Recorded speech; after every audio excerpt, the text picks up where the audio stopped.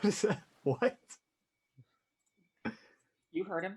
Yeah, you heard me. I don't understand how this relates. I don't know. I don't know either, but I'm just throwing ideas. Thought we were throwing ideas out there. Thought I'd throw mine in there. Check out what I also got. I got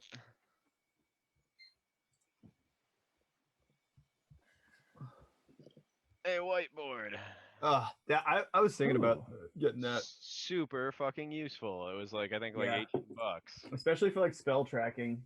Yeah. Just like to see how many spell slots I've used. I usually do a pretty good job of remembering, but like if we're going cross session and That's like not bad. I have to like write it on my side and I hate like having to erase shit that I wrote on the side of my Oh fuck. Put yourselves let me do this real quick. This is the chair that Illusory Sect was sitting in. These are the doors Chiral slammed. Okay. These were these crates that were hidden with illusory magic. And Where are the doors? Doors right here. Okay, and then stairs on the other side? Yep, these are stairs. This is the second floor balcony. And this is the entrance to the study. Okay. But you're gonna have to give me a second. I quickly need to look up some rules. Oh. Everything is on fire. Everything is awesome. Is there any coffee too? I just have Red Bull. Do you have any more? There's 3 more. I'll take a Red Bull. Thank I'll be back. Yeah. There What's you are. cool than being cool? I like your new token. Oh, I haven't seen it. I have to see it. The key of awesome. I'd have to tie the hair up today. That is disgusting. Is the door down to the dungeons in this room, Mike? No. Where is it? Deeper in the manor. You're basically in like the lobby, like the marble foyer. What is the red room? That's the study. Study. Okay, I know I cast Fire Shield and Protection from Energy on myself last session. Oh yeah, and I've got protection from evil up. I got Cat's Grace. You should save my life. Yeah, good job prepping, fellas. Because that was clearly a trap. Yeah, like he was just trying to provoke you to come to his manor. And I think we damn well knew it too, but we were like, yeah. Well, I think we thought he was tricking us, which was like whatever, fuck sect. But like Quinn and Chiral tricking us was, and I just didn't, for whatever reason, I don't think I heard you say that. Like Quinn was like, yeah, leave tonight. I thought he was just like leave. Up top. Oh, hey babe, how's it going? Not bad, I see. All right. Yeah, I'm pretty prepared for this fight. Okay, that was strange. I don't know. I'm just like Pathfinder's just the DF whatever SRD is just like giving me really random political ads. Even when I exit out of them, it just keeps playing the audio. What is this how we did this last time? Yep. Okay. Yeah. Don't forget about that side red room though. That's the study though. Yeah. I guess it depends on whether you guys will go in there. Yeah. Figured I'd just have this. Many a conversation you've had it with Sect in that study. Okay. In sex study. In the sex. In the sex study, yeah. Just be thankful it wasn't the sex dungeons.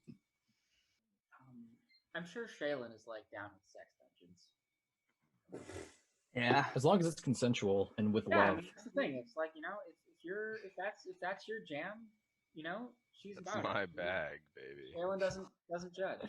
That's totally her bag, baby. Signed, Shaylin. Is Ankusan just a kinky version of Shaylin? No, he's He's the Xenobite version of Shaylin. yeah, he's the not version of Shaylin. What is it, Xenobite? I don't know. Okay, Mike just says. It's from the Hellraiser franchise, which is basically what Zon-Kuthon is based on. Yeah, he's the god of torture, essentially. Oh. He's the god of weird, kinky torture. Like that's basically Hellraiser. And also Berserk takes a lot from Hellraiser. Yeah, that's true. Yeah, with the god hand. The god hand all are basically based off of the demons in Hellraiser. Xenobites. Okay. I mean, he's definitely sort of coded as having this like BDSM overtone. Oh, good.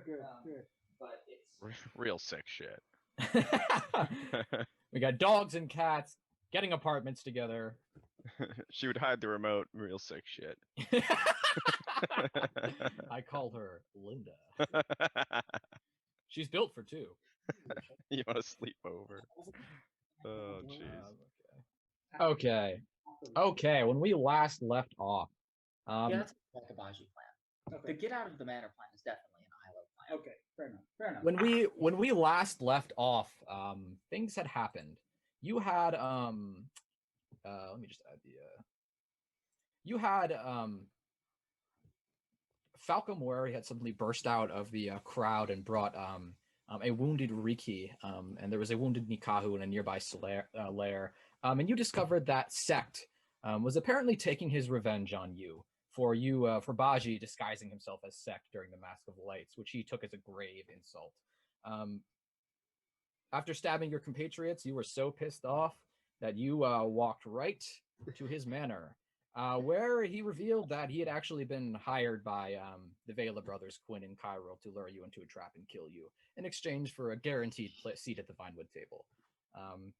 The doors were shut by Cairo, and the place was lit up by a bunch of fire trolls, which were released from these illusory cages. Sect apparently, in the past, you've known him to have he deals with in smuggling animals. But we're gonna pick up. This place is lit up like a tinder twig. It's gonna start burning rapidly. The doors are locked behind you. And you see sort of through sort of barred windows, you see some of Sect's men, like dozens of his men, just begin pouring from nearby buildings. You just hear Sect call out, "Surround the building, kill any that get out, and I mean any. If you see a seagull get out, shoot it down." And you see crossbowmen just nod as they run to various positions. I'm gonna nudge Law. I guess that rules you out, buddy. I can't. Maul's gonna just shriek back, and as he's a Deinonychus, and I feel like it says something about us that we're trapped in a burning building, and we're just like weird. Yeah, it's pretty much these days. Okay. Baji and Ilo, you are up first. As these illusory cages suddenly shimmer into existence, they're like steel crates. And you just see like there's this fire within. And suddenly the doors just burst open. And these sort of red-skinned, sort of charred in places with like veins almost made of fire, troll-like giant fire things come bursting out. They immediately spot you, and just their mouths just open up wide, and you just see like a furnace within, and they just go Rah! When they as soon as they step onto the sort of all the tinder that's laying on the ground, fires light up wherever they step. As Sect has basically poured pitch and tinder all over the inside of his manor. But Baji, you're up first. Okay. I'm gonna hold my action, and I'm just gonna look at Ilo. I am going to look around at this. Are the only doors out of this room up here on the balcony that lead further into the manor? There is another one, sort of like right here. Actually, I'll say on this side of the stairs, and that seems to lead further into the manor. Okay, which one of these doors leads towards the dungeons? This one. This one is sort of right next to the stairs. Stairs there. Okay, I am going to yell out, "Down to the dungeons!" We push deeper into the manor. We punch through, and I'm gonna. All right.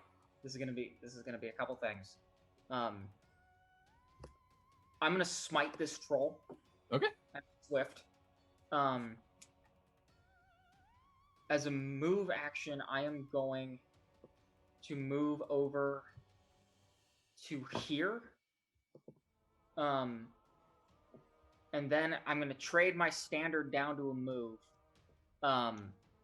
and marshal flexibility into combat reflexes. Okay. And then I will choke my glaive out to 10 feet as a free action. Okay. And say, everybody go! Go, go, go! Okay. Is that your turn? Yep, that's all my actions. Okay. This guy's up first. Oh, he is going to. Baji held his action. Yeah, I held my action. So yeah, Baji, what are you doing then? Yes, I will follow Ilo's lead, and you went into that's the dungeon, right there. Yep. This. Okay. Yeah, I will head in that direction. Okay. Is this the door? No, it's sort of. I didn't have it on the map, but it's like right here next to the stairs. Okay. Yeah, I'll stay in that area. Oh, but there's fire right there. Yeah, I'll take a step back from that. There sure is fire. There's Yeah. Actually, Ilo, make me a fort save. Oh wait, I'm not in the fire square, am I? I'm ruling it that if you're within 5 feet of it, you have to make a check to beat smoke inhalation. Okay. Oh. Well, I'm damn good at fort save, son. That is a 33. Yeah, you beat it.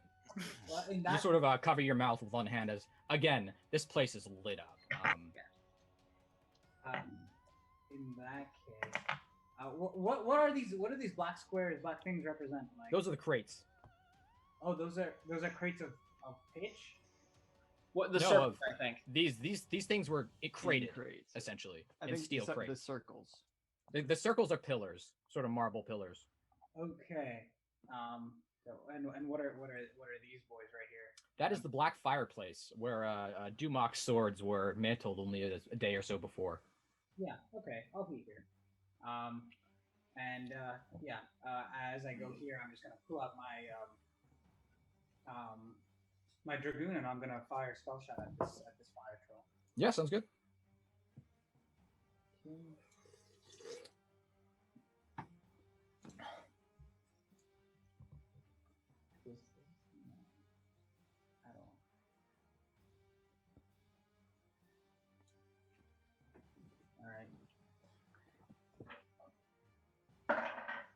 That's a nat 20. Okay. Son of a bitch. And I'll roll to confirm. That's going to be a 26. Yeah, that's a confirmed crit. Roll that damage. Yeah, bro. Blow 'em up. Body pulling up.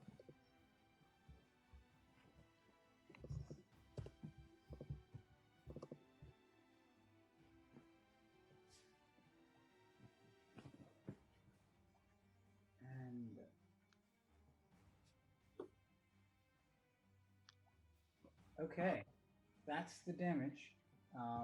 Okay. What's that total? 29, 39. 61. Yep. Okay. Holy shit. You're shouting. There's this fire everywhere, Baji. But you take a step to the side of the stairs. Just aim your dragoon at this troll. That's just a giant like troll that stepped out of this crate. It just roars fire, but you just and just sort of blast it back. It hits the wall. But already you see it's this lightning bolt you hit it with. Its wound begins closing. Jeez. Oh no. He's up. He is going to. Think I need what? I have something for that. Everybody in this cone, make me a reflex save. Which cone? Not me. Everyone but everybody me. but Moth. Make me a reflex save. Is it for having damage? I guess I'll do it for fire damage. Yes, it is. Okay, that is a 31. 18 for me. Okay. 18, I think just makes it. 19 for me. Okay. I think you're all going to take half damage for this. Let me grab my bone dice. I don't like how you use bone dice to damage us. Okay. You all take 4 points of damage as this guy this fire giant just breathes out this burning fire all over all of you. This fire is going to spread. If I can get it to spread anyway. As he just lights up this section of the room. Ilo, you immediately make me another reflex save to avoid catching on fire. 20. Okay, let me see how this works. My reflex save. Nice. My 4's even better. This was my reflex save. Okay, you're gonna take 1d6 points of damage. Okay. You take 2 points of damage as you're now standing in fire. You haven't caught on fire, but you are standing in fire as this fire spreads over you. Okay. That's gonna be his turn. Vasilios, you're up. Oh, jeez, this is a rough decision. Vasilios, come on! As Ilo's just trying to bat away at this fire, which is quickly encroaching on him. Hey, don't sell me short. I'm ignoring it completely. No big deal. It's just a fire.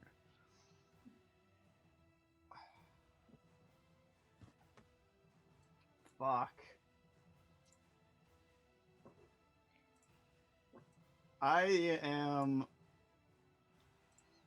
going to. Oh, is this just more fire? Yeah, his every time they use their breath weapons, they're going to spread their fire. Would this be possible to be extinguished, said fire? Yeah. I'm going to hold my action. Okay. And stand still. Sounds good. Everybody get out of this room! Okay, these guys. This guy's up. Who is He this? is going to. Ma, run! He's going to step up to here and breathe fire over. Celia, don't do that. Over everyone but Maw again. Everybody make me reflex saves. 26. It's a high number.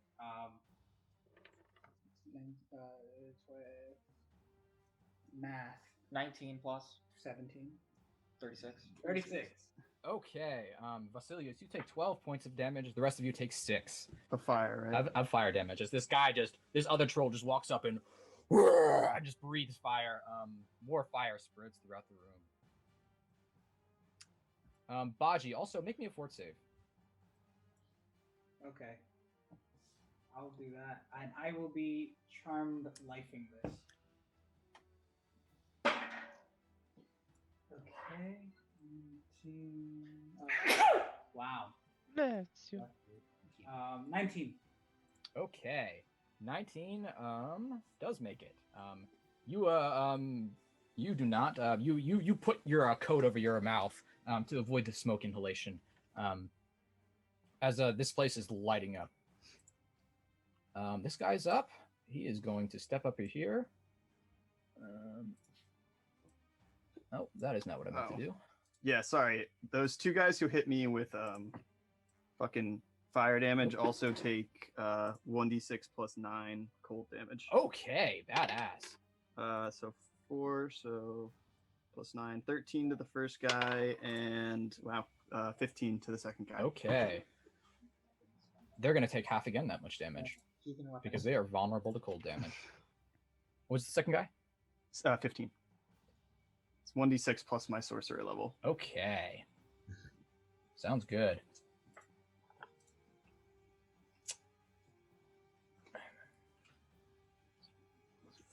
He's not good already. Vasilios and Maw, make me reflex saves. All right. So my reflex is actually currently I entered this place with aspect of the mouse and aspect of the whatever else, which gave me aspect of the tiger. So I currently have enhanced dexterity and I have evasion. Okay. I don't think evasion comes into. Does that come into play for this? For cones? Yes. It does. Okay. Any reflex save for half damage is dodged by evasion. Okay, sounds good. Okay, so I just have to, and I have a +2 to this roll, so we'll see how well I roll on this. Oh, I got a 20, but that's +2, 22. Okay, 20 beats it. Fuck yes. I got a 12. So no, okay, yeah, you take 6 points of damage, and more fire spreads throughout the room.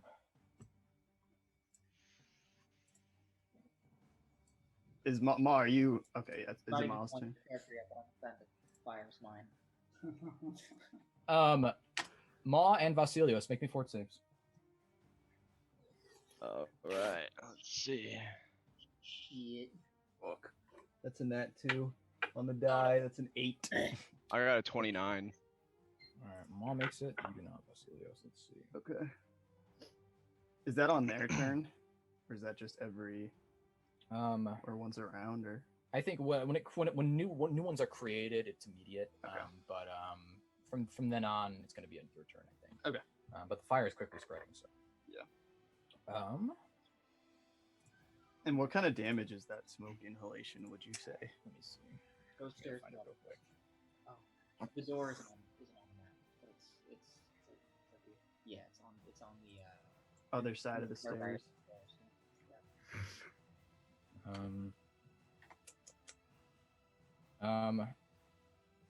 Okay. That does. I'll roll that as damage. Yeah.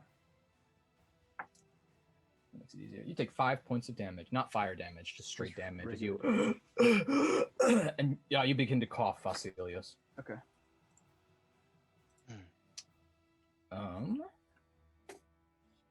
That's his turn. Ma, you're up. All right. Ma is going to move over here. Okay. And then Ma is going to turn into a an earth elemental. Okay, sounds good. So that is gonna I'm be gonna fun. probably fucking kill you, dude. Leave the room. Well, that's I can burrow as an earth elemental. Can you do that right now? No, but I can't get across the fire. Wait, hold on. Okay, give me a minute. Give me a second here. I have 60 movement speed as. I believe I have 60. Yeah, you should be able to get out the door. Yeah, I have 60 movement speed as. When you say get out of the room, so yeah. I mean, get the fuck out of the room. I am going to hit everything in the room. Oh, well. You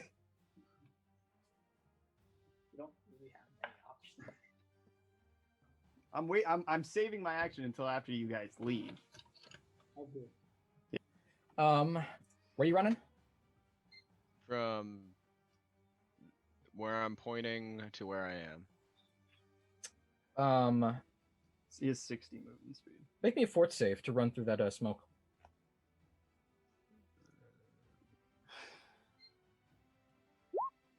I got a 12. No, that does not beat it. Ooh, you take 6 points of damage as you're running past this fire. And you're just as you're in a Deinonychus form, right? Yeah. You're just trying to breathe and you can't. This fire is just rapidly spreading throughout the room. This one's going to take a step inside this fire, which is going to grow. Well, I'm gonna hit myself with a heal then. Oh yeah, sure. Sorry, is that your turn then, Mal? Yeah, then I'm gonna hit myself with a heal, and Yeah, sure. I got 3 health back plus 5, so 8 health back. So I'm back at full. So we're good. Okay. What path does this guy take here? He's 5 foot stepping. Oh, he's 5 footing. Okay. Yeah, and he is going to. I think everybody. Yeah, I think every one of you. He gets. Everybody, make me reflex saves. 23. 7. 20. Okay, Ma and Vasilios, you're taking full damage. Yep. Well, not great again. You both take 8 points of damage. The rest of you take 4. Or yeah. Okay. As more fire just begins spreading throughout the room. Yeah. So sorry, Mike. I got a 17 on my roll actually because I have +2 to my reflex. Is That still doesn't make it, no. Okay, so it's -7. What's -7? No, how much damage was it then? 8. -8. Sorry. But fire begins spreading like crazy. So you're saying, like, is Pat's through a door? Did that guy's fire go through the door? Oh, Pat, did you go through the door? Yeah, he's on the other side. So you're on the other side of the wall, right, Pat? You went through the door and left the room? Yeah, as far as I could make it. I don't know Yeah. how far I could make it. Yeah, I thought you were just going up the stairs. I don't know how far, because if there's a door, like, I don't know if I can But I open the mean, door. I assume, I assume you didn't close the door behind you. That's basically my assumption. That's a fine assumption. I guess I Yeah. wouldn't be waiting to close the door behind me, especially when I have party members that should be on my tail, so. Alright, Baji. Ahani, you there? You're up. Yeah. Okay. Make me a fort save, and make me a reflex save as this fire spreads even more. Okay.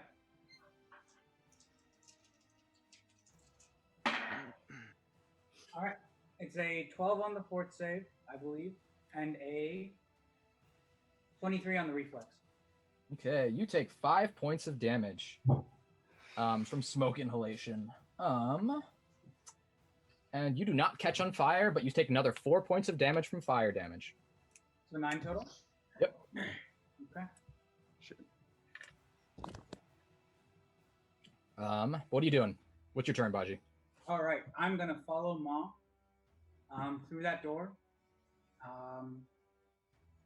And as I go, I'm going to fire at this fire troll with a spell shot with my green mage shot. Yeah, sounds good. Make that attack roll. Okay. Green mage shot, you say? Yes. The acid one? Yeah. Okay. That's going to be a 33, I believe. Yeah, 33 hits. Roll damage. Killing my smite target here.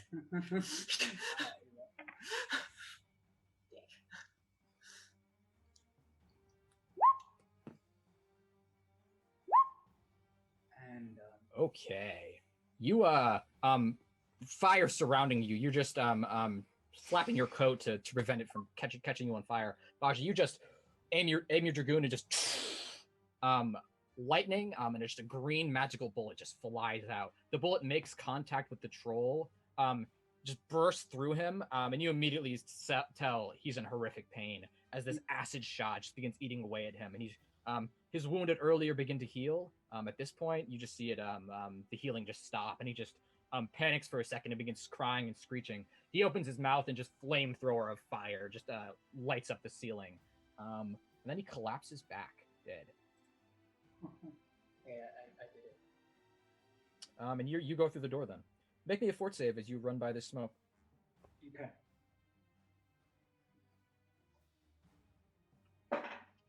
Um, 20. 20 makes it. Not a bad turn.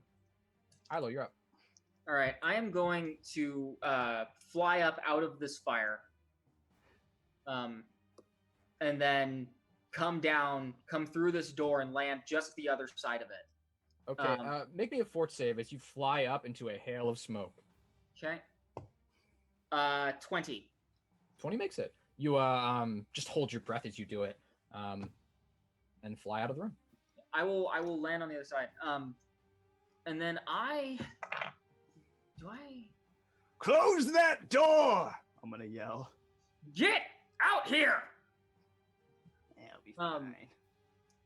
And I am going to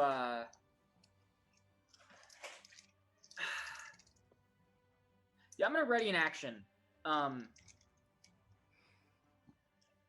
If any of these, as soon as Vasilios makes it through this door, to slam the door behind him and lock it. Okay. Okay. Well, I saved my action from last turn until they left the room. You're So- up anyway, honestly. So can I do 2 actions? Is what, No, is that- that's not how it works. What? That's why I saved it. To use it as they left the room. I would have been before a fire troll. I But don't the think fire that's troll how... died. Actions don't roll over through rounds. Oh, Yeah. shit. But there would have been a fire troll before me. So if I saved it until they left the room, then cast it, and then it's my turn again, does that I don't get to cast my turn? what happens when you save your action to actually this we just screwed this up. When you delay your action, you move in the initiative count forever. Yeah, that's Okay. right. So I would have been after the fire troll, or after Ilo's turn, which is what I am now. So I just basically skipped my turn. Yeah, the thing about saving direction, well, I think we have to do this in the future. We have to specify an exact trigger is the thing. That's what I said, when they leave the room. Okay, And they left the room, and then there would have been another person before me, which then it would have been my turn again, which is why I was saving. Yeah, so I'm not sure. What's the consensus, Angus? I mean, so it's there's a distinction between holding your action and delaying your turn. And if you held your action, then he's got the right of it, where he still has a held action that has now just been procced. Not on his turn, but on mine. Yeah, as he left the room. And so in that case, yes, he's got the right of it, where he now has an action that he can proc. Whatever that action is, and then it will be his turn. Yeah, what the hell, all out. Okay. I'm going to Elemental Blast, which is 20-foot radius, 40-foot diameter, hits everything in this room for 96 cold damage. Jeez. And they become vulnerable to it after that, but they're already vulnerable. Okay, 40-foot diameter, you said? Yeah, so it hits everything in this room. I didn't need to leave the room. Fucking drama queen. I mean, it's 96 cold. That's a lot of damage that I don't want to do to my friends. Yeah, that's not gonna hit anyone that's not in 20 feet of you. It's 40 feet all around me, right? 20-foot radius, yeah. 40-foot diameter. That's everything in the room. But he could have just blown up. No. That's 20 feet in all directions of you. Oh, okay. It doesn't count as radius is just 20 feet. It's not. You still hit everything in the room. You just don't hit 40. You don't hit 40 feet in every direction. You hit 20 feet in every direction. Oh, okay. Yeah, it's a 20-foot I just radius. assume since it's saying radius, it's assuming that it's doing half of the diameter. Why wouldn't they? Yeah, the diameter. So the total diameter is 40 feet. The diameter is 40 feet. Yeah. I don't fucking get math. We'll just. Yeah, the radius is 20 feet. Okay. It's fine. You still hit everything in the room. 12, 17, 26, 30, 39 for that. Okay. And then I'll use my action, I guess, for my thing. So that hits everyone, I guess. 439 damage? 39 damage, and then they can have it with a reflex. Okay, sounds good. Make reflex saves. Nope. He's trying. I don't think a nat 4 is going to make it, but the first one might make it. Yeah, what's the reflex save? 19. Second one might make it. Let's see. But this is also water cold. It's an elemental blast, so I am attempting to extinguish everything. Yeah, as well. That was unnecessary. Where are the reflex saves? 19, you said? Yeah, 19. One of them does make it. Damn. Last one. Last one does not make it. So that's 2 make it. I think this one's the one that did make it. This one right here. But yeah, roll. So it's 39 damage. 39, yeah. Half again that they get. So 39. What's half of 39? 18, 19. 19. 19. 19. 19. Half of 39 is Hey, not bad. That kind of takes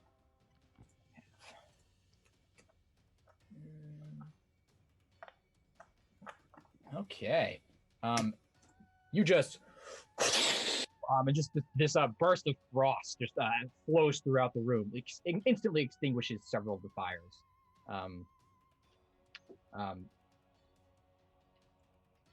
Reduces the big ones in mass considerably.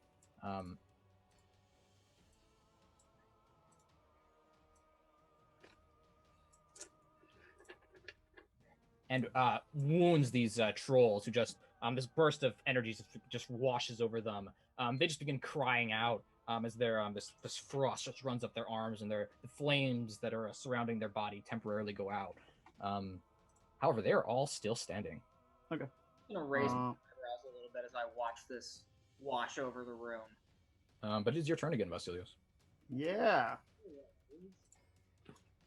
Let's go, Vasilios!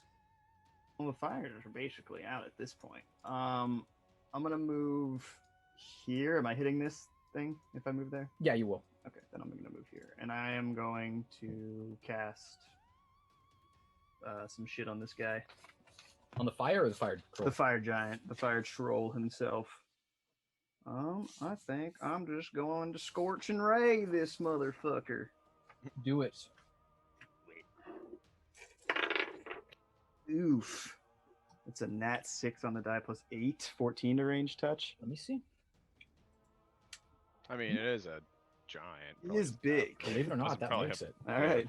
And yeah, that, he gets his AC from other areas, I think. Fuck it, I'll empower this. So that is it 6 and 6? 11, 12. Probably overkill, but whatever.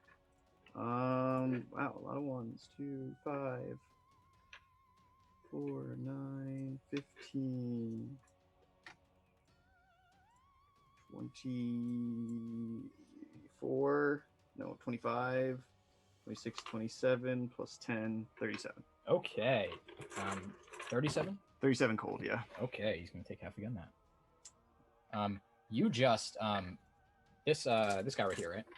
The guy closest to me, yeah. Yeah, okay. You just sort of take a second, charge up your freezing ray, and just a burst of cold energy just comes flying out. It just makes contact with him, and he immediately just gets thrown back against this crate behind him. He just lands in this pile of fire, and you just watch him slump over dead. But a coal is still burning within him. The last place they'll expect us to still be is in this room. If I can extinguish the fires, we might be able to get ourselves out of here. We need to get down to the dungeon and burrow out. We are going to make them think that we left the city. Well, we'll do them one better. We'll make them think we're dead. Let's go. Wait. Right. Don't extinguish the fires then. What? Don't extinguish them. Let them burn. Just get over here. Oh, Going out to the dungeons. Ma, can you burrow us out? I already moved. Yeah, his Vasilios' turn is up. These guys are both up. This one is going to charge you, Vasilios. Cool. And you watch as this fire begins to just spread once more. And several of the steps he takes just spreads more fire.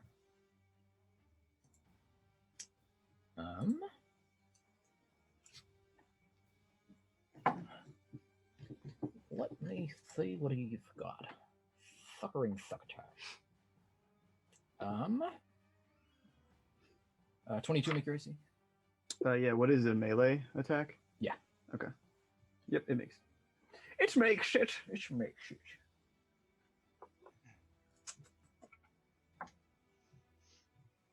Okay, you take 12 points of damage.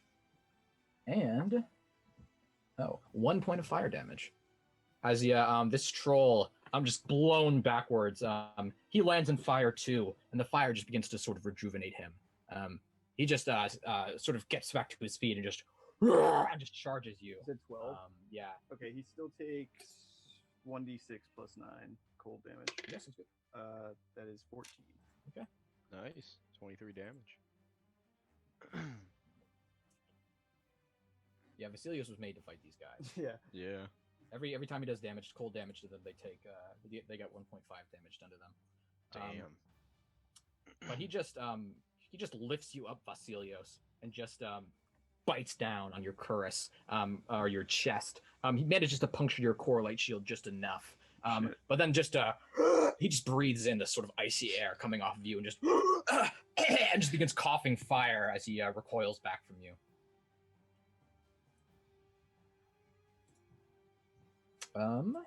This one is going to run and attack you as well. I'm gonna wave shield this. It's back, boys. That makes it. That's more than the last one.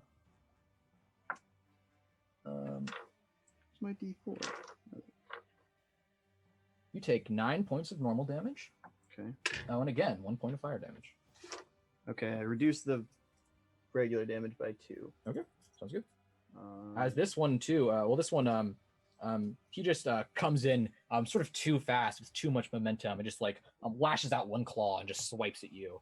He just hits you on the chest and sort of sends you recoiling a bit. He takes 15 points of cold damage. Okay. So that's you watch as this one just well, he's gonna leave a trail of fire as he's running too. But he just oh, that's gonna go as well. He swipes at you once, and immediately his arm just goes, just sort of explodes in a burst of cold damage. He just he sort of looks at the ruin of his arm and just breathes out fire and collapses to the ground, seemingly dead for the moment.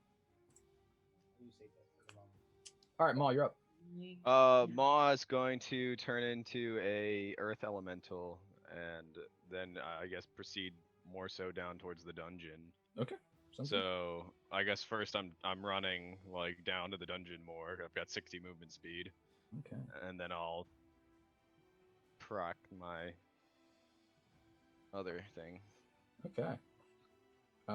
Yeah, you sort of run off the map, Ma, in your earth elemental form, and towards the dungeons. Going off the grid. Vasilios, you notice something disconcerting. All of these fire giants are still regenerating. Oh God! They're even though you're doing cold damage, you're putting out their fire just relights itself back up. Even the one who you elemental raid in the corner, you watch the fire that he's laying in just begins lighting him up, and he's dead, but his veins are just lighting up once more, and you just see his eyes begin to twitch. Fuck. All right. But that's you. He's up. Yeah, this troll. Yeah, again, laying in fire. He begins to stir. You think in a matter of minutes, maybe seconds, he'll be standing up once more. Baji, what are you doing? Okay. I am drawing my my blunderbuss in coordinates with my dragoon. I can do that as a free action. And I'm gonna fire one shot at. I'm gonna fire an entangling shot at the fire troll to the left of Vasilios, and green mage shot at the fire troll. Green mage shot and spell shot at the fire troll, like in front of Vasilios. You're gonna have to step out into the room or else open the door. Maul and Ilo are in your way. Well, Ma's gone. Yeah, that's true. So can I just not be here? Well, Ilo's like in the doorway. Yeah, Ilo's gonna have to move. And plus, there's like a staircase. Plus, you'll be standing next to fire, so do what you want to do, but sort of. If Ilo gets out of the way, can I stay in place? No. This right here is basically just a wall. Like you can't see any of these guys. Yeah, we're in a different room at this point. Oh shit. Okay. But if you wait until after me, you'll have a line on this guy down here. Okay. Well then I'll hold my action. Okay, sounds good. For Ilo. Yeah, Ilo, what are you doing? Okay. Yeah, buddy, I'm gonna choke my glaive back into 5 feet, and I am going to smite this guy, and then I'm gonna charge him. Okay, make me a fort save and a reflex save as you run through fire. That's gonna be aerial. I'm charging in the air. The fire's burning up. It's probably too high. It covers the entire length of the doorway. In other words, you can't fly over this fire. It is the doorway. All right, 31 fortitude, 20 reflex. Okay, you're gonna take it. You take 4 points of fire damage, but again, don't catch on fire. Okay. And then this motherfucker is smited, so this is gonna hurt. Kill him, and then he's just gonna come back. Yeah, 30 damage. 30 hits. 30 to hit. Yeah, 30 hits. Okay, and then actually that's a 32. That definitely hits. And that is 16 points of damage. Okay, yeah. This guy, he's sort of been recoiling as Vasilios is just touching Vasilios seems to have just blown parts of him away. He raises his other arm to just wail on Vasilios once more, and you just come flying through the fire, just glaive first. Just land and just plunge your glaive forward and just catch him straight in the chest. Golden light just frying this troll from within. He is down for the count. I'm gonna land like on his chest with my glaive planted. Look at Vasilios and say, "We cannot kill these things." Apparently not.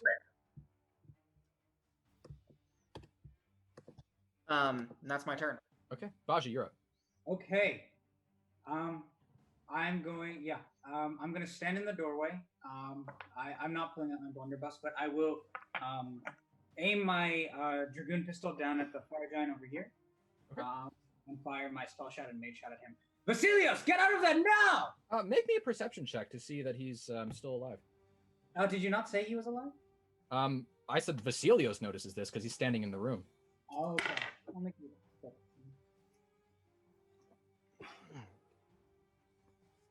22?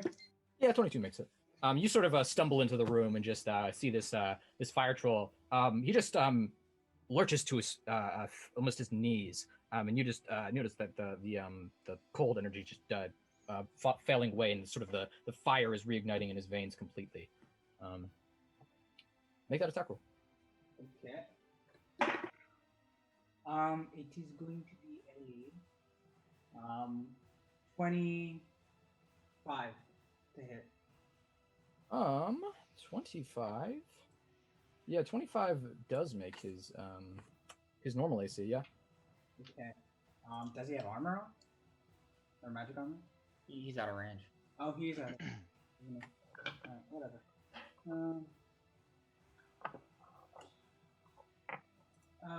And okay, so you want the damage on? Yes. And also make me a fort save, Baji. Okay.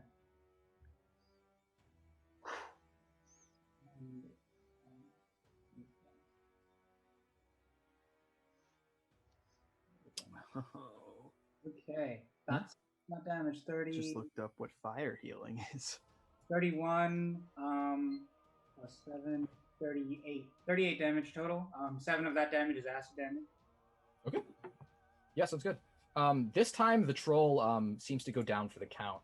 As you just he's stumbling to his feet, Baji, and you just aim one more shot and just and again this lightning with this green mage shot just takes him in the head. And immediately the fire healing descends. Can you let her out?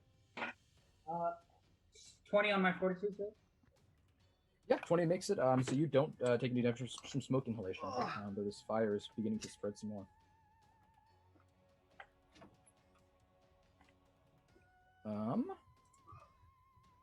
Vasilios, you're up. Okay, I guess I'm full round disengaging to leave. Okay. I didn't know about fucking fire healing. These Actually, guys are... fire healing is one thing they have. What they actually just have is the ability to regenerate. Yep. They just can't be killed. Yeah, I don't know this shit. It can't be killed except for by I'm very simple, you know. Cold beats fire, so I fight them. All right, yeah, I'm just full round disengaging. The scholar in the party. He didn't say anything about making a check to see if this is Make me a fort save and a reflex save. Is the reflex save for fire damage? Yeah, it's. I'm just gonna ignore that. That's fair. Yeah. It's a 18 on my fort. Okay, 18. 18 makes it. You don't take any smoke inhalation damage. As you sort of just walk through this fire, which just licks at your cold shield, it just dissipates away. You sort of just hold your breath as that happens. These guys are up. This one is going to. He is going to just. Well, I guess the other one's down for the count. So this one's just going to. Ilo, make a reflex save. 32. 32 makes it. You're going to take half damage. Throwing saves at the paladin is not how you kill me. You take 6 points of damage, and again, more fire just bursts all around you. But we'll I'll give you your turn until you have to do any saves to that. That guy's unconscious. Maul, you're up, but you're just you're out of the room heading for the dungeons. Yeah, and I'm also currently a earth elemental. Yeah. Yep. So I am going to start burrowing. Okay. Are you heading to the dungeons first, or are you just burrowing straight into the ground as you're running out? Where am I currently? Let's go with that. There's sort of you're sort of in a long marble hallway. A lot of this manor seems to be made of marble, which is why Sect had to like put so much tinder and stuff everywhere. The marble itself is not going to burn, but everything inside it will, like all the structural stuff, the wood. So you're just running like a long marble hallway, sort of passing by rooms on your right and left, like a dining room on your right, and then up on the left ahead of you is the room to the dungeons. Okay, I will go up towards that room. All right, sounds good. And you sort of kick down the door. Baji, you're up. Okay. As also make me a this fire is spreading too. I forgot to mention. A fort save. Yeah, make a fort save. Actually, it's gonna spread in the other direction. But yeah, make me a fort save. Baji, I'll be right behind you. Run. I'm going to hold my action for until Ilo gets through the door. Yeah, sounds good. But do you want me to make a fort save now or when that happens? Make the fort save now. It'll just do damage. Okay. Ilo, get over here. I've got you covered.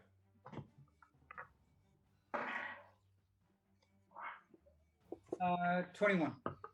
Makes it. You again, you're just covering your mouth as you yell, sort of trying to aim through these flickering flames. Ilo, you're up. Yeah, I'm gonna swift action lay on hands myself, and that is Okay, make me a fort save and a reflex save. okay. Hold on. That's 7,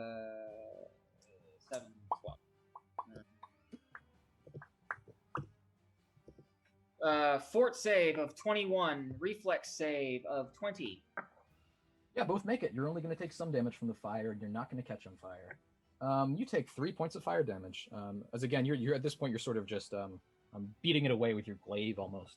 And then I will full round disengage. Yeah, sounds good. And I'm gonna come flying through this, skimming above the ground and just right over Baji's shoulder, twisting to land on the ground behind him. Okay, yeah, you do so. Baji, you're up then.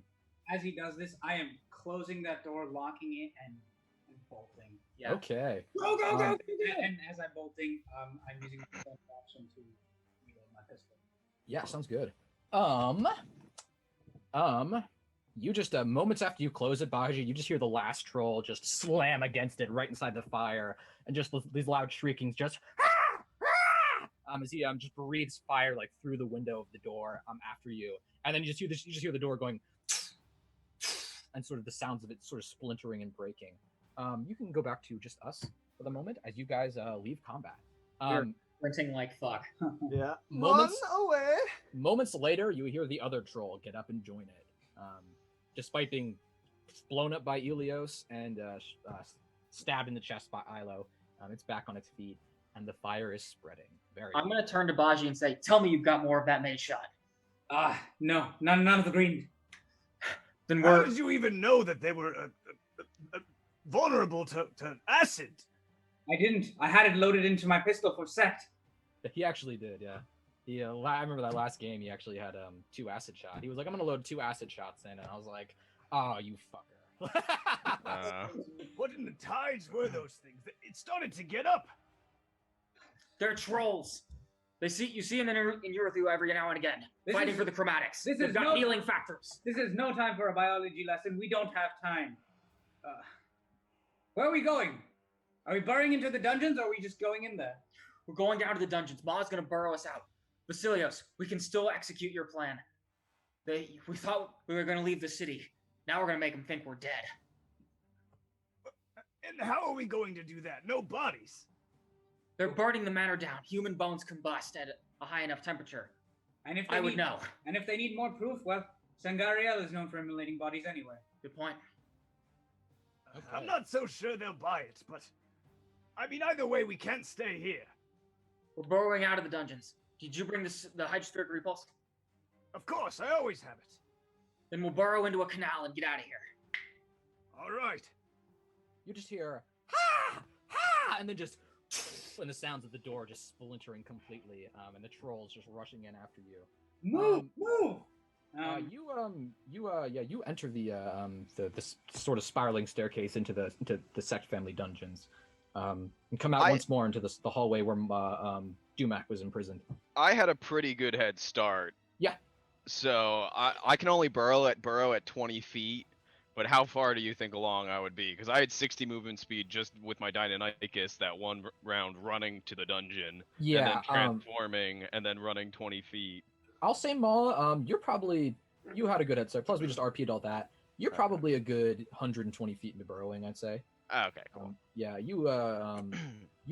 guys enter the dungeons and just see the far end where there's just a torch before. There's just a hole. A fucking Maul, as Maul Andy Dufresne's himself out of the Sect's Shawshank.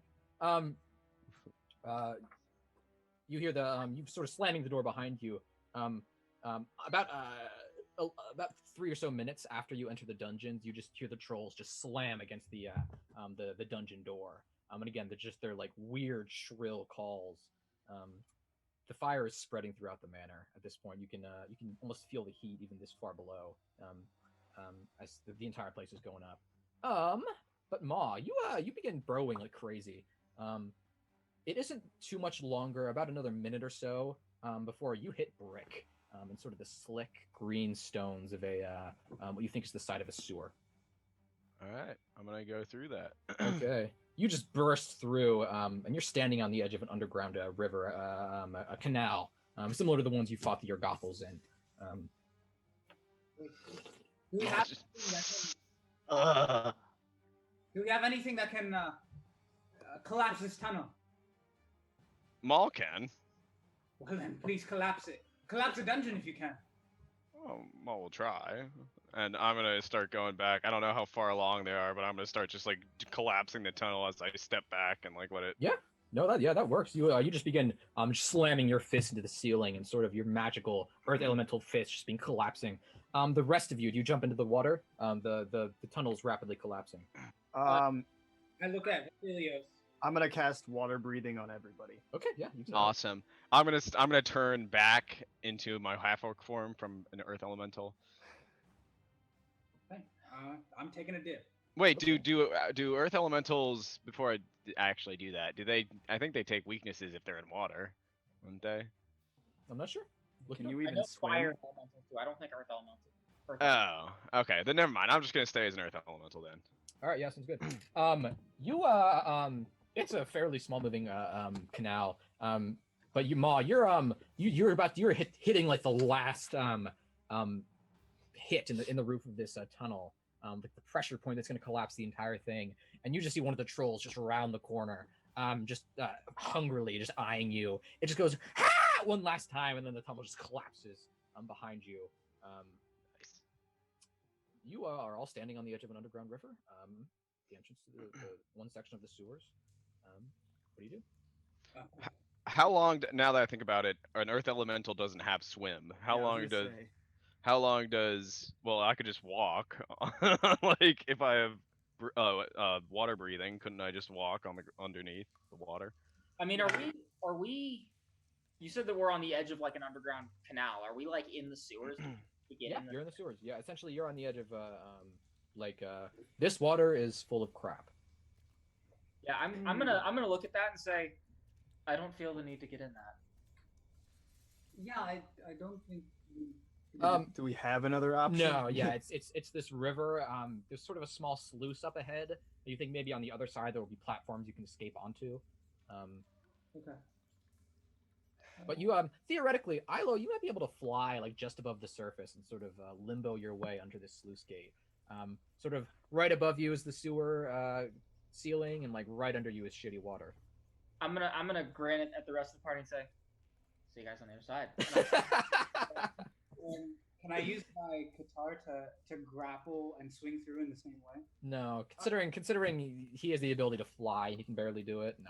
No, it's like yeah. I'll be able to clean you off on the other side. Don't worry about it. Ma's been through worse. Ma's not worried about this. Thanks, Vasilios. and I'm gonna get into the poop water and get through to the. I'm gonna lower my goggles and jump in. Okay. And Ma, are you you have water breathing cast on you? He said he cast it on everybody. Yeah, you can't swim as a water elemental, but I'll say you can walk along the bottom of the canal, which is not very appealing. Not very deep. It's probably okay. 5 feet deep, 8 feet deep. Oh, okay. I'm taller than that. Okay, well, I'm pretty tall, so but whatever. Yeah, cool. Okay. I'll just walk. You all go under this sluice gate and then come up into a I basically just imagine these sewers as just the sewers from Oblivion, to be honest. Yeah. But yeah, like platforms on either side, a few gateways, wrought iron gateways heading in several different directions. But yeah, you what do? Find a way to escape the sewers? Ma would like to believe that our crew members are not in great shape at the current time. We need to get to the ship first. We need to tell them to flee, and then we need to meet with the sons of Veneias, with Sangariel, and with Tramalikos. In secret. In secret, after our shipmates have left. You guys are just like covered in soot. Just like I prestidigitate everybody. Yeah, just like good, grimy. Go to the ship. Go to Tramalikos and Sangariel and the sons. Yeah. Ma believes maybe we should leave the entire city for at least a day to throw them off the track, but in general. We'll have to come back. Well, yes, but we could. Ma believes we could sneak in very easily. It's possible. I mean, we could still go with the original plan. Leave the city. We would want to go out in secret. Make them think we're dead. And we come back via the hydrospheric repulse, under the water, dead of night. We could still do it. Yes, this would work out best. We would have it look like our men fled after hearing of our death, and then they pick us up, and we sneak back in during the night after recuperating a little bit. We can recuperate in any of our allies' estates. I think it would be much more efficient to stay in the city. I don't believe this is a wise decision, since already one of our goblins was already two of our goblins were stabbed because we stayed in the city. Well, that's why we're sending everyone else away. Our crewmates are leaving. We are staying. Ma believes it best to make it an escape and come back. We have already been overwhelmed. If they figure out that Ma believes that we just need to get out, recuperate, and then come back. It just seems like the wisest decision instead of staying in the city. What do you think, Vasilios? I'm not so sure it matters either way. If we need to take the day and get some planning done on the ship, but I mean, first things first, we need to get back to the ship and make sure they're okay or alive at all. That's right. Let's start there. Okay. And I'm not so sure I'm gonna be able to get down there fast. We have really no idea where we are in the city at this point. And we don't want to be seen. Is there? Are we still in like some kind of sewer system? Yeah, I mean, you never specified you were leaving, so. Let's find our way to the canals, and Ma and Vasilios, if you can get me and Ilo through the canals with the atmospheric repulse, and we should be able to get to the ship. That seems like a waste of time. If you can't fly and you're not going to swim nearly as fast as I am, me and Ma should do it ourselves. We'll check in, we'll send them away, and we'll be back. You should probably wait here. That's fine with me. Then shall we go see Sangariel or the sons of Veneias in the meantime? Okay. And risk getting killed? And risk being seen. No, here's what we'll do. You and I were going to meet. What time is it, Mike? I'm gonna. It's early. It's well, no, it's not that early. It's probably noon at this point because you woke up late. Remember, it's probably been about 30 minutes to an hour since your goblins were stabbed. So I'd say about noon. Okay, you send them on their way, and we can rest here until night. And then when night falls, we move under the cover of darkness to the grapevine. That seems like the most wise thing we can do. But first, Ma, let's go. Ma can't. What do you Ma is out of shifts. Ma cannot shift anymore today. Great. All right. Ma did a lot of running around to do this morning. It's fine. It's fine. This is not I'll Ma's go. fault. Vasilios, just tell them to go far away to the Scarlet Foothills. We'll rendezvous with them at some point of time with the Valiant. But until they hear word from us, just act as though we are dead. All right. I'll do my best. And if they can give us a 21-gun salute or something, just make a show of it. Just get going.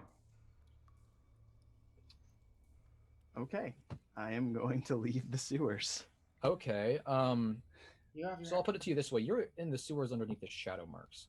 Do you plan on trying to navigate out via the sewers and then come out somewhere else in the city?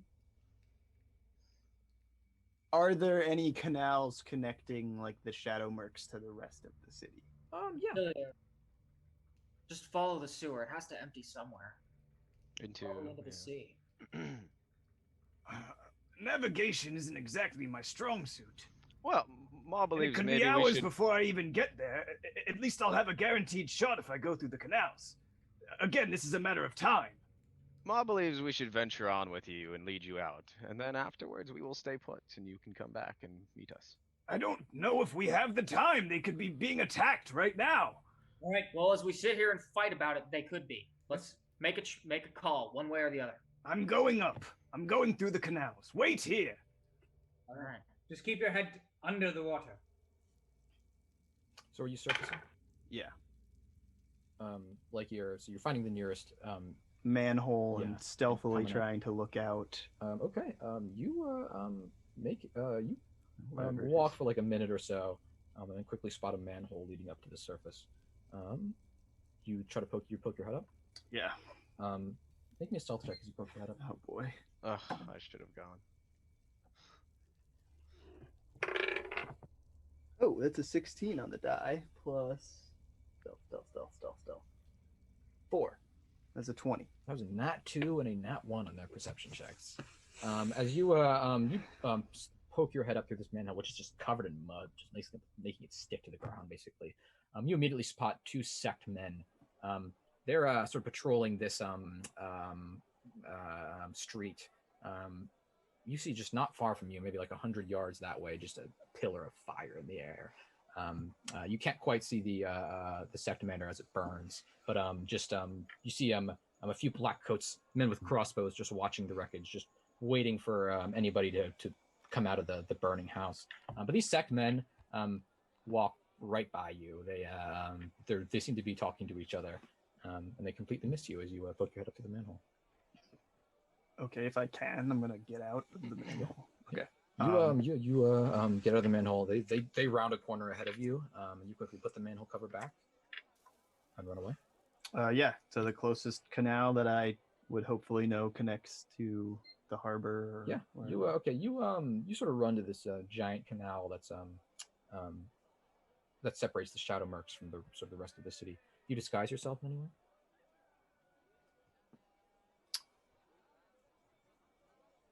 And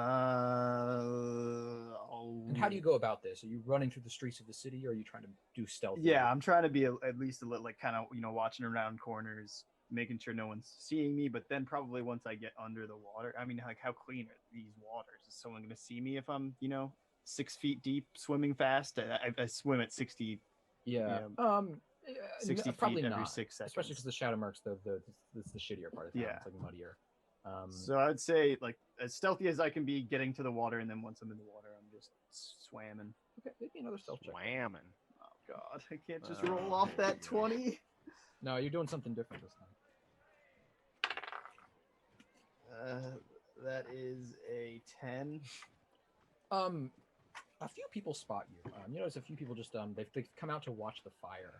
They're just a few civilians, and they're just like, wow, muttering to themselves like, what's burning? A woman comes running up and says, they're stopping. They're stopping all the attempts to put out the fire. They say they want it to burn. It's Sect. Oh, but best to leave him to his business. And people just sort of mill back inside. But they, a few of them sort of spot you. None of them Sect men, but a few of them spot you as you run by. But you eventually make your way to a canal.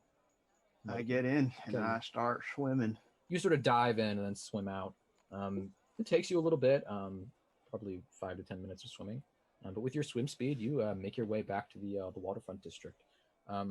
You immediately you see a fight has broken out. You watch as the crewmen have just lowered their spears. There's maybe like 5 men in black coats just fighting them with like rapiers and daggers. Bodies just litter the dock.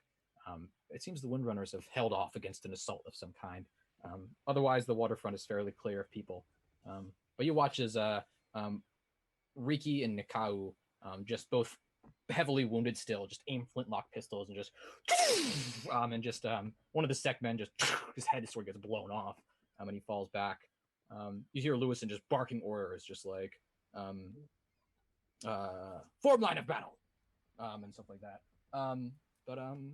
Moments you sort of spot this, and moments later the Windrunners mop up this attack. So a few of them aren't looking good. Okay.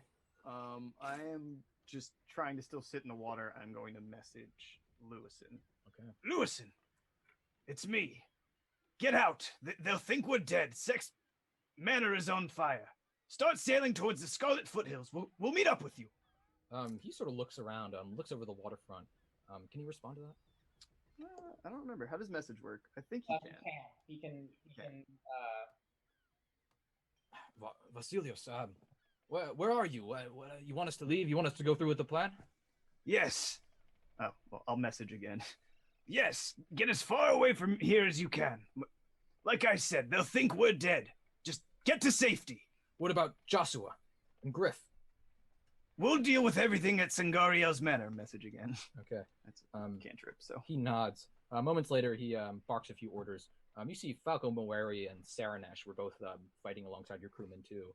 A few of the Sect men have just like arrows inside them, and Falco's just like aiming 2 flintlock pistols. But they're gonna board the Borealis with the rest of your men. And as Lewison barks orders to have them all retreat, and then quickly you begin casting off the high ropes and raising the mizzen mast. Stormweave to help them get out of here as fast as fucking possible? I mean, you could try, but they're chilling. Yeah, probably not. Okay. Yeah. Then yeah. With that, I'll swim back to the place I left.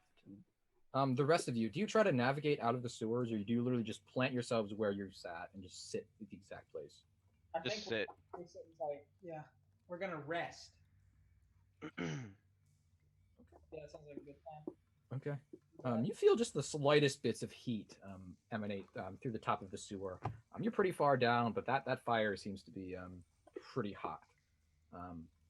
But Vasilios, you return around 2 p.m. It's taking you a while. Well, actually, I'd say around 1 p.m. Yeah, it's probably taking you an hour to do all this, all things considered. Mostly navigating your way back into the same sewer entrances and that sort of thing. But you eventually come out among your compatriots. Oh, okay. I went through the sewer this time. I don't have to go down through a manhole or do any. Yeah, there's other entrances. Okay. Yeah. Cool. Okay. All right. What? Say that again. How much of the rest is that? Not 8 hours. While we're chilling here, though, who needs heals?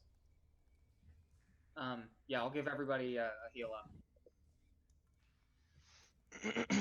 Okay, I'm gonna climb out of the sewer, prestidigitate myself. All right, Lewison got the message. It seems like they held off pretty well. And a 1 is a 20 for me on heal. Okay, have they left? Yes, they were on their way out when I got there. Well, when I was leaving. Law, do you need a patch up? Yes, Ma could use one. Okay, you get 29 hit points back. That will I do. need healing. And yeah, Vasilios, you get 26. I think that puts me at exactly full health. Okay, yeah, it's Ilo just both magically and non-magically sort of binds up your various burns and claw marks. Gives you lozenges to massage your smoky throats. I assume lozenges are a thing. That's fine. But you guys, again, you just feel heat emanating from above. What's your next step? I think we're gonna rest until nightfall. But as we do, I'm just gonna gather everyone around. Okay, gentlemen, this will work out extremely well for us if we play our cards exactly right. You want to talk me through your thought process here? Yes. The entirety of Veneias thinks that we're dead. Right? Again, I feel like that's a big assumption to make. Especially with our enemies. Vasilios, raise your hands up for a second. You can feel the heat. There's no way anybody would have made it through that conflagration. Especially given that the two fire giants are still up there. I would like to know if Vasilios, did anyone see you while you were on the top? A couple of citizens, but no military. And again, I don't think Chiral is so stupid that when he locks a water user in fire, he immediately assumes he's dead. Perhaps. But it's the best we have right now. None. At the very least, we have... They don't know if we're alive. Which is almost as good as them thinking that we're dead. And moreover, given that the ship has just left, even if they assume that we're alive, they may very well assume that we finally took the hint and fucked off. That's true. So I think that it's not safe to assume that they think we're dead. Or at least safe to assume that they think that we've been scared off. So what is the next step? So, here's my plan. We link up with the Sons of Veneias. We don masks. We move only through night, collecting information. Fighting whoever we need to fight. In the meantime, we set the seeds for Sect to be indoctrinated as a member of the Vinewood Table. Inducted. Inducted. Indoctrinated implies that he I understand. brought into like. You get the picture. Brainwashed. You get the picture. You Common is not my first language. That's not true. It's Cancun. As I was saying, we plant the seeds of Sect being inducted into the Vinewood Table. This shouldn't be too hard, considering whoever his friends are would be pleased with us being dead or gone. He made through on his promise, so he seems pretty simple to be next in line. All we have to do is tell Sangariel to vote him in. And when that happens, maybe we pull a few more strings with Sangariel, hold a banquet in honor of Sect, or maybe even Daedel getting the chance to become the head of the Vinewood Table. We get him to throw a banquet in honor of that. And during the banquet, where all the seniors are there, we, along with the sons, and along with Tremalicos, strike. We kill Cairo, we kill Daedel, and we kill Sect. Ma would believe that they would have a lot of guards, since the last meeting of the sects ended so poorly. Not to mention, they already did this exact ploy. Yes. And you think they would fall for it in the inverse, and who's to say what Quinn is going to do with the power at the Vinewood Table? If he has Sect and he becomes the chair, he might start being a lot less subtle. Going to banquets might be a bit counterproductive at that point. Yes, Ma believes that we kill Quinn's dog. Sect. Well, Vasilios, your brother strikes me as the kind of guy that can't bear but to show his face. I don't think banquets are out of the picture for him. But that is a good point. On the one hand, he might expect an attack that he planned himself. But again, who expects themselves to be their worst enemies?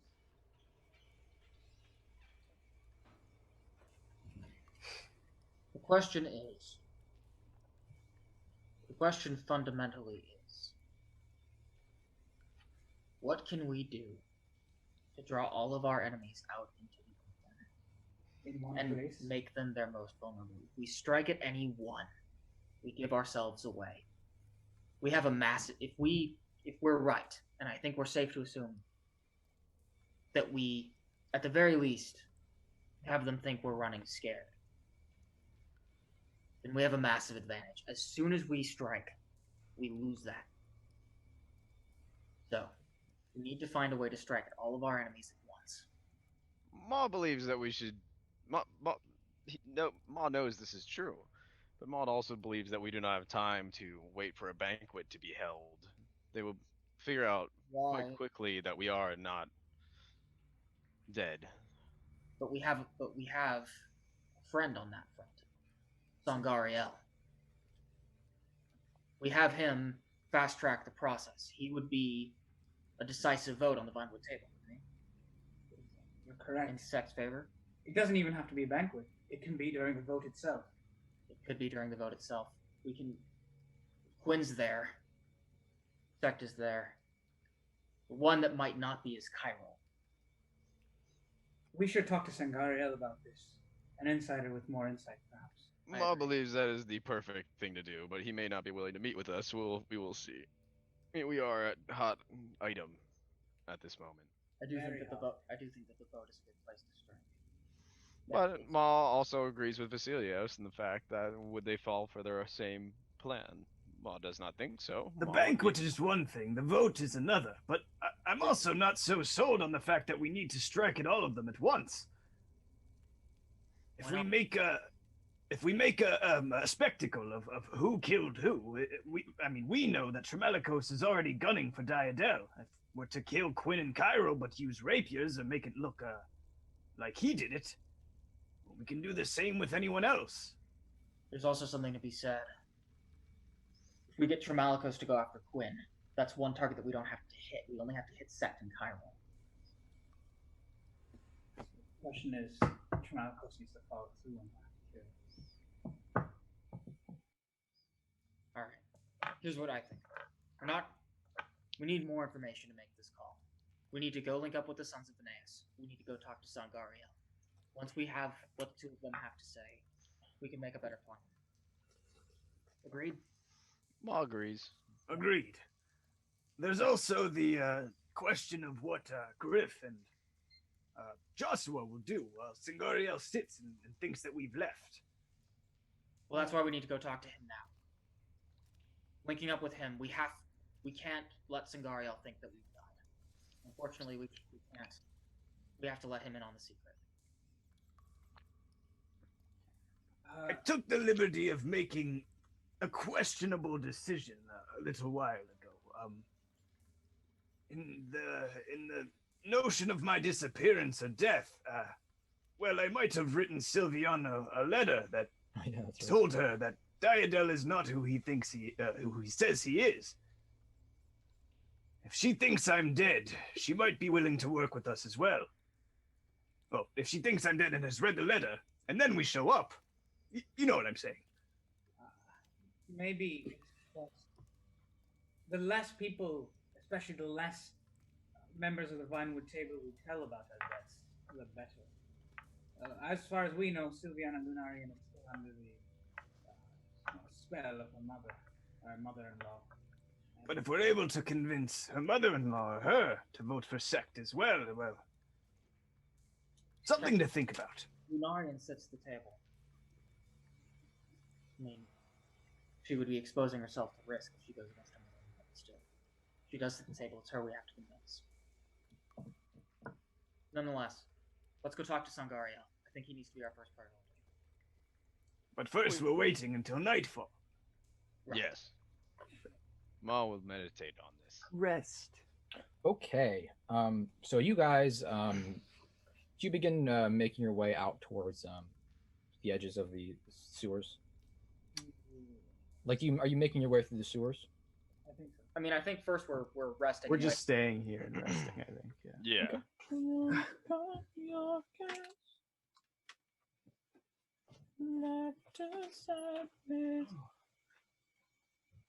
Tracks on your skin. I like skies gray.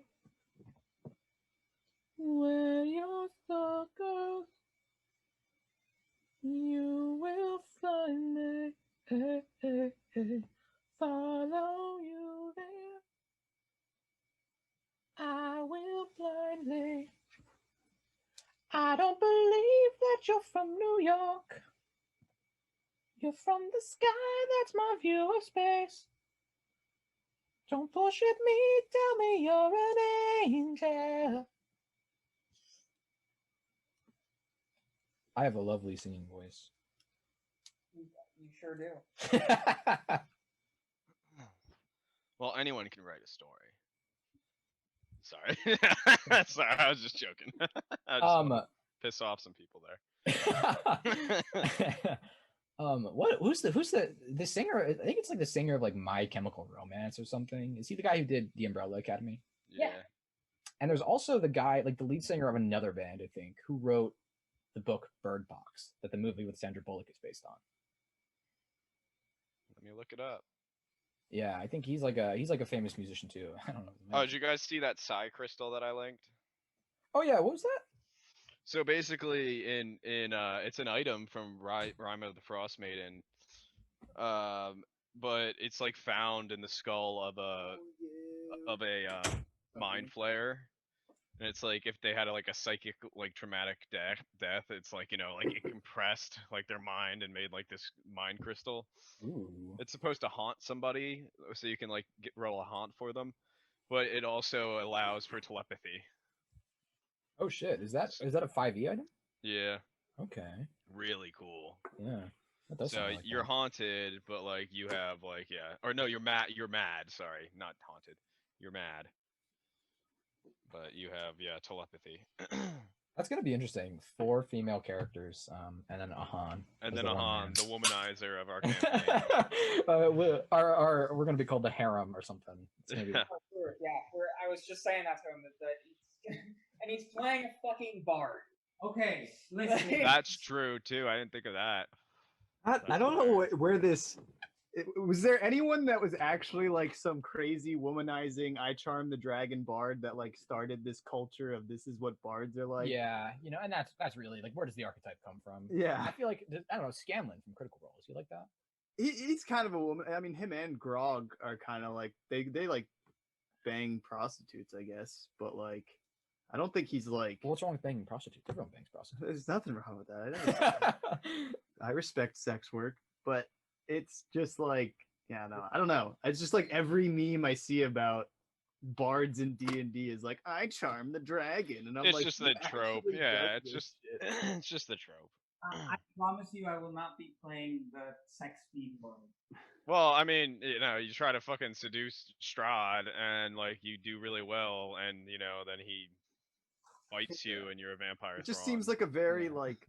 Because you can't like convince a character that's so evil to not do something that's of their nature. Yeah, that's like, and that comes down to like diplomacy roles aren't reality warping abilities. Yeah. It's if the dragon wants to eat you, it doesn't really matter a whole lot if you just say I try to seduce the dragon and then roll like Well, there is like suggestion.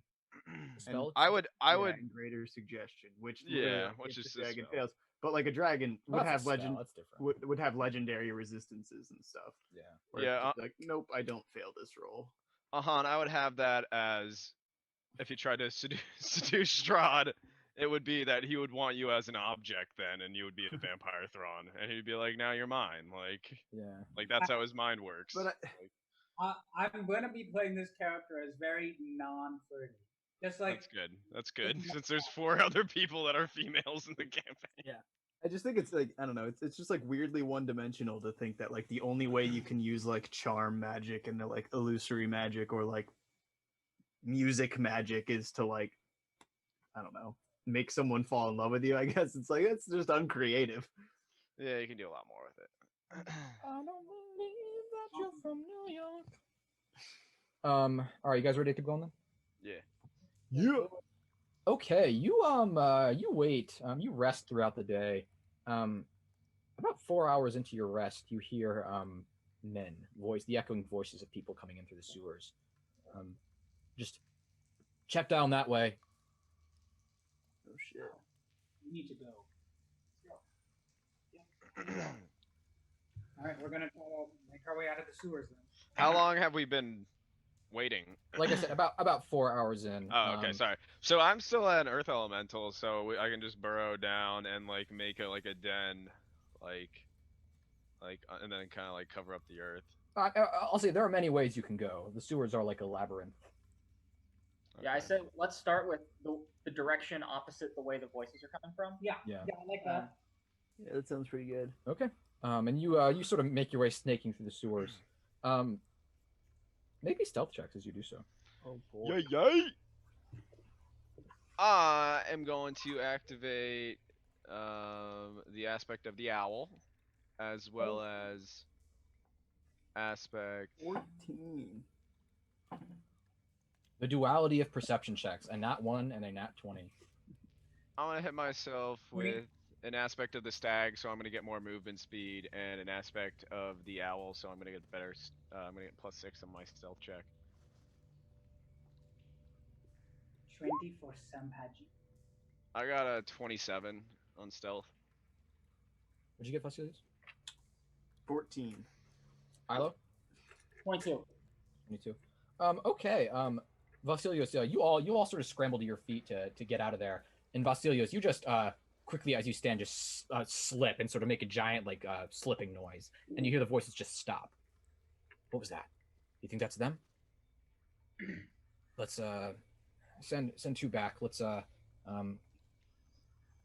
yeah. Let's go tell the boss. And then the voices just disappear. Down back the way. You begin to hear other voices echoing through the sewers as well. We need to move. Does anyone know how to get to Sangarios? Or the grapevine? Not through the sewers. Ma's gonna cast no direction. Okay, yeah. With no direction, Ma, that generally did that just tell you where north is? Or that just Yeah, like that'd be like where north is. Yeah, Like if I knew, like. Yeah, if you sort of know the layout of the city, so you know where north is. You can sort of finagle your direction from there. So Ma's gonna. North is this way. Ma believes that we should head towards northwest, east. Okay. You guys begin making your way out of the city again, just occasionally coming across echoing voices. But eventually you come to a manhole. That Ma, you think you sort of check various directions, and all of the sewer sort of ends here. You think you're right on the edge of the sort of canal that separates the Shadow Mercs from like the rest of the city. So you can probably go up this manhole and then cross over into the rest of the city. All right. Are we going up? Ma does not with not. Ma will go first.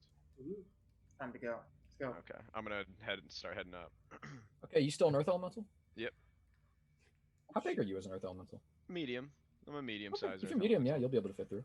Yeah, you well, it's not even like you're climbing a ladder. You more just like absorb the bricks into yourself, and then just sort of like escalate up the side of the sewer wall, and then just pop up. You see a woman just go whoa, and sort of what the hell, and sort of back away, and then she runs off. But you're on the edge of the Shadow Mercs. Few citizens milling about.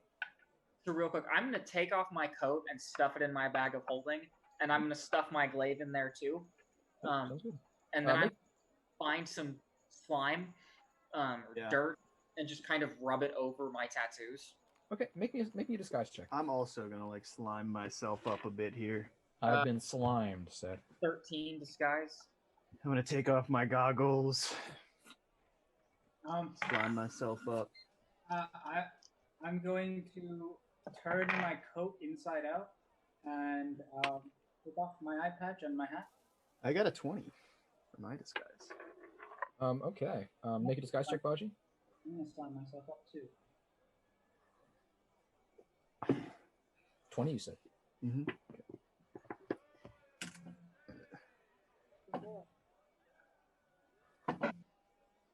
17. Okay. Ma, are you trying to disguise yourself? What does disguise run off of? Charisma. Yeah. I mean, I can try. That you can.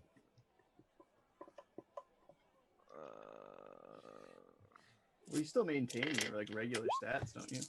I got a 4. I mean, with a 4, do you try to change out of your form, or do you stay in your elemental form? I'll change out of my Earth Elemental form. Okay. Yeah, you don't do it as convincingly as the others. You see Ilo just really like sliming himself up with the sewer mud, and you kind of just take one and sort of half your face, and then just like that's it. But you the rest of you are you do you all rise then? Yeah. Okay. You come up. You see a few people just walking by. You see one or two take a second look at you, especially Maw, and just sort of like. Giant scythe on his back, giant hulking half orc with scythe on his back. And then keep walking. But you're on the edge of the Shadow Marks. The city awaits before you. Where do you go? It's like 6, right? Which way? 4 hours. What did we say? Yeah, it's about 5. Yeah. 5. Okay. Is it dark? No, probably another hour or two before dusk. Which way is Ingariel's house? East, northeast, sort of. Okay. We should probably get up to the roof place. And I'm just gonna go into an alleyway, point my guitar up, and just rappel upwards. I have no way of traversing rooftops, my guy. Yeah. I will. Yeah, I'll head into the same alleyway. Look at Ma and Vasilios and say, "Ma, can you get up there on your own?" Ma can try.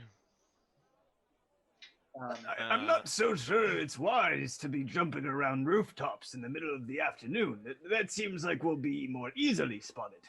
I thought it was 6 p.m. It's 5 p.m., but he said like 2 hours before it's even dark. Okay. Not to mention, I have no ability to traverse rooftops so well. Yeah, I'm gonna solve that for you. I'm not so sure I'm that good at flying, if that's what you're implying. It's not hard, I promise. Okay. So what's the plan? I don't know if I want to go up. I don't think. I'll say. I mean, you sort of came out of the sewers crossed, and you can then go down to the sewers of this part of the city too. The thing about the Shadow Mercs is like Shadow Mercs is almost a separate island. Like you cross a giant bridge over a large, almost river-like canal to get to the shitty part of town, and it's like so the sewers end there, and then they restart when you enter the real, actual like town. So I had you come out, but you can just cross into the normal part of town and then go back down again. That's something. Yeah, we should head back down. Okay. I'm gonna grab a Red Bull real quick. Yeah, sorry. So do you do that then? Yeah. Okay. You cross and then go back, find the nearest manhole. One guy just sticks with you the entire way. He just sees you come up and he's sort of keeping pace with you, looking at you weirdly as you come out of the sewers. And then you just go to cross the bridge, find a manhole, and go down into those sewers. I'm gonna reach out, kind of catch that guy by the shoulder, and I'm gonna pull 10 gold out of my pocket, and I'm gonna say, "Let me ask you something. Did you see us?" He looks at you, takes the 10 gold, and says, "See who?" and just keeps walking. Right answer. And I will then descend back into the sewers. Okay. Yeah. He keeps walking. You then Maul sort of navigating through the sewers again. In the nicer part of town. You notice the sewers have even gotten nicer, less shitty. You slowly begin making your way through the northeast through the sewers. After it takes you a while, after I'm going to say about an hour and a half of navigating through these dark tunnels, sort of making your way this way, that way, doubling back because you ran into a dead end. It's about dusk when you finally come out of a manhole in the Vine Towers district, and just you see no, it's a man. You see a man make that noise, that sort of tittering noise, sort of dressed rather flamboyantly, as you come out of this nice manhole. Nice. Upscale. It's an upscale manhole. Yeah, even the manholes have to be upscale. Your shit don't stink. But yeah, you come out maybe a 2-minute walk from Sangariel's house. Okay. Hurry up now. Let's hurry over. Yep. Yeah. Okay. Yeah, you the guardsmen look at you. They look at you, Ma, and they say, "Oh, we know him." And they quickly open the gate and send in a teller. Pat, can you mute yourself while you're chewing? Sorry. They quickly send a teller, and Kentworth comes out a few minutes later, and he leads you in. Do you Well, he's gonna come out. We'd heard bad things happen to you. Are you doing all right? Bad things did happen to us, Kenworth. We're dead. He sort of looks over you for a second and says, "Well, I've never been a religious man, but I suppose if you are ghosts and I'm having a divine experience." Never mind. He leads you into the manor. You sort of twist through. You notice he sort of scoffs slightly as he sees you just covered in like mud and crap. Sort of just wipe your feet on the carpet of the foyer. The master is in the east wing. Follow me. Can we get cleaned up first? We'll have jitters, do you? I prestidigitate myself Okay. You do that in the lobby of the foyer? as I'm walking in. Okay, that sounds good. Yeah. So, like a water barrier comes from my skin and just pushes all the dirt off me. Yeah, okay. You are led to the east wing, the giant Gringotts door. Kentworth opens it. Royal blood. You're escorted through. Few minutes later, you're inside the library of Vasilios. He never seems to leave his library. But he takes one look at you and just scoffs at your appearance. Kentworth, fetch a few of the baths, please. Maul did not choose to go into the sewer willingly. Sometimes we must sink to depths to survive. I'm sure you understand. Well, I'm sure you heard the news. Maybe even glimpsed the fire. Yes, something happened in the Shadowmarks. Sect turned on you, it seems. And we all burned to death along with his old house. Oh, you should tell Sect that. He's apparently quite concerned he didn't find your bodies in the wreckage. I look at Baji. Yes. Is there any way you can fix that? Ma would very much like to kill this sect fellow. Would this be a wise decision there, vampire? Yeah, Vasilios, he begins sipping just a chalice of blood, which he sort of swirls. Yes, I think that would be best. Have you come up with a plan? Yes. Ma would like to burn down his mansion with sect inside. We need to hit Diadel and Cairo as well. That's the problem. But what we were thinking, there's going to be a vote, right? To induct a new member to the Vinewood Table. The whole game plan here was Sect tried to take us out to secure a position. He's currying favor with Diadel. Yes, After he was... vote, we can hit all three of them in one place. Well, I hate to inform you, but there are two primary situations in which pacifism is ruthlessly enforced in Veneias. One is at the Mask of Lights. The other is in the Cathedral of the Sea, which of course holds the Vinewood Table, where all official business is conducted. Nobody can draw a sword in the cathedral. It is death to do so. Ma will need no sword. You see, Sangaria, we're already dead. It doesn't matter to us whether or not we can draw swords in the Cathedral of the Sea. We will.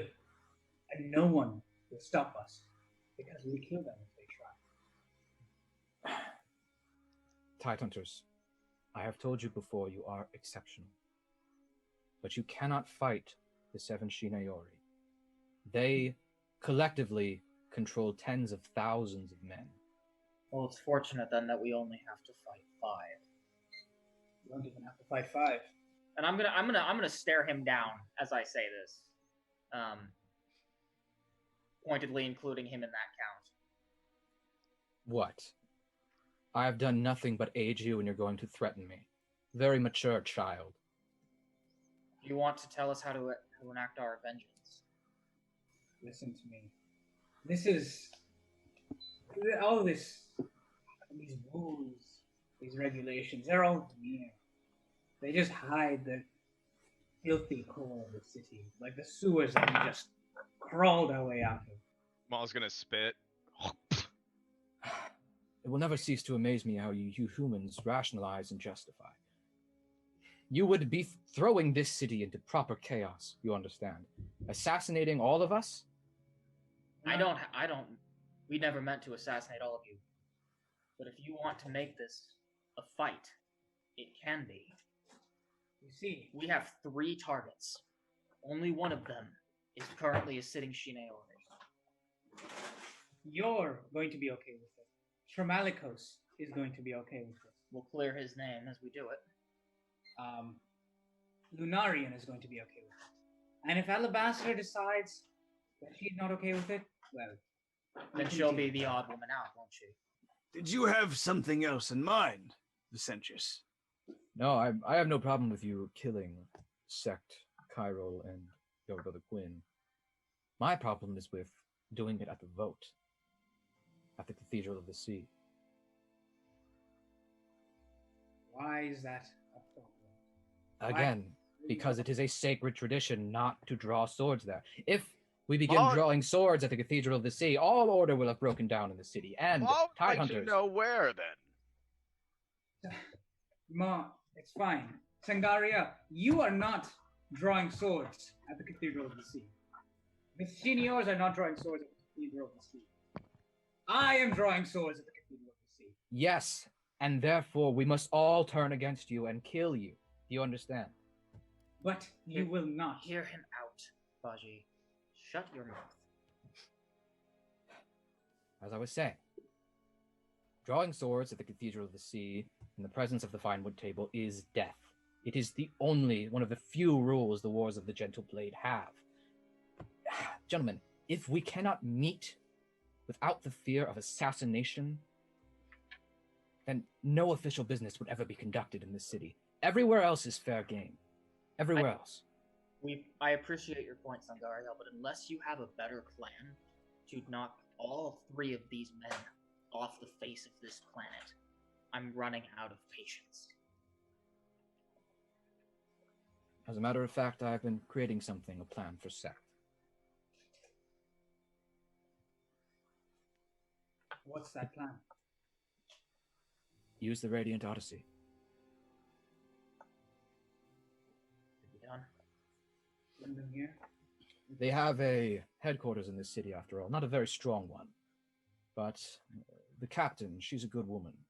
A bit cynical, but if you're able to convince her to aid you in the endeavor of hunting Sect, well, I think it could be done. We have run afoul of the Radiant Odyssey in the recent past. Say that again. That might be difficult. We've run a bit afoul of the Radiant Odyssey in the recent past. I haven't heard anything about that. Sander Vela was masquerading as a member of the Odyssey. We sunk his ship, we captured him, and then we made away with him as a prisoner while the Radiant Odyssey attempted to free him. Well, bring it up with this captain, Ablin Kane. If you're assaulted with spears at the door, perhaps she's heard of you. But, as I said, I believe she's a good woman, and she will be willing to listen to you. If you seek to use this method. The thing is, gentlemen, I don't think Sect will have retreated to his manor in the Vine Towers district. Yeah, going off of what you said, he seems to have put quite a bit of thought into protecting that place. It will be his new manor if he is elected to a seat of the Vinewood Table. I believe, I would guess, that it is likely he's fled the city, or at least is hiding in a safe house in the city.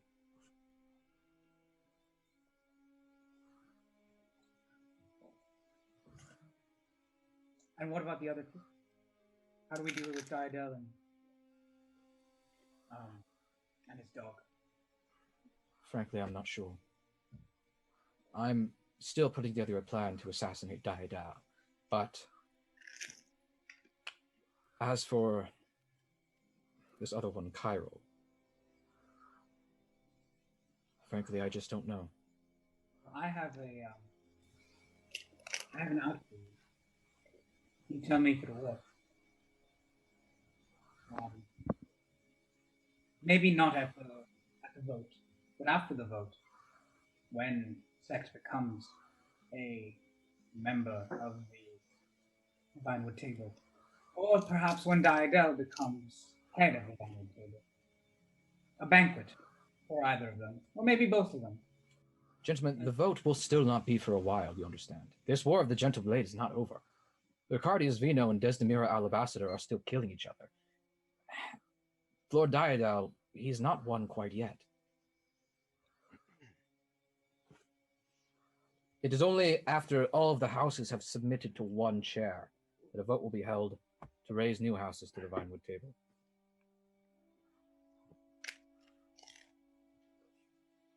So, we have time.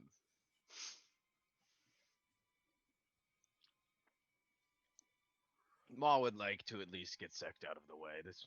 This man has been a thorn in Maw's paw now for far too long. Yes, perhaps that would be best.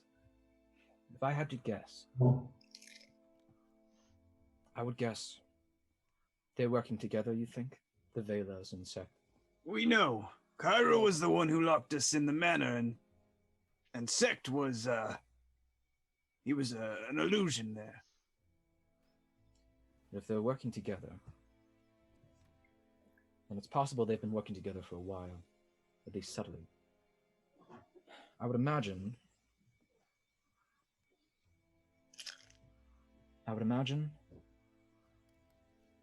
the Velas would be invested in protecting Sect. He is a wise investment. He's Neosi. He's of their country. They'll give him everything he wants, a seat at the table, legitimacy. And in exchange, he will give them a loyal member of the Vinewood Table, somebody who will support them in all their endeavors, and who has the might, and perhaps most importantly, who knows the underworld of the city. Perhaps that was your brother's strategy. Unite the legitimate government of the Vinewood Table and the underworld of Veneias together, and establish total dominance. This is not a bad idea. In other words, perhaps by pursuing Sect, it is possible you will find one or both of your other brothers. Or perhaps clues as to their weaknesses and locations. Maw believes we should go talk to this Radiant Dawn lady. Odyssey.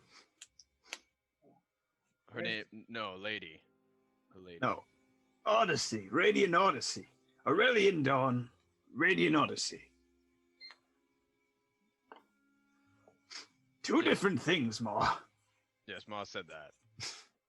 Maw knows what you're talking about. But we need to talk to this lady. I will reiterate. Civilization, the fabric of the civilization of this city is built upon us being able to meet in peace. Please do not attack anyone within the Cathedral of the Sea. And if we do, we have no recourse. Are you going to turn your blade on us? I don't think I'll need to. The thing is, we have you under our thumb. Well, not under our thumb, but we have you as an ally. We can have Lunarian as an ally. And we have some pull with the Venos. And, well, Tremalikos is definitely under our thumb. That leaves just a handful, less than a handful of Shiniors that might turn their heads towards us when we do kill someone. Though, considering we're already killing one Shinior, what's one more? So that leaves any Shinior that would be against us dead. So then, who we don't know. You're forgetting all of the lesser houses as well. Dozens of them. Not as powerful as the stronger houses, but they will be law-bound to pursue you as well. Lunarian, Tremalkir, Vino. We don't have enough on Vino. And Lunarian is too upstanding. If we make a move like that, we defy their culture, we defy everything that they stand for. He's right, Bashi. This is not a play that we can make. So what then? We find Sect? We find the rest? Perhaps. We have Tremalicos staking out the Kenishai house. We probably need to inform him that we're still alive before he does something stupid. We should also link up with the Sons of Veneias. On that matter, a friend of ours, Advika, the bookshop owner, she's been kidnapped, we believe, by a tide hunting group under the employ of the Aurelian Dawn. Truly? Why do you think that she was kidnapped? Because she is a Canconi asset, and her mother was taken in the same way. Do you have any idea where she might be hidden? Everybody does business with the East Sphere Company. I do business with the East Sphere Company. If I didn't, well, anyone who doesn't end up doing any business at all. In other words, you would have most of the houses in the city have a vested interest in appeasing them in one way or another. My guess would be at the Aurelian Dawn headquarters in the city. Though that wouldn't be my first guess, I suppose. We checked. Besides that, I would suppose one of Desdemira Alabaster's private prisons, or perhaps an independent dungeon in one of the other noble houses of the city. She could be anywhere. Maybe the Sons of Veneias will have more information. Maybe. Okay. We'll link up with them next. About Griff. I just ask you to keep him safe until we finish our business. Yes, I'm in the process of having a ship chartered. It will take him and your other friend into the Scarlet Foothills, along with the two goblins, to one of my manors.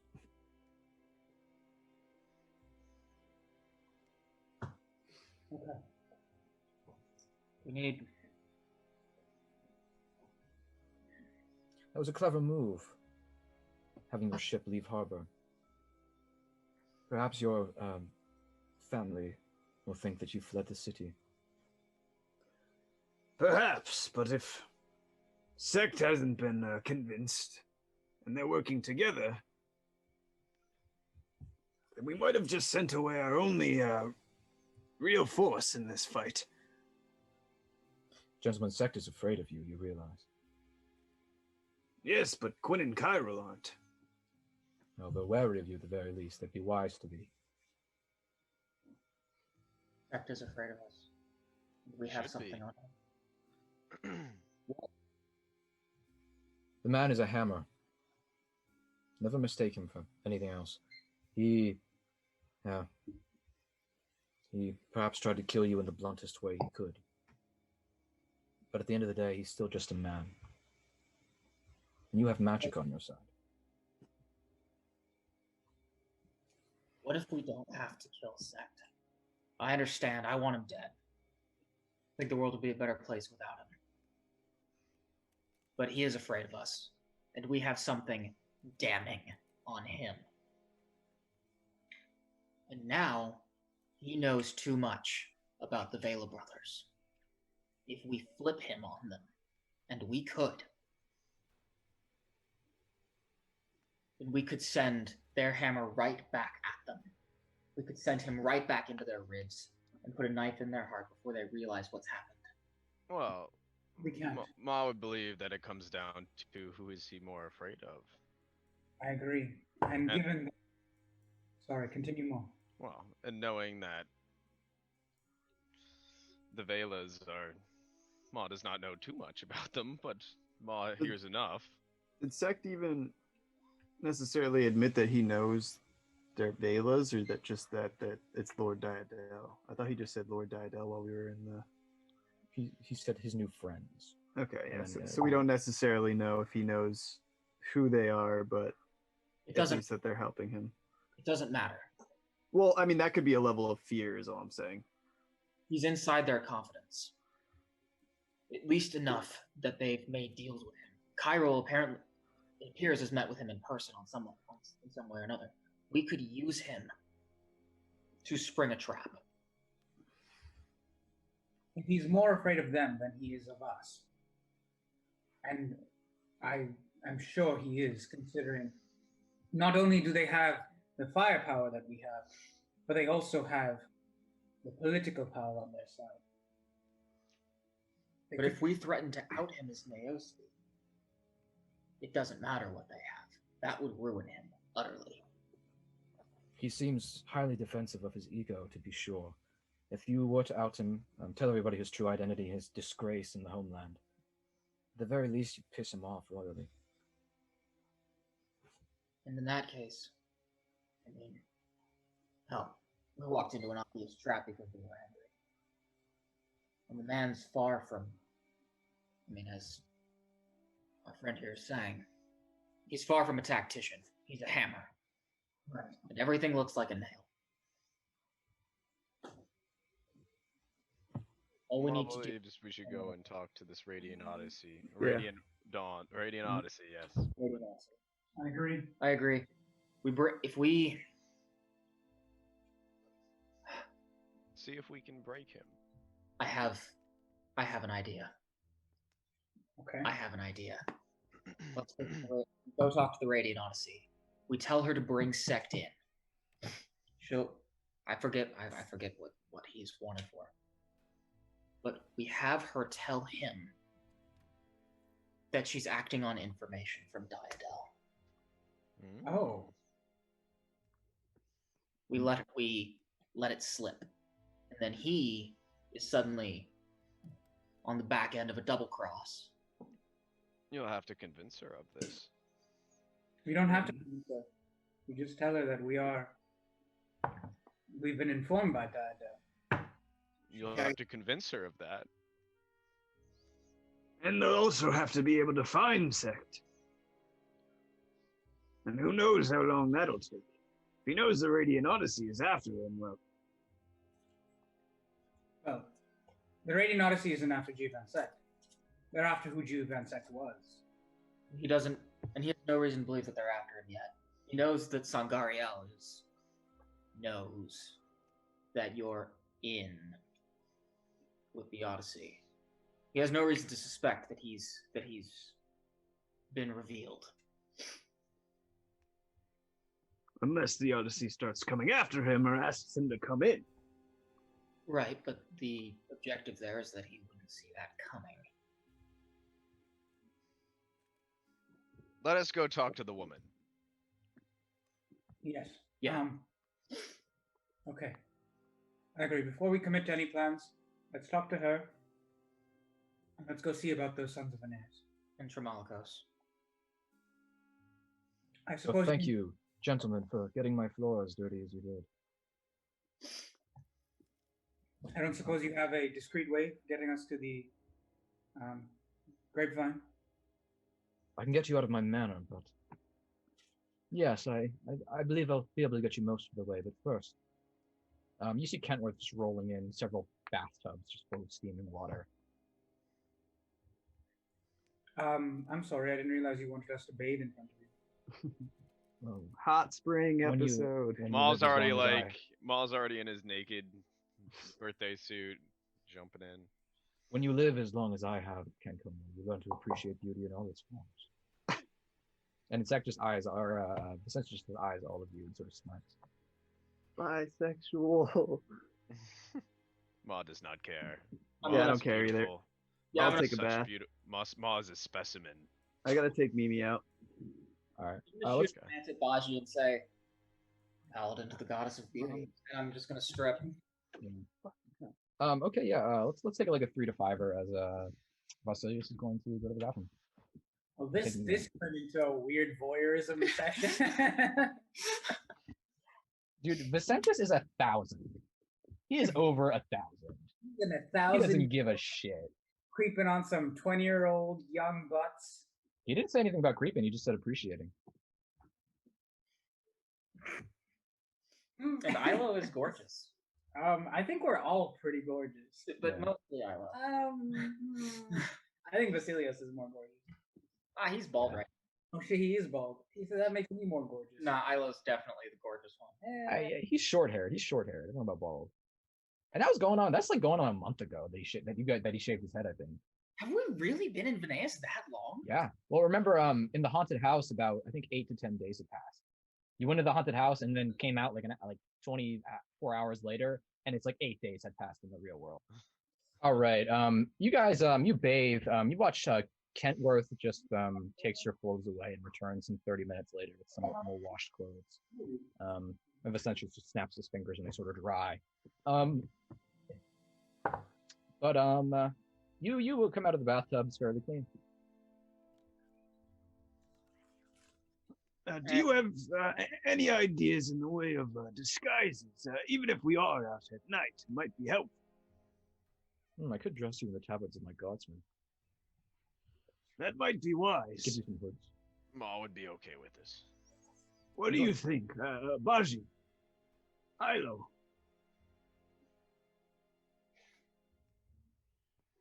Think it's as good a plan as any other? Of course, your more conspicuous weapons, and he sort of eyes your scythe maw, will have to be hidden. Toss them in my bag of holding. This will work. And I must say, I don't know of many orc guardsmen in the city. Blue. It's a possibility you could shapeshift and become a mouse and ride in one of your compatriots' pockets. Ma would have to rest more to be able to do that. Well, gentlemen, my manor, as always, is open to you, should you wish to rest. Maybe we should just stay here for the night and get back at it tomorrow.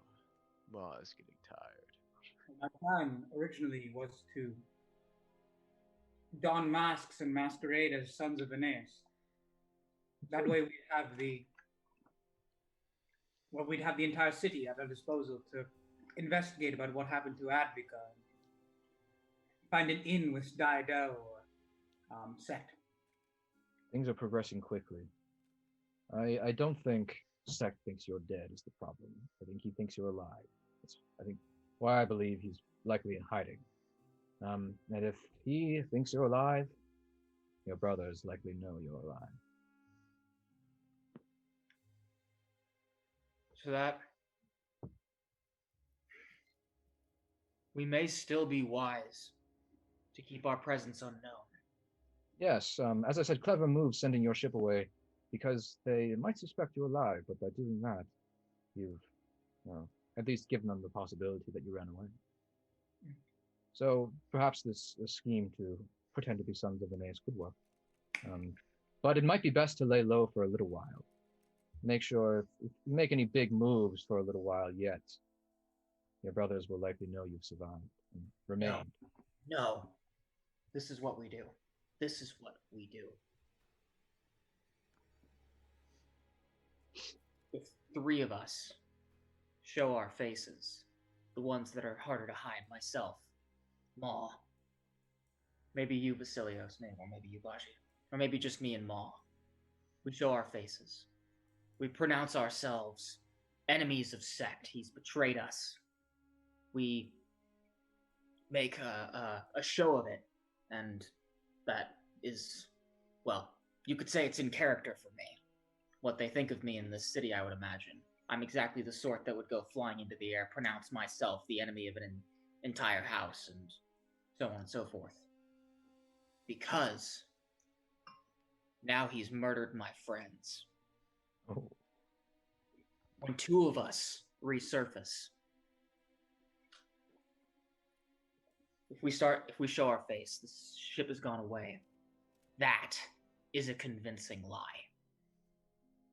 That we have lost somebody. And then that leaves Vasilios and Baji open, available to work undercover. We need the disguise hat back from Griff. Mm-hmm. That way you 2 can move unseen.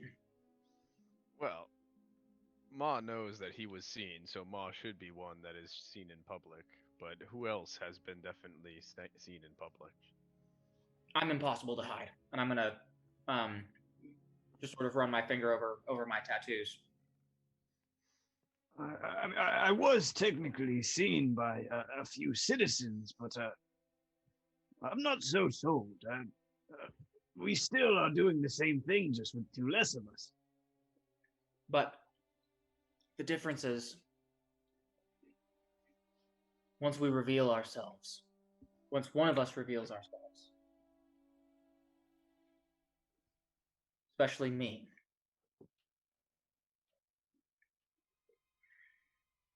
it sells the lie that the others really are gone. Because why would just two of us reveal themselves? Sounds like a sound plan to me. And what exactly does that afford us? An audience with Sect? Any more information? It affords the one of us that is not revealed the ability to actually move in secret. We can't execute this, the four of us. We can't keep all four of us undercover. We just can't do it. Ma and I are too obvious. So, we play the role of Odysseus. There is the matter of, presumably, Sect didn't find any of your bodies in the manor. Burned down manor, that is. Exactly, and of all the people to die to a bunch of fire trolls of fire, me. Is there, well, first of all, Sangaria, is there something you can do about it? And if there isn't, well, two of you show up, alive, carrying bodies, two burnt husks, that you refuse to leave to die a fiery death. You wish to give them a proper burial. Ma is not a very good actor. Yes, that is true. Then you let me do the talking. And Vasilios, you don't have to stay undercover either. What I'm saying is, if three of us reveal ourselves, let's say all of us reveal ourselves with Baji. Baji is the one that it makes sense would have died in that fire. No magic power. Get on you, Baji. I agree. It makes sense that he would have dropped, that he would have been killed. So the three of us reveal ourselves. We name Sect our blood enemy. And yes, we carry a burned corpse. Ma would like to know what this allows Baji to accomplish. It allows him. It hopefully means that they'll stop searching for him. That's the whole play here. Is that once we make this appearance. Now they have 3 out of 4 of us. Now Ma does not see the tactical surprise. I still think it's worth it for us to try to move in the shadows as is. Yes, Ma believes so as well, and Ma would like to go and meet this lady from the. If two of us can't masquerade as Sangariel guardsmen, or if Ma and you can't, Ilo, then you can go and be sons of Veneias for all I care. But I don't know. Maybe we should have different disguises. The other element that this affords us is if one of us reveals ourselves, one of us can start making moves in the open. Ma is going to bed. Ma will take you up on this, and I will bow to Sangariel. And Ma will get a good rest, so he can be useful and actually sneak about. Ma cannot do so easily. Sangariel just sort of stands. God's rest with you, Dreamborn. He just bows to you slightly. And Ma is just gonna leave the room. And Kenworth then escorts you to guest rooms on the other side of the manor. Right. I will say, gentlemen, as of now, you do possess a modicum of the element of surprise. They perhaps don't believe you're dead, but they at least think you've left the city, perhaps. By revealing yourselves like this, it would sacrifice that element. I agree. I think at the very least we have a couple of days to sit here, to plan, to get ourselves back on our feet and come up with something rather than, seemingly doing this on a whim.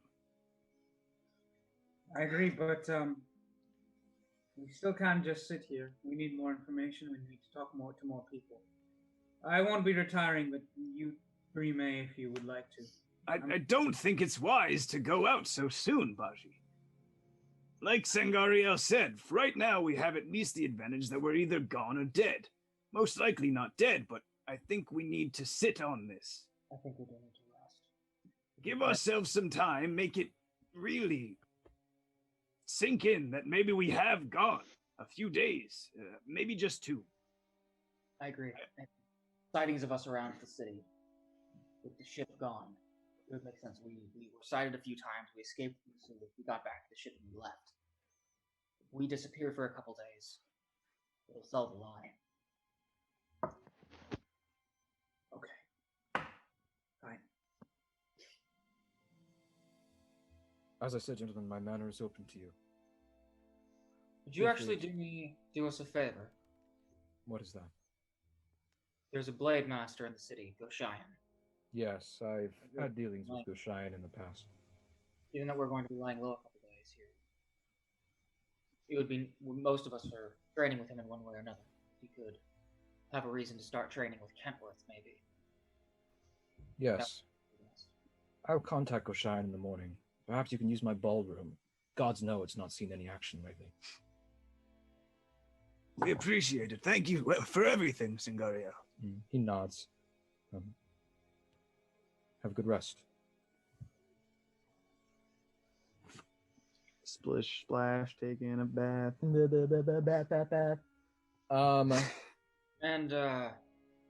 one more thing. Do you have any spare cloth? Yes, I'm sure we do. Honestly, you can take the cloth from my bed. It's not like I sleep in it. Okay. Okay. I am going to further tinker for the next few hours and then go to sleep. Okay. So what are you all doing? Sandaria, is there a runner you can send out to buy me ammunition? I believe I could. But something else you should keep in mind, gentlemen. You have been spotted leaving and entering my manor several times. I wouldn't put it past many of the Shinayor who have been spying to assume that I've employed you, hired you, or that you have some working relationship with me. You recall, Sect the day before I told you I had men following you, and I saw you leave Zangario's manor. It's just something you should be aware of. I'm perhaps not the bastion of safety in this city that I appear to be. Not anymore. They won't be able to spot us as long as we're in the East Wing, correct? No, of course not. I have the curtains drawn at all times, and the windows are all, core lights infused to prevent anyone from breaking in. And I shall allow you access to the secret tunnels beneath my alchemy lab. They will lead you to the crypts in the Crosswinds district. You'll be able to leave through there. Secret tunnel. Thank you. Again. Yes. Okay, yeah. So he, Baji, we'll say, well, it's getting late at this point. Do you want ammunition tonight or tomorrow? I'll say that the shops are probably closing. You've probably been speaking to him. Yeah, I'll say it's about 7 p.m. The shops have closed for the most part, or are in the process of closing. So, what do you guys do? You rest for the night, or are you do anything else? I'm gonna craft. Well, I'm gonna continue to craft what I'm making for Baji. Yeah, sure. Yeah. And then I'm gonna go to sleep. Yeah. Okay. Rest of you? I think I want to sleep. Okay. Yeah, some tailoring to sort of wind down. I'm starting to I'm gonna start building myself a wardrobe here. Okay. Kentworth arrives at your guest rooms, Ilo, just bearing several bolts of cloth that were just laying around both in the basement and in Sangariel's wardrobe room, dressing room. He provides you just a shit ton of like a nice expensive cloth, like some silks, some like high quality stuff like that. But yeah, you rest. Do you sleep throughout the night then? Yeah. Okay. You wake fairly early in the morning, 6 a.m. ish, to Ghost Cheyenne. You hear Ghost Cheyenne's voice outside your rooms. So there in hiding, you say? Yes. I have set up. Well, I borrowed some of Kentworth's sparred materials. And it's all waiting in the ballroom for you. If that will be all, and then you just hear Ghost Cheyenne go, that will be all, Vicentius. And Vicentius just says, okay. Then the voices dissipate. I'm going to step out into the hallway and greet Ghost Cheyenne. Okay, yeah, he smirks at you. I see death has not taken to you so easily, my friend. Yeah. You defy death by fire once. I'm gonna get out of my chamber. Defy death. Ilo practically runs to it every day. And yet, keep missing it. Sort of like running directly at a pole, just keep going around it right at the last instant. Maybe you're just stupid. I have terrible aim. That's why I'm not a gunman. They say that is how one flies. Throw yourself at the ground and miss. Perhaps that is how one lives. Throw yourself at death and miss. Like I said, death seems to have a terrible, terrible time sticking to me. Famous last words, Al. Famous last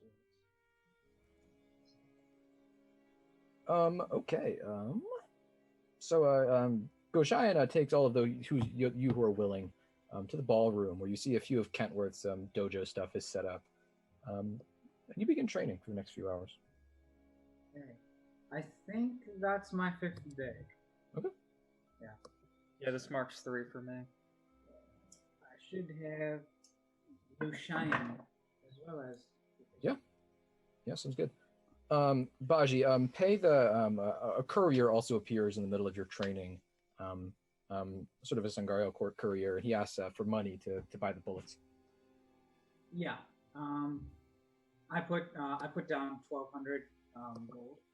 Sounds good, huh? To get dragoon, to get 75 dragoon alchemical cartridges, and 25 normal paper alchemical cartridges. Okay, what do those do? So the dragoon ones let me they essentially fire out 3 bullets whenever I fire once. I'll say essentially that's not what that does. The dragoon, mechanically, you reload it as a full round action, and then you fire your 3 shots. Like, you don't reload 1 round into a dragoon. You take a full round action and reload all at once. That is how the dragoon works. I've been ignoring that and basically just treating it as a 3-shot revolver. Okay. So instead of firing normal bullets, what you should have been doing this entire time is you take a full round action, reload 1 dragoon cartridge in, and then you shoot 3 times. Mm-hmm. And I basically just so that's not how that works. Yeah. Oh, okay. Hold on. I'm still confused. So, what the dragoon cartridge does is it lets you fire 3 bullets at once.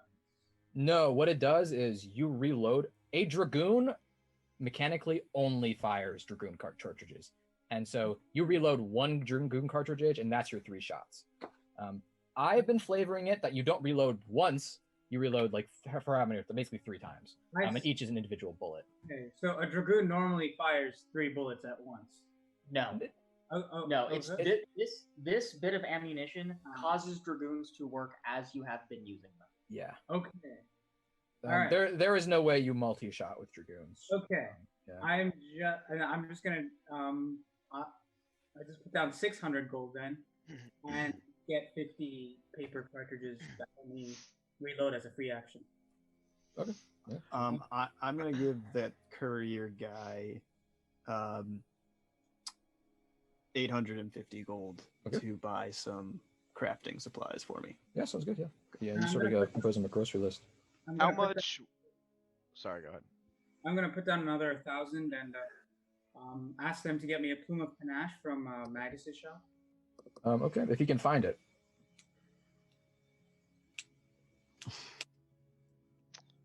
And then I'm just gonna be training and crafting all day today. How much would it be to retrain a feat? It would be 10 times your level.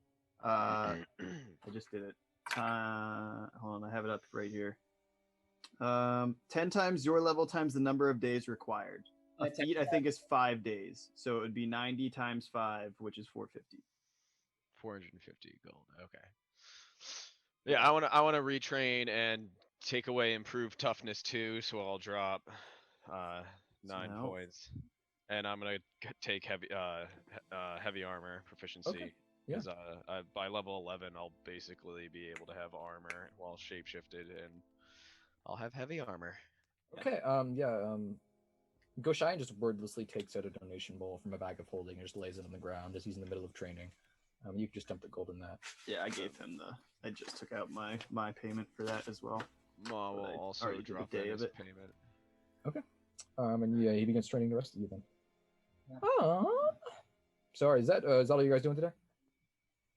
I mean, I think so. I mean, where I'm at is that I've got 2 more days of training to hit my first monk level. Okay. And I'm pretty down to lay low for 3 days and do that. Yeah. Okay.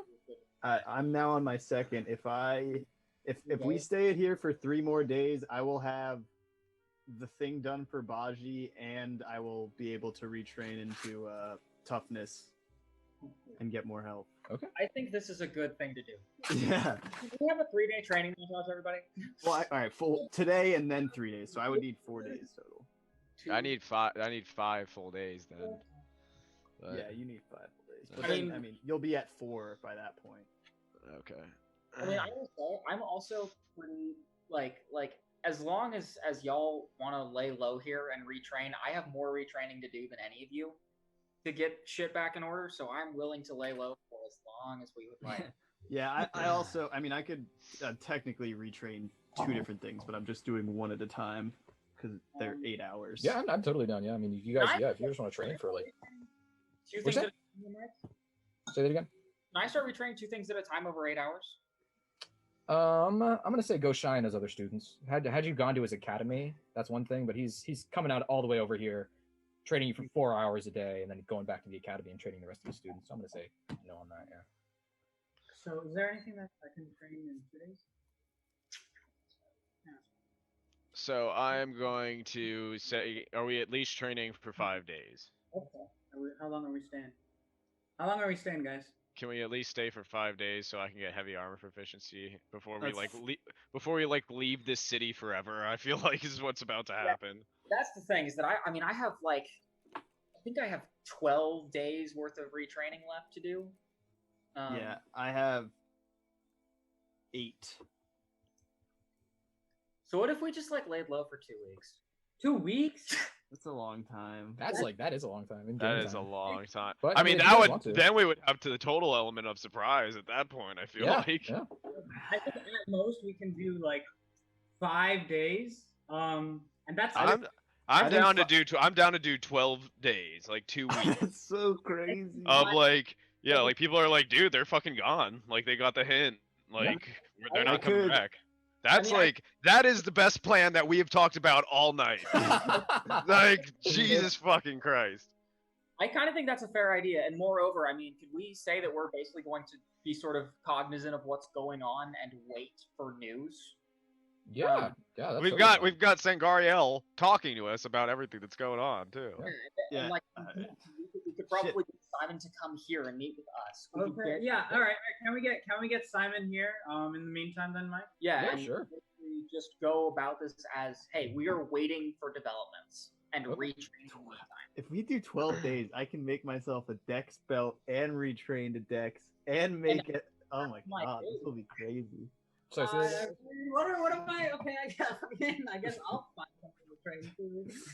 That's okay. Do we really want to say 12 days? Yeah, why not? That's the best plan we've had. They'll have no idea after 12 days. I don't even know what I did 12 days ago. What was I doing? I mean, and yes, I'm biased. I honestly don't think it's a bad idea. They'll be like, you remember those adventurers that we were trying to kill that one time? Yeah, and they just totally fucked off. Yeah. It's really just like what's gonna happen with what's his fuck? With Tremalikos and Cairo. Like, is he just gonna? Which is why I say let's kind of be cognizant of information. And Yeah, I'll say think this through considerably. Yeah. Yeah, guys. I think 12 days is too long. 12 days is a lot. Like 4 would be fine for me. If we want to do 5 for one of you guys to pick something to retrain now and then do that, I think that would be okay. I'm willing to go till 5. Let's go to 5 then. Okay. Okay. I'll retrain the heavy armor proficiency. Yeah. So, okay.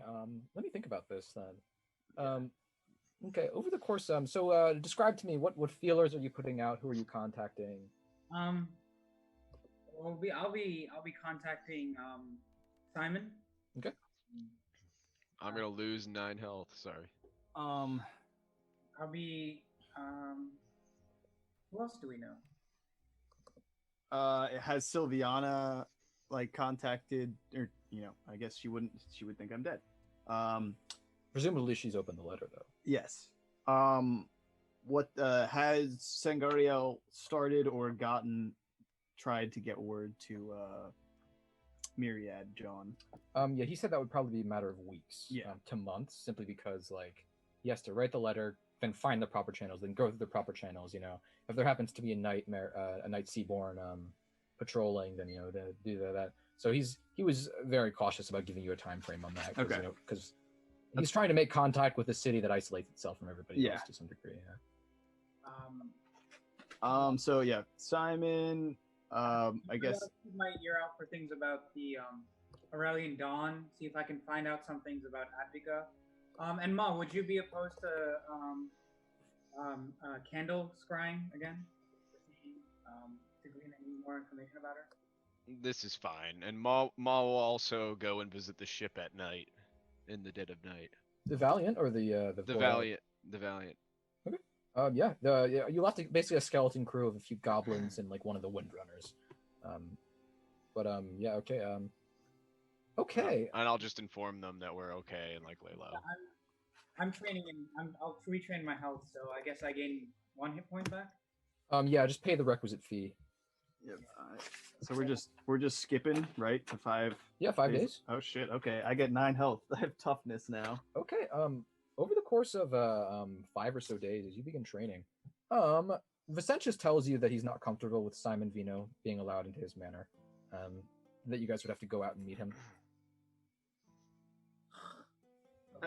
Okay. Another thing that's gonna happen when we skip here. I'm gonna retrain into monk.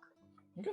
And upon doing so, I am going to take my Coralite breastplate, this +2 Coralite breastplate I have, and send it out to be sold.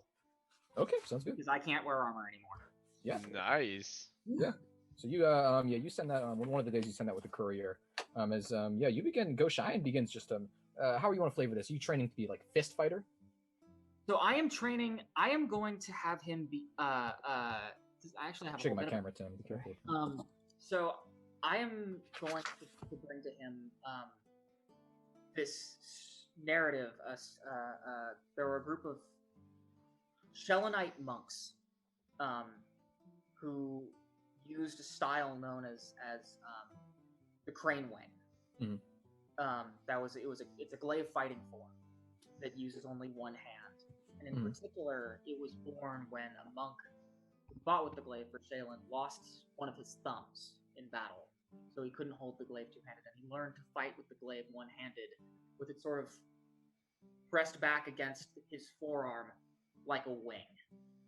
Okay. And so it's this whirling, spinning form that uses the blade of the glaive like a crippled crane.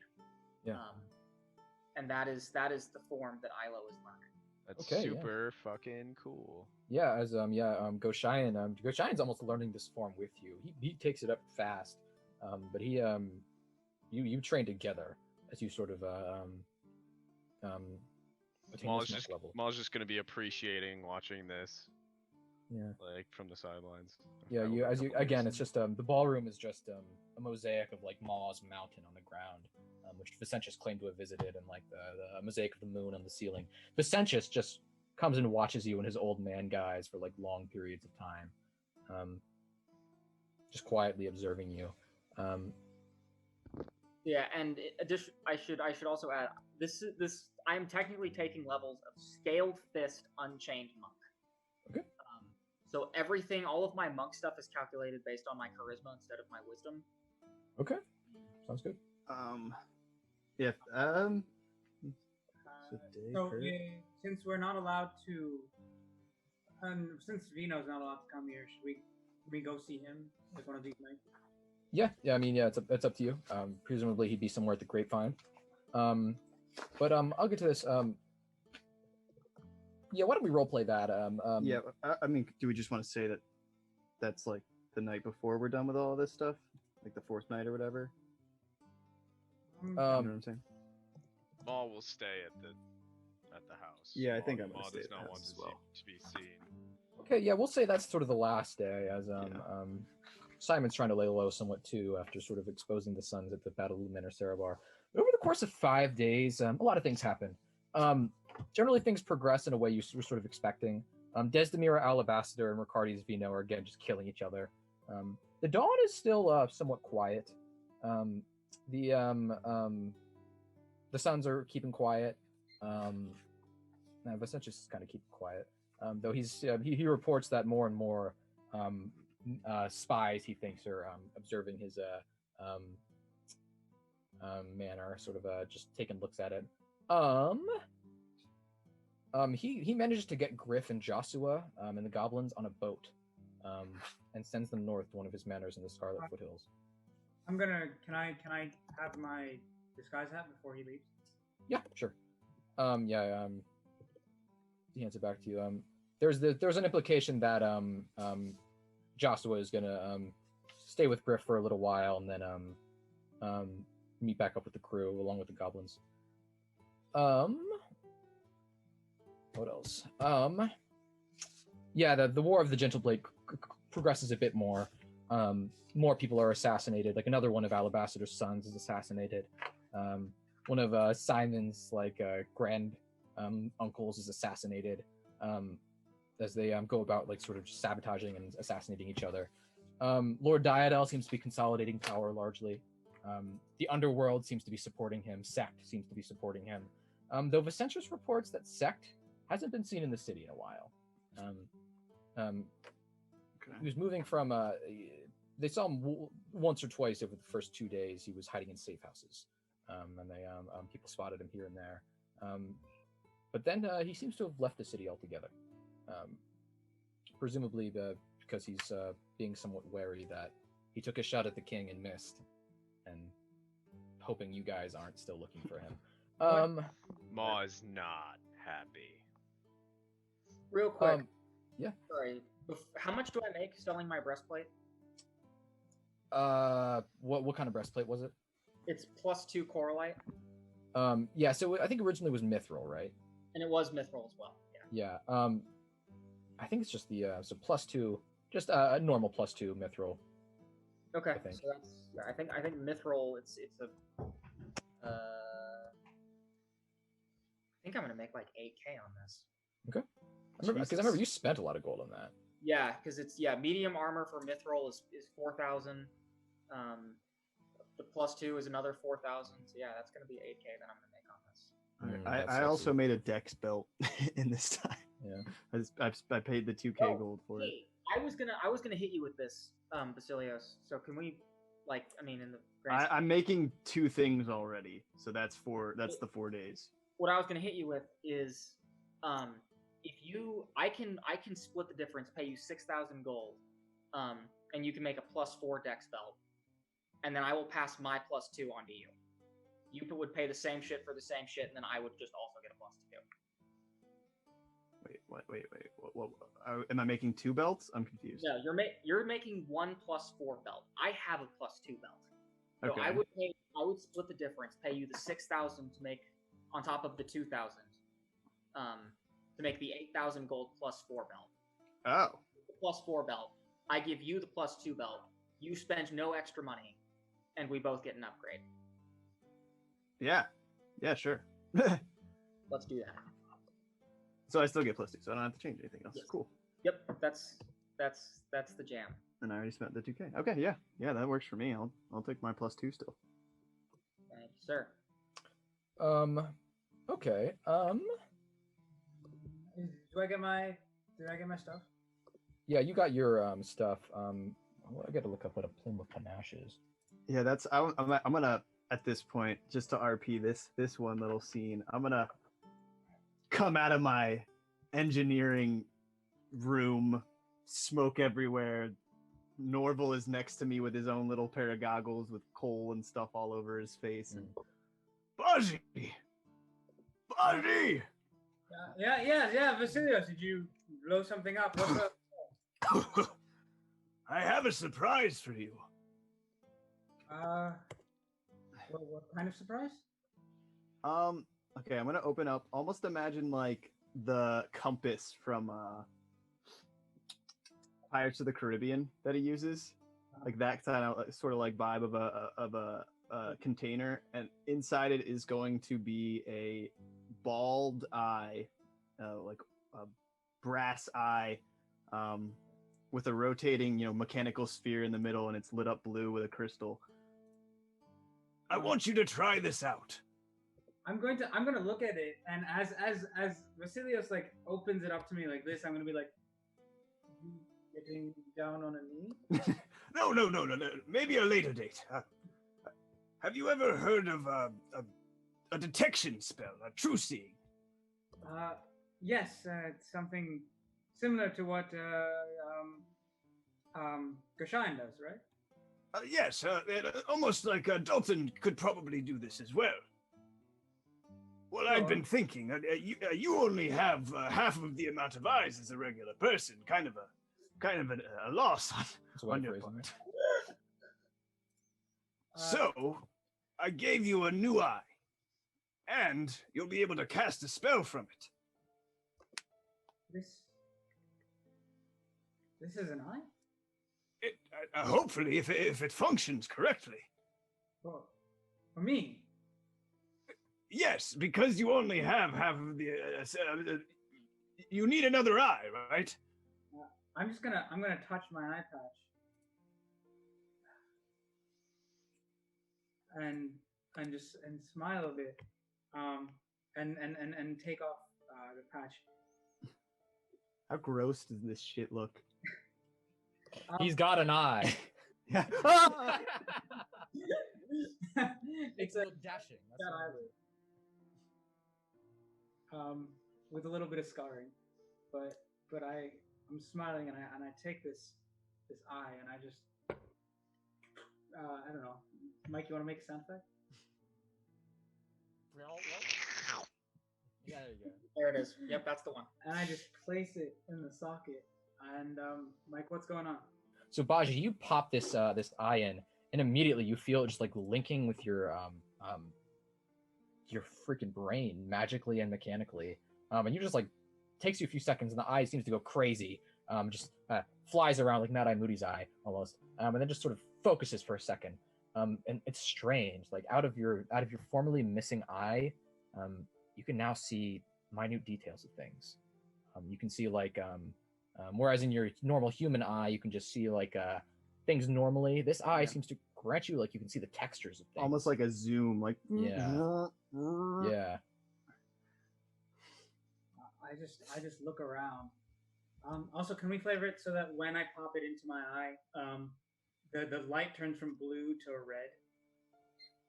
The Terminator. Yeah. Yeah, sure. Why not? Okay, so 3 to perception and survival. Yep. Yeah. And I'll be able to upgrade that. I just that one was like 800 gold, but like eye upgrades are fucking expensive. I just start looking at everything, everything coming back into 3D again, and I'm just gonna start tearing up from my real eye. Vasilios, you mad genius! And I'm gonna. It works. I'm so glad it works. Norval, let's do some tests. And I just start running my finger back. Oh, I'm too excited. I'm gonna walk out into the hall carrying some bits of cloth, and I'm like, Baji, what happened to your face? Oh, I can see again. Ma knew about this. Ma did not want to Vasilios, what spoil have you the done? surprise. Now he'll be too strong. Ma assumed that you would put it in the other eye. Now you do not look as cool. I was thinking about taking his one eye and switching it. This is true, you could have done this. We could blind your other eye. I'm just glad to see that one of my first real inventions is actually working. I've been working on something else with Ido over the last few days. Something about making him more balanced. Some weighted belt. Yeah, I have to say, I feel. Well, now I feel like I'm coming in and playing second fiddle, but and I'm going to take out what I've been working on with what I've been tailoring the last couple days, and I'm going to present each member of the party a scarf made in blue and gold. Is it magical or is it just a scarf? It's just a scarf. I'm a tailor. Okay. Just making shit for the party. What's the? I'm gonna unfurl this scarf. Ma's gonna throw it around. Ma loves it. Ma looks amazing. Does it have a symbol or anything on it, or is it just blue and gold?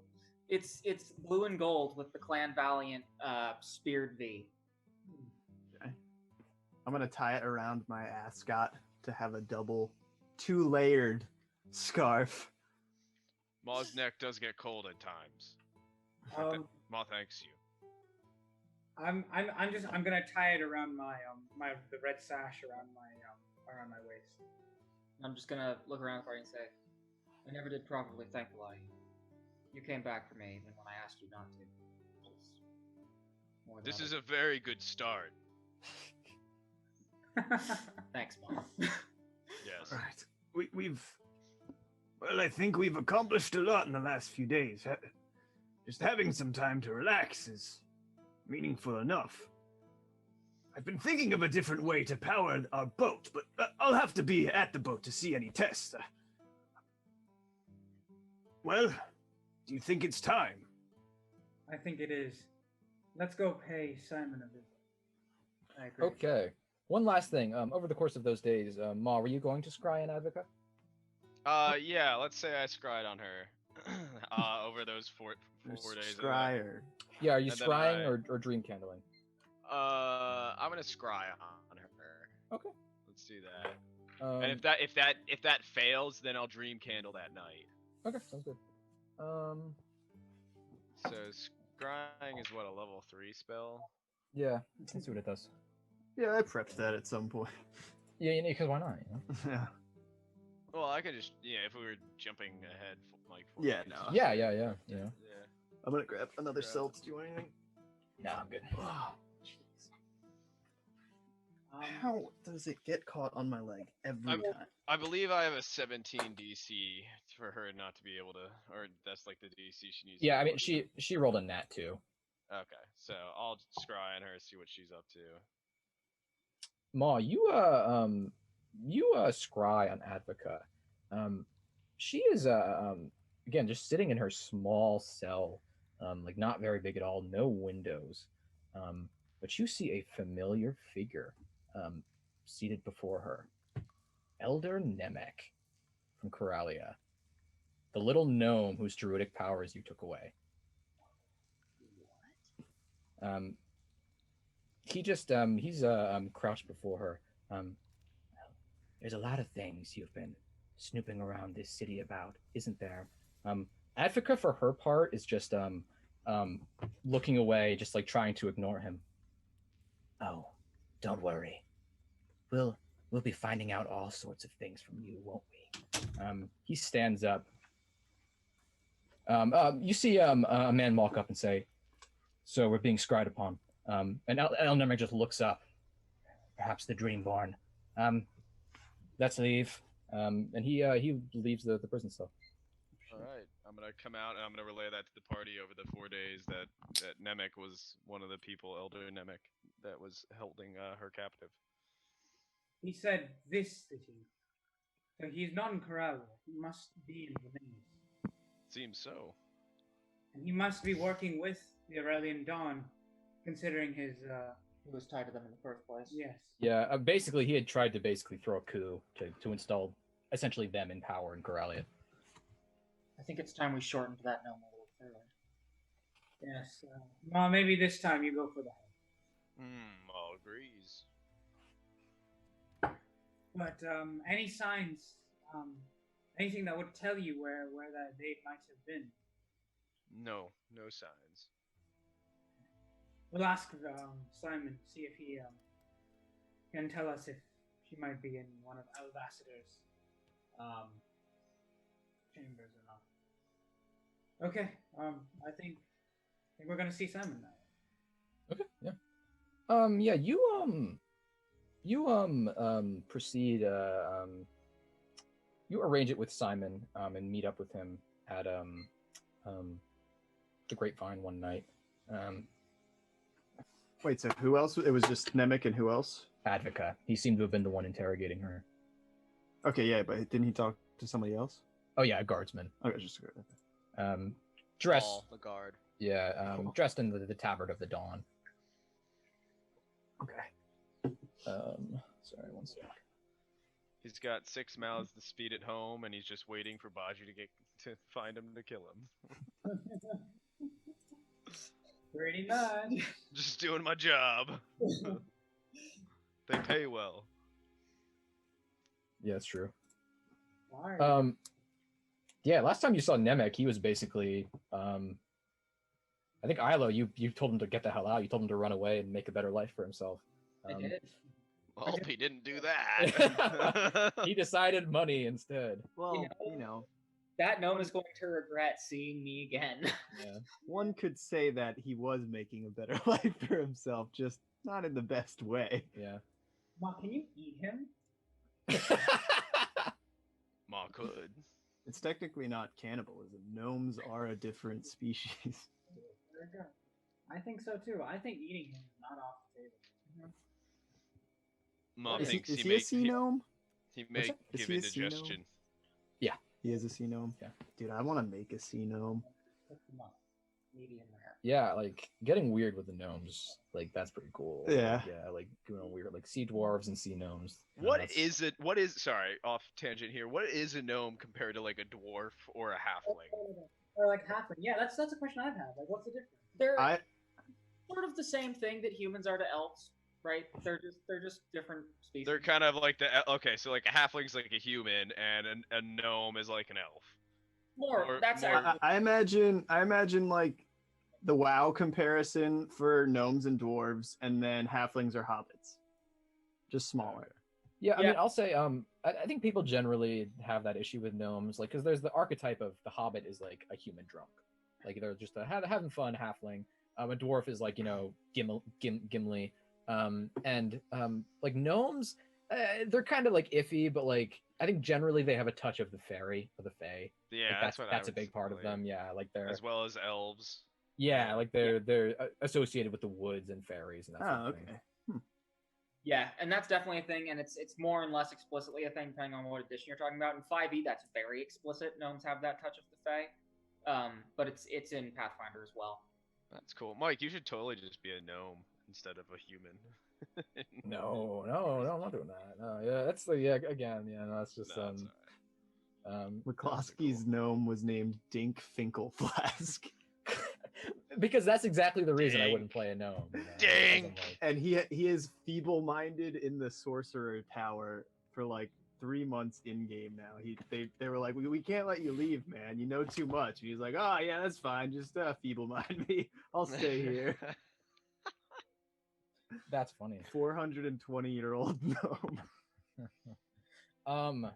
Okay, yeah, but you go to meet with Simon on the 5th day. God, that first night you were all gun ho about rescuing Advoca, and now you're just like, well, I we'll wasn't get back to gung-ho. that. kinda, got sidetracked. Someone tried to kill us. We got side stabbed. Yeah. You sort of drained all that stuff.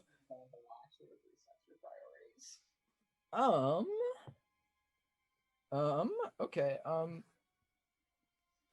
What was I gonna do? Yeah. You go to meet Simon. You going? We'll say you're going tonight. Ma's staying. Okay. Yeah, I'm also staying. Yeah, we'll say you're going to the fourth night of I guess I'm going. I'm going. Yeah. Well, I can't disguise well. Yeah, I'm just not. I'm not letting Baji go out alone because that's a recipe for disaster. Yeah, that's pretty true. You're the one that got kidnapped. He'll kill Paul the guard. You're the one who almost got assassinated the last time we left you by yourself. Actually, you guys were all there. I just went up to. That's what I'm saying. We left you alone for 30 fucking seconds, and you almost got assassinated. Mike, can Sangariel not hook us up with a carriage to take us there or something? No, he could. Yeah. In fact, that actually makes a lot of sense. Yeah. Yeah. In the back of a carriage. I'm gonna borrow like some makeup or something and cover up my tattoos. Oh, Sangariel. He literally that's the shit he does. He's just like, I'm gonna be a human or I'm gonna be a woman for the next 50 years. Like, where's my makeup? Like, where's my so he's got makeup, he's got jewelry, he's got he's a cross-dressing vampire. He does what he wants. He's got like 6 mage hands permanent casted that just like do his makeup and outfitting for him. Make me over as like a model guardsman. Yeah, sure, yeah. Sangariel will do that, yeah. Yeah. You said that Sangariel, like he's all about that. I pictured him as like he's tatted like from like here to like here.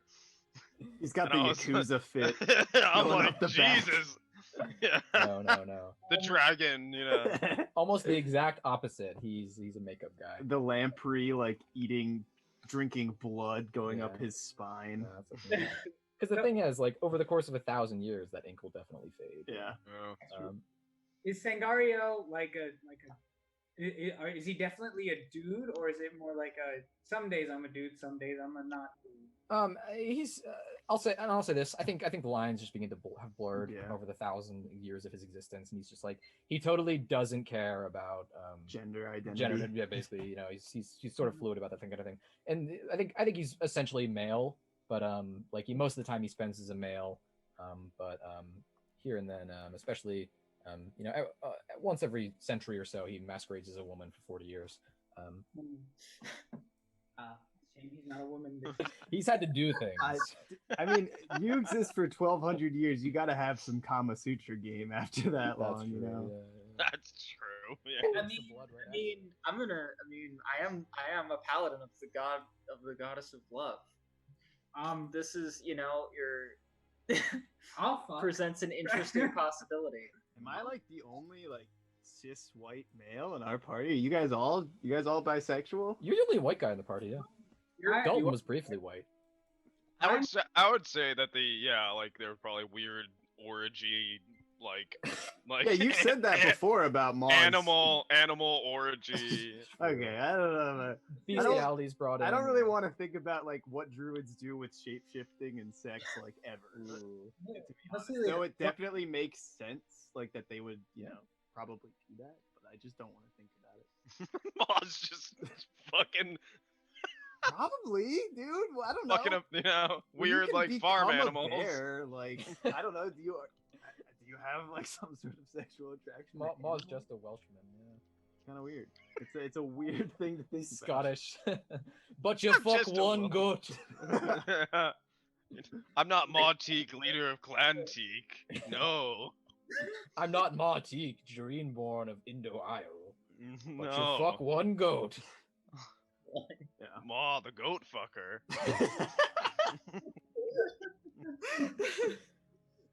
I guess they'd never know though. The farmer would just walk out one day and be like, "Did I pick up another goat? Whose goat is that?" At least like, What's that black goat doing there? Yeah, do the rules change like when they become the animal? I don't know how that thought because you can't talk regularly anymore. Like I don't know how your mind works. It Like becomes it's crazy passionate. Well, it's just weird. that's where I would say, like, you keep your own personality and stuff, but where Maul comes from, it's like, yeah. it's more primal, more All of that was savage. fluid. Like you said you guys were kind of like just you would just shift like with the wind and shit, right? Or just like weird, yeah, like. So it's like primal, I don't know. Just something to think about there, viewers. But he's also very he's just a prude. I was a prude. I don't think that's true. I'll say I just think Vasilios doesn't like you that much, Ilo. I think that's just like I think he's very because you're a paladin essentially. He's a vampire, and it's just like That's fair. I mean, I don't think that I brought that up in jest. I don't think that Ilo really has any intention of having. There's a little bit of bad blood there. The question would Ilo be attracted to men? I'll say I don't think just by becoming a devotee of Shayla and you immediately become pansexual. I'm not saying that he does, but what I am like, I'm just wondering if that's like if that's like even in his like. You probably at least sneak a peek. There's just I think there's just a question raised like with so many different like species like races in general. Yeah. Like we have different colors, but like I don't people aren't different like. Yeah, that's true. What I want to see the weird underground like sex brothels of the D&D world where it's like a fucking I don't even know like a mind flayer is like the Oh pimp. God. Yeah, no, that's just it comes to your mind. You just try to not make it a plot point, I guess. In a lot of ways. I think I'll say I think Veneians are fairly free about their sexuality. I think most of these people in the city many of them are kind of like I play both sides. Sort of things like because they don't really have like they're not religious. Like the closest thing they have to religion is an overwhelming fear of the ocean constantly hanging over them. Like so they're just like they're very much just like yes, do what you want, whatever pleasure floats your boat. I know. Yeah. I mean, I know Ma's a power bottom, but I mean, I would imagine that that's great. I love that. That Baji would also be a power bottom. I would feel that on the same emotional level that we would be both good power. Yeah, I don't know. That's why I could never work between you. I love Ma. Yeah, that's interesting. I just imagine Vasilios as like just a pitching cis white guy. I don't know. Not just because I am, but I've made more fluid characters in the past. That's just Vasilios specifically. Yeah. No, I mean, I think if you visit the brothels in the city, I think you're very likely to come across just like I'm an orc prostitute. Or like a mermaid folk. Yeah, and rich nobles are like all over that shit. It's like forbidden, or it's like. I guess that's true. That's something I didn't really. It's so weird to think about that. Yeah. Talking to the woman from the Radiant. Oh, never mind. Yeah. You head to the Grapevine. One night, the fourth night, you're sort of sitting around. Is it just Ilo and Baji? Yeah, I'm big chillin'. Yeah. Okay. Yeah. You head to the Grapevine. Knock on the door. You'd earlier contacted Simon and the Scarlet Prince, and he one of the sons lets you in, and you see them just running about here and there. There seems to be a play going on. But you sort of pull up in this carriage too. What are you dressed as? What are your disguises?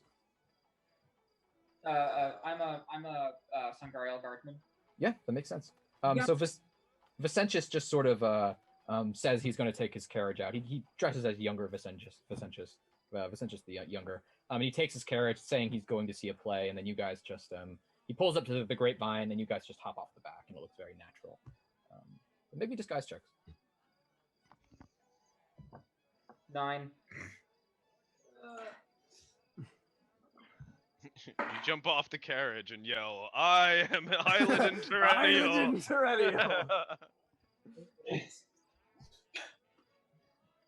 What was yours, Baji? 8. Oh wow. Yeah. You guys, yeah, you sort of stick out a bit. Ilo doesn't walk like a guardsman. He sort of looks weird with the sword and the rapier at his side. But Baji, I think you're just Kenkoni. Yeah, Kenkoni with a metal Terminator eye.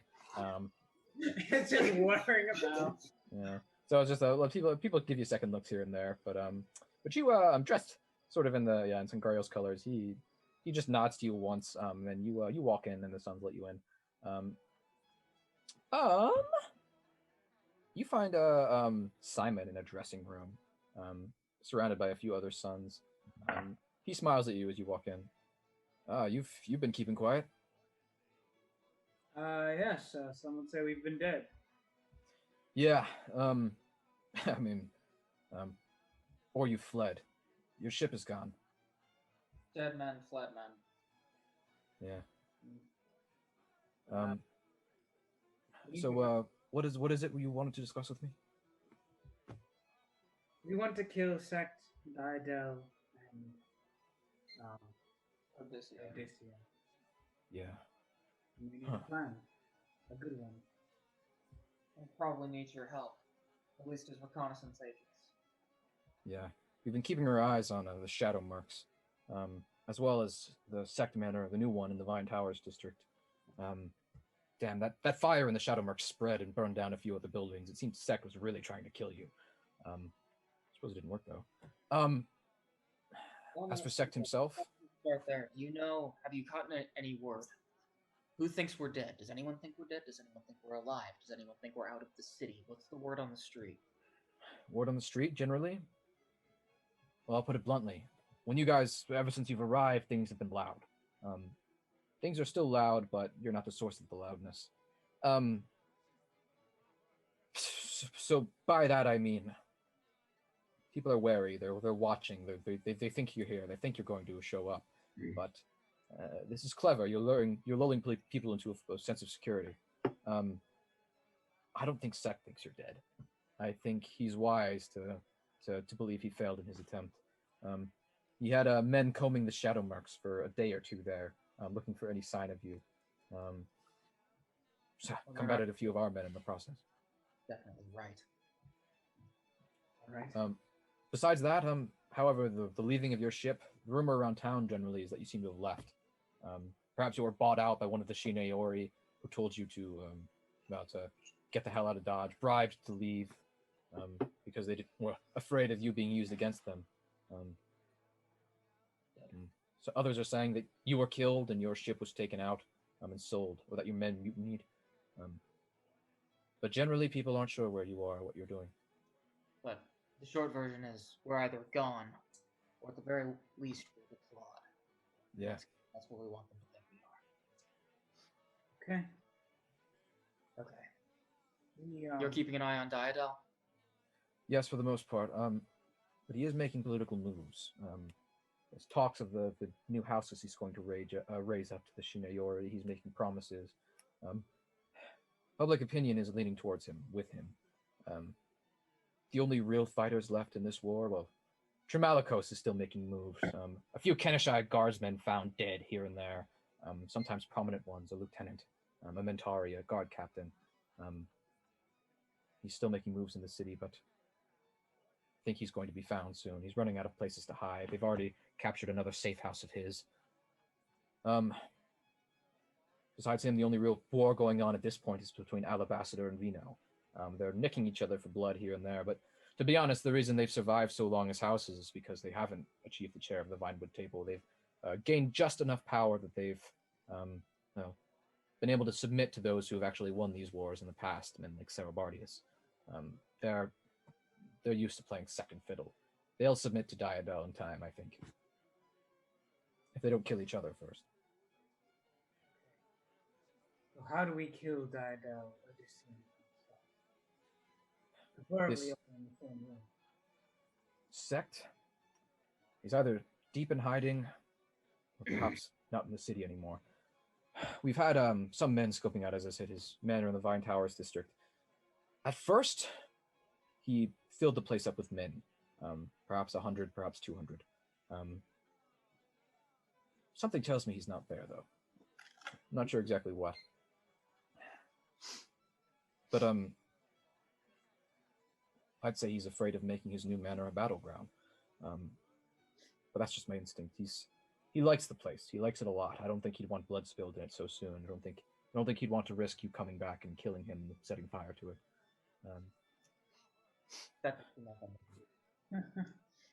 As for where he's gone, I don't know. He's got numerous safe houses throughout the city. He's perhaps he's even left the city. We don't know. That's fine. We have a play that might get him to come out of the woodwork. But that still leaves Diadel and Odysseus. Any ideas on them? What have they been up to? This Odyssean hasn't been spotted at all. I assumed for a while, people spotted him in the streets, they would probably tear him to pieces, just as they torture Malkier to pieces.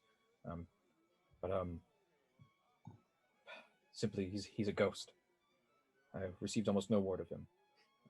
As for Diadel, again, there's always the straight frontal assault in his manner. I, however, am reluctant to include the sons in that fight. This Lord Diadel, he's definitely dangerous. He definitely, should be stopped. Something skeevy about the man. He's greasy, slimy. But the thing is, we've already assaulted the manor of House Cerebar. If we start taking too many sides in this war, there's the possibility the other Shineori, the Shineori in general, might decide the sons have lasted too long as tradition. If we present a true threat to them, actually killing prominent citizens, prominent nobles, it's one thing to fight Black Scars, in other words. It's another thing to assassinate political figures. We don't want you to fight for us. We need you as scouts, not as soldiers. When the time comes for war, that's where Tramalikos comes in. Okay. Clever of you to use Tremalkier. I imagine...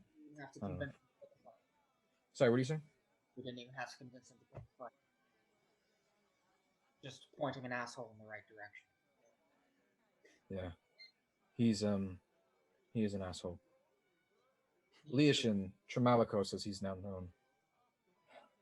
I sparred with him a few times when we were both young. He's always been a killer, I think. I think if you plopped him into some barbarian tribe in the middle of the Sunscar, I think he'd be just as at home as he is in Veneias. I think he enjoys bloodshed, that one. There are, of course, the rumors that he killed his own father to take charge of this war himself. I don't think that he's a great influence on the world, but for now we need him. He's the lesser of two evils. That's true. You should also know, public opinion is, there's, I've spoken to my father at length about this. He believes Tremalkier probably wasn't the one behind the Mask of the Red Death. He believes it was a political play by one of the other houses, framing Tremalkier. Yes, he seems to suspect that as well. And from what I've gathered, even Alabaster suspects it on some level, that Lord Diadel was the true one behind the mask. That's good. That's something we can use to our advantage. If there's already suspicion, is there a gathering of some sort, even if it's between two houses, some sort of a traditional, I don't know, meet and greet? The thing is, this might not be true for Alabaster since one of her sons was killed there, but they suspect it was Diadel behind the attacks, and they're mostly fine with it. You see, Tremalkier was the biggest threat to them in this War of the Gentle Blade. He was ruthless, efficient. He had this Odyssean on his side. He was a fantastic killer. If Diadel was the one behind the massacre, it's simple political logic. It provides them a reason to all gang up on Tremalkier and eliminate him as a threat. Desdemira, she might not be so... In other words, the Shineori would never admit it, but Perhaps they're silently thanking Lord Diadal for attacking the mass, because it gave them the excuse to move against a political rival without fear of exposing themselves in the process. They all ganged up and killed the biggest one and the biggest threat in this war.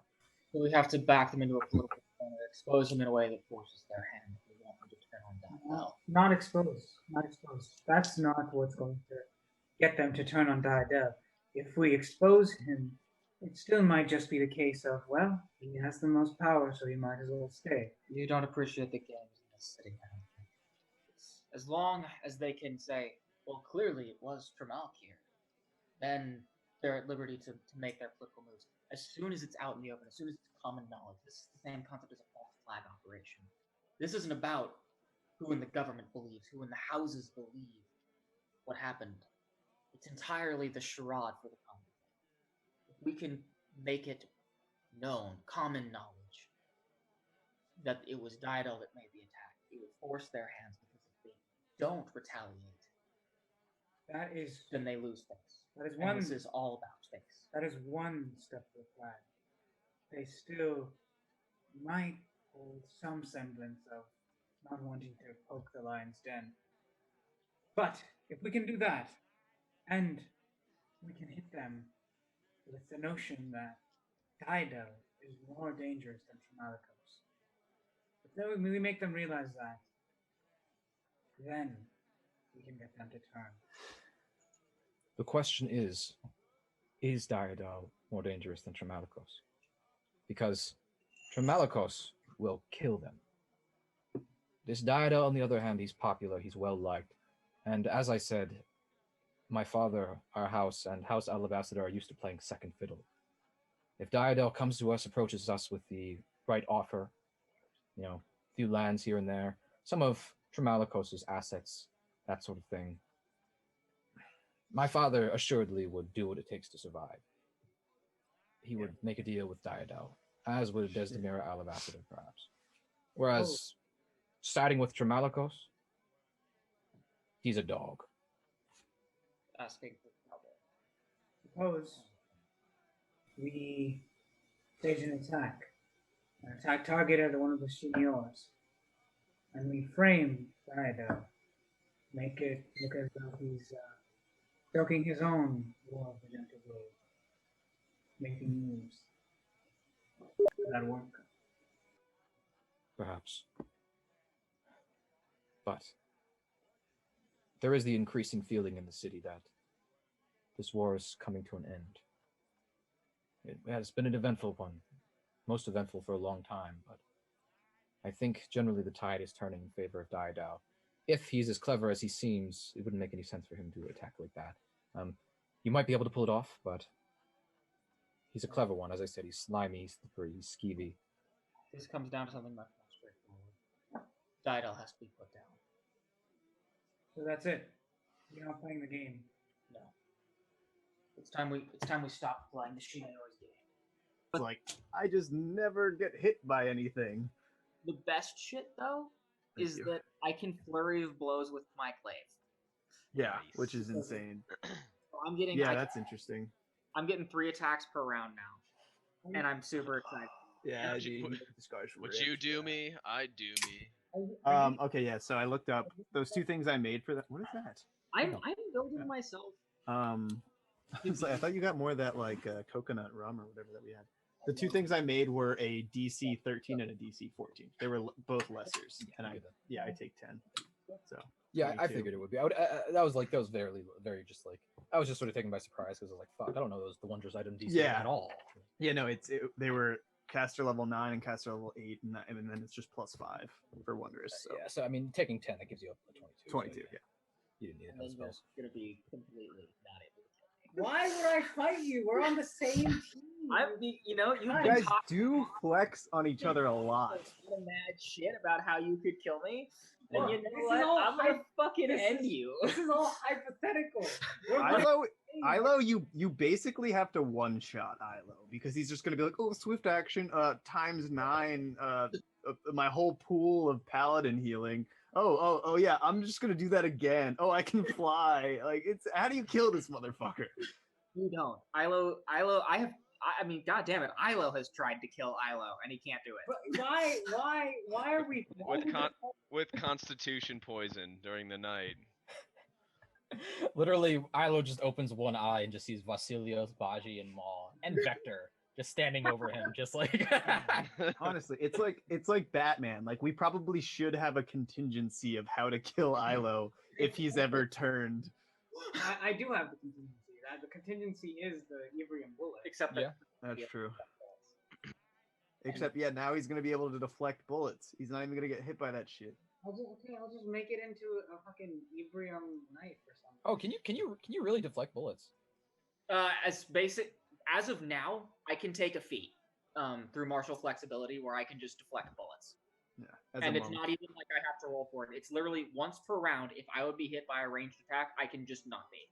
That's badass. Yeah. It's like it's like my favorite flavor spell for my monk in 5e.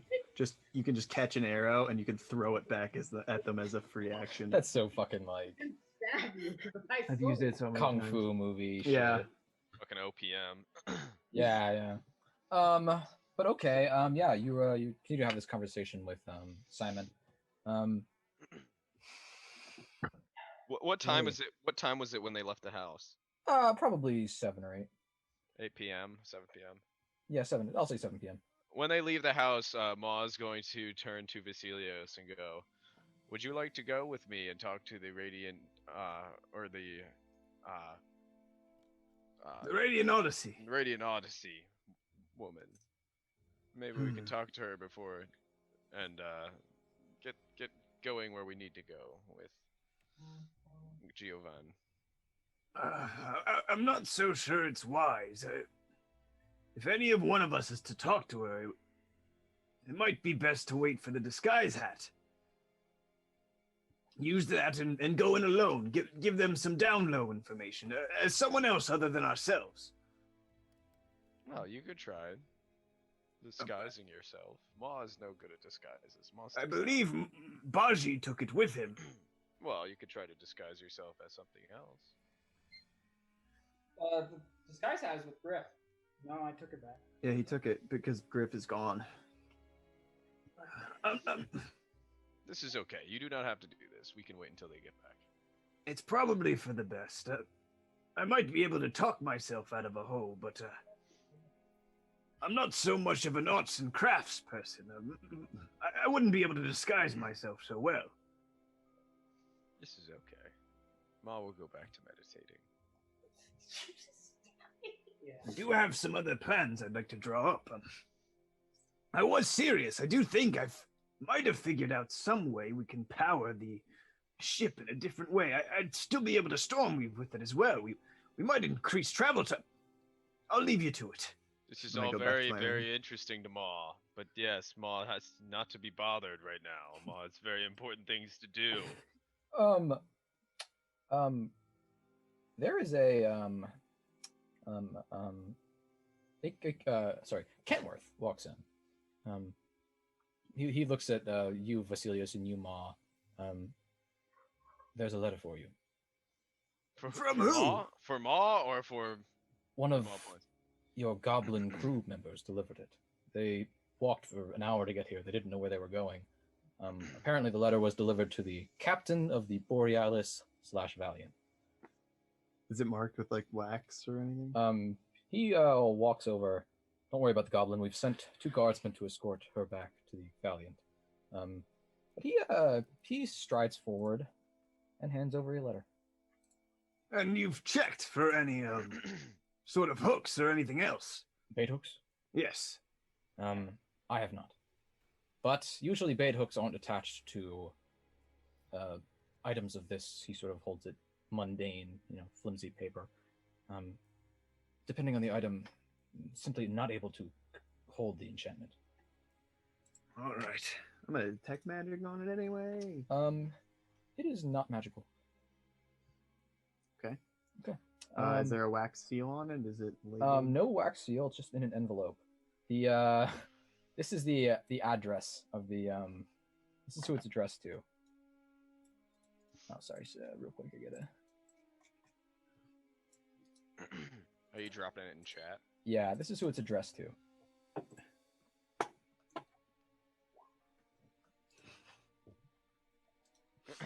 Whoever the hell is the captain of the Borealis / Valiant. That's my letter. Give me that letter. That letter belongs to me. This is what it. Do you open it up? I take a look at it, and I look at Maw.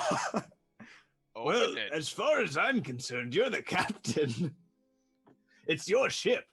Give it to Ma. Open it. This is a shit. This is what it says, Maw. Let me post it in chat. Let's see it, boys. Well, here we go. Oh, jeez. Hey, Baji / Ilo. Bet you guys are wondering where I am. Toldir says you fought beside him to rescue Griff from those Shadow Rage sisters of Manor Serobar. Good on you. He's always had a soft spot for rescuing innocent children. And that's what Griff is in all of this. Innocent. Guard him well. Perhaps get him out of the city. The longer he's in Veneias, the more dangerous his situation becomes, especially if someone finds out he isn't dead. Sorry for kidnapping the kitty and then Ilo. You must understand I had to try. Toldir doesn't have a whole lot of time. The older you are, the harder the connection is on you. It's why Kossagen couldn't himself bond with Karkanos to oust the harvesters from Coralia. The strain of the binding would probably have killed him instantly. He needed a young buck like Ezra to take the brunt of it for him. It was a moral compromise he had to make, making alliance with and putting his hands into the city of a vampire. We're putting his city into the hands of a vampire. Though I've heard you guys have had some experience in that department yourselves lately. Anyway, I'm writing this letter to tell you that Thanatos has excavated something in the flooded ruins of his lair. Something potentially quite valuable, though he will need time and expertise to repair it and get it working again.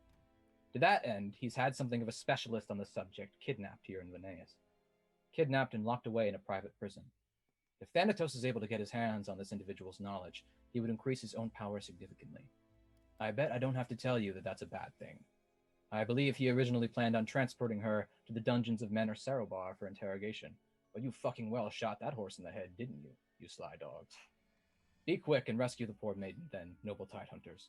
Check Madame Tuisera's boarding house in the Crosswinds. There's a back entrance that opens onto the canal. It is open at certain times of the day.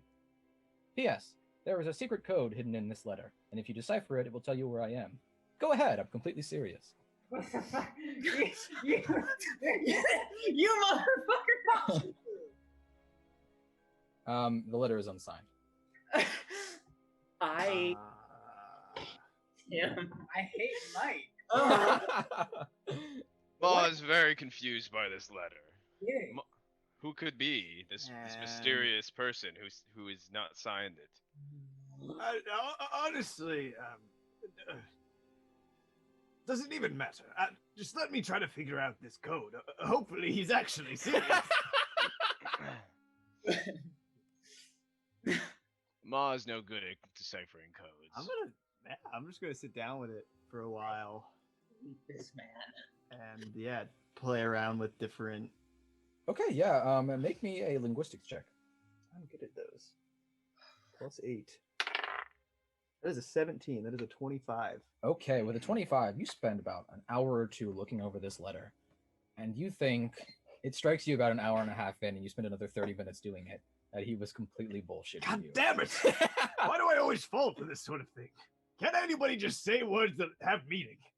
But if you're done speaking to Simon, after the play is over, Baji and Ilo, Vicentius comes back once more with his carriage, and you can hop on and return to the manor. Were we done talking to? Well, that's why I'm asking if you were done. So if you have anything else to talk about, go ahead and talk about it. Yeah. So we're done with this charade. We're not playing the game. We're not coming up with any schemes. We just killed Ida. All right. How do we do that? Break into his house. We find him. Full frontal assault then. I'm not even sure about that. This is why I want the. This is what I want the Sons for. I want you to reconnoiter Hastanashon. I want you to find us a way in. It's the best chance that we have. is to go in, not with a full-horn assault, but with a strike team. The four of us. We break it, and we kill Quinn Vela. It's always the same, isn't it? It's the cycle of this city. Every 10 or 15 odd years, a chair kills everybody else and takes power, and then he dies inevitably. The sea turns on him. See, here's the thing. I'm not going to wait for the sea to turn on Lord Diadem. I'm going to expedite the process. This city is diseased, and I have arrived as Thalasia's feet. I think you're absolutely right. The city is diseased. And we, as the sons of Veneias, aren't doing enough to stop it. What we need is power. Magical power. A way to beat the ocean somehow. A way to elect a leader who can remain elected. Who the sea won't turn on. You would want to hold off on such notions. No, I believe I've held off long enough. I've watched this city. You've seen it. The rich abusing the poor. The rich then dying and new rich taking their place. The poor always trod under the boot of those more fortunate than them. You know, they said Shivaji Rudra possessed this ability to circumvent the will of the ocean, control Veneias, didn't do much good for the world. Well, he was, forgive me, but he was a foreigner, and he didn't truly understand this city. It was just another jewel to add to his crown. He didn't care about this place. I care about this place. I think there is a soul here that can be preserved, if we can find a way to somehow beat the ocean. I'm just going to look at Isla. I'm going to glance back at Baji, look back to Simon and say, playing with gods and forces unknown is a dangerous game. I would know. Yeah, that's what Dorian said before I sent him west. You said you wanted to talk about Craven and Dorian last time we met. Yes. Dorian was one of my closest friends. Craven was, well, he cared for his brother. Some time ago, I sent Dorian west. There were rumors of a magical object. Something that would allow you to become blind to the ocean's sight. Something that would allow you fantastic power, great power. If only you gain control of the object, you would be able to do most anything. The object was a golden mask. Mask? Yes. It's tied to a legend in Thalasia. You've seen him then? Oh yeah, we got a chat. Say that again? Craven saw him a lot. Interesting. They say the masked man has powers unheard of, the ability to, do most anything. If I could get my hands on that power, I could perhaps take this city out of the dirt that it's in. Simon, stay away from that power. Stay away from that mask. From what I've heard, if you ever see the masked man, you turn him away. Take no deals. Do you understand? You just see the masked man just stride out, just out of he was in the corner of your eye, and he just strides to the center of the room. Oh, poor little Simon. He just puts his hands on Simon's shoulders. And Simon doesn't seem to feel him or hear him. all you have to do to see me is, well, be a little more intriguing, to be honest. You want so many things. And he just begins rubbing Simon's shoulders. Do we both see him? Yeah. I'm gonna exchange a look with Baji, and then and just sort of give like tiniest of nods. It's like, yeah, I see him too. And then I'm gonna look back to Simon and say, everyone who's ever gone seeking power thinks they're doing it for the right reasons. And maybe one day someone actually will. Maybe you really are. But Simon, like it or not, you're also one of the wealthy elite of the city. Take it if you will, but you'll be nothing but another usurper. One more noble son, waging his war of the gentle. This war to raise the people, it's not one that you can champion, because you are not the champion of the downtrodden. Maybe a diplomacy check.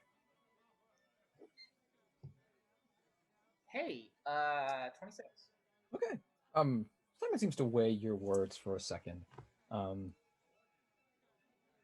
What? Because I was born into wealth and privilege. Are you saying it has to be a poor person who raises the people of this city?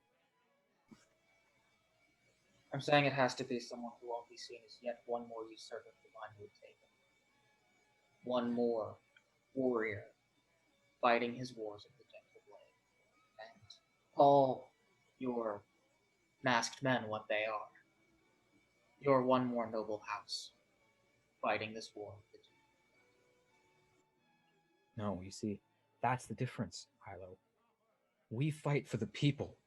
We don't fight for ourselves. We fight to free the city from the tyranny of piracy, to free it from the tyranny of companies like the Dawn, to free it from the tyranny of nobles who have innocent people locked up every day. What you're preaching isn't reason. It's weakness. And so, Simon, and that's why you seek personal power in your golden mask. I don't seek personal power. Yes. I would deem whoever was worthy to wear the mask to wear it, to rule the city. Sure. Hold on. Simon, if you had the chance to tear down all these houses, even yours, and to leave behind a government of the people, would you? Yes, I would. I would do most anything to achieve that goal. If there was a way we could beat the ocean. Why do you need to beat the ocean to tear down these houses? Because what the ocean fears is humanity's power. That's why it has this great joke on us, you see. It fears because there's nothing more terrifying of a force than when humans band together. There's nothing that can beat that power. You're telling me if the common people of Veneias rise up, then the sea will destroy them? What would it be but an army? It would violate the rule of 13, wouldn't it? If every peasant in this city rose up at the same time, the sea would destroy the city. It would be an armed force. The ocean would consider it a threat. Baji, let's go. No, he has a point, Ilo. What's he going to do? I'm not going to have this discussion right now. If you want to talk about this thing. What is he going to do? What's he supposed to do? What am I supposed to do, huh? Stab muggers in the streets? Steal from the rich and give to the poor? It's a drop in the pond. What this city needs is real political change, and that can only be achieved through power. Us running around on rooftops at the night is not going to do anything. That's why I sent Dorian west. And Craven followed. We'll achieve power and the ocean will tear you down. And if it doesn't, then somebody else will. That's no reason not to fight. You're one more fucking punchline in the great joke, Simon, when you think this way. Don't you see that? Don't you see that this is exactly what everyone else is doing? Oh, I will make the change. Oh, I'll be different. Sarabardius thought he was different. Lord Dido thinks he's different. Right, so we're going to just not do anything, lay down our weapons, and talk about semantics. I didn't say that. But I'm not seeking to circumvent the rule of 13. I'm not seeking to overpower the ocean. I'm not seeking to overpower this place. You seek to fight gods. And that's exactly what the ocean is afraid of. That's exactly what a servant of a god would say. Isn't that right? You don't understand what it takes, Ilo. I'm sorry to say. Individual acts of goodness are nothing compared to moving the people. And to move the people, we must be able to defeat the ocean. I must, if I can, achieve this power. You are a danger to yourself. Perhaps. But I would do anything for my city. Including burn it to the ground. It's been flooded several times in the past. When Arcandrius first arrived here and built this place, he didn't realize the rule of 13. He didn't believe in it. Several times humans have fought over this city and it's been destroyed by the ocean. But its spirit has persisted because there is something there. There is something valuable in Veneias. Something pure. If only we can find a way to hammer it into a proper power in this world. And magic is the only way to do that.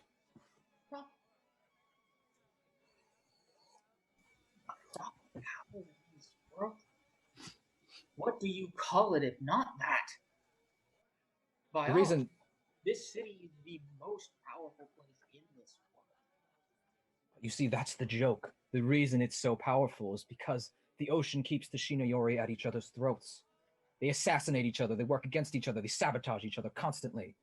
That is the reason this city isn't destroyed. If it ever truly unifies, the ocean would destroy it. And so it keeps us in perpetual, cyclical violence. I have a question for you, Ilo. All this talk of fearing the gods and not wanting to meddle in their business, they're playing a joke on the city. They're playing a joke on the people. Why is it wrong to spit in the face of that joke? It's wrong to go chasing power that isn't. There's a reason. That isn't what? Are you saying the people don't have power? I'm saying that no one should have that power. Hammer this city into a proper power. This city is the most powerful place in the world, and it's not proper to you because it's not everything that it could be, because it can't put the rest of the world under its thumb. No, that is not what I'm saying. I don't wish Veneias to conquer the rest of the world, but I wish to forge a city that can live in peace with itself. A city that can have young men, not spill their bloods constantly in fruitless wars with each other. True unity. But the ocean has a distaste for humanity, it seems. There is no true unity. Don't you see that? Ilo, what you're preaching is anarchy. No. If no one is to have power, then who? What, where? Who dispenses the laws? Who carries them out? You sound like your fucking ancestor. Let's conquer the planet so that everything will be better. Let's burn Starhaven. Because the world will be a better place when it has one unified king. You think like a king. You think like a noble. And as I said, think like conquerors. And I'm gonna turn around and leave. I appreciate you standing up for me, Baji. He's under this delusion that he can single-handedly change the world, that any one person through acts of heroism? No. We do what we can to save those we can, but if humanity doesn't move as a collective, as I said, if we do so, if we unify truly, nothing can stand in our way. And that is why the ocean fears us. That is why it destroys us. Well, there are always questions of morality. And don't get me wrong on this, son. You must always question the morality of your actions. You can't just stop there. If you think too much about the semantics of it, whether or not what you're doing is wrong, and that prevents you from acting. And damn it, son. At least we're doing something.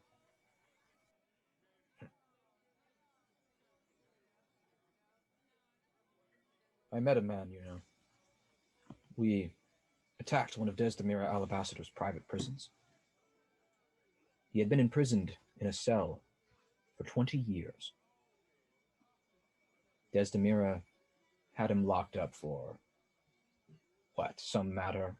He accidentally insulted her in the streets, perhaps. He was a cobbler, a shoemaker, you understand. She forgot about him. She simply, as soon as he was locked away, he left her mind. The whim of a noble robbed a man of 20 years of his life. That is what I fight. To make sure that never happens. I think your heart is in the right place, son. Ilo, sometimes he's just drowned in the delusions of the dreamer. Sees a nobleman, sees anyone with any kind of power. He writes them out. Yeah. Hypocritical for a man who seems to wield the power of a god. Tell me that. And not fighting the gods is a way to keep us under their thumb. I appreciate that you were able, at least, to see the necessity for revolution. I'm a Cancunian. Freedom is dream that I came to. And I offer my forearm. Okay.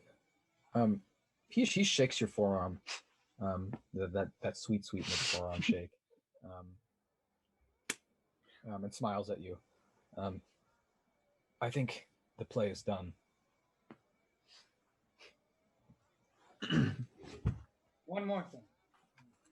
One of my associates, Advika, the bookstore owner, I believe she was kidnapped by the Aurelian Dawn with the help of... Yes. You approached me about this the other night. Yes. Any leads?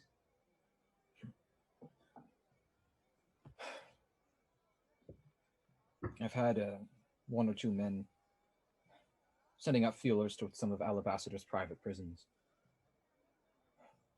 But I'm afraid nothing so far. Nothing. Okay. Let me know if you hear anything. He nods. And, if you hear anything more about this mask, and Dorian, let me know. He nods. All right. Thank you, my friend. Oh,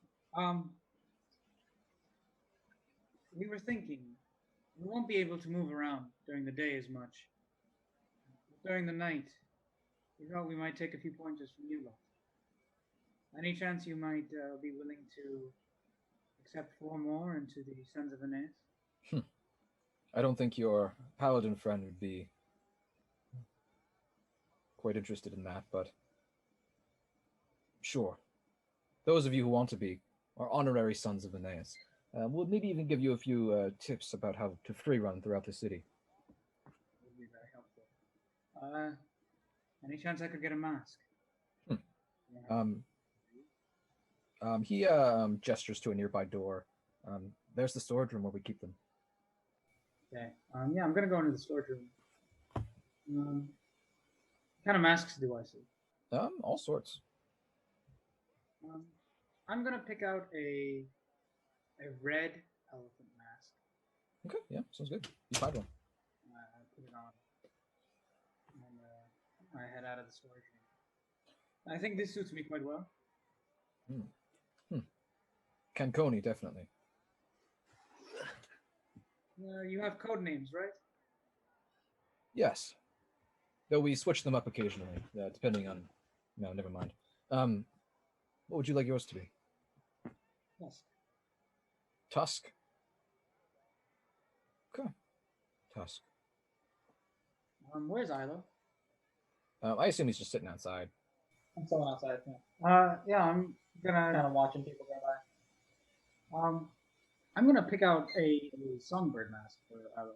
Yeah, sounds good. Not songbird, an eagle mask. Yeah. I pick it out, and I see him, and I toss it to him. You might be needing this. I appreciate it. Okay. That boy is dangerous. Simon? Yes. Why is he dangerous?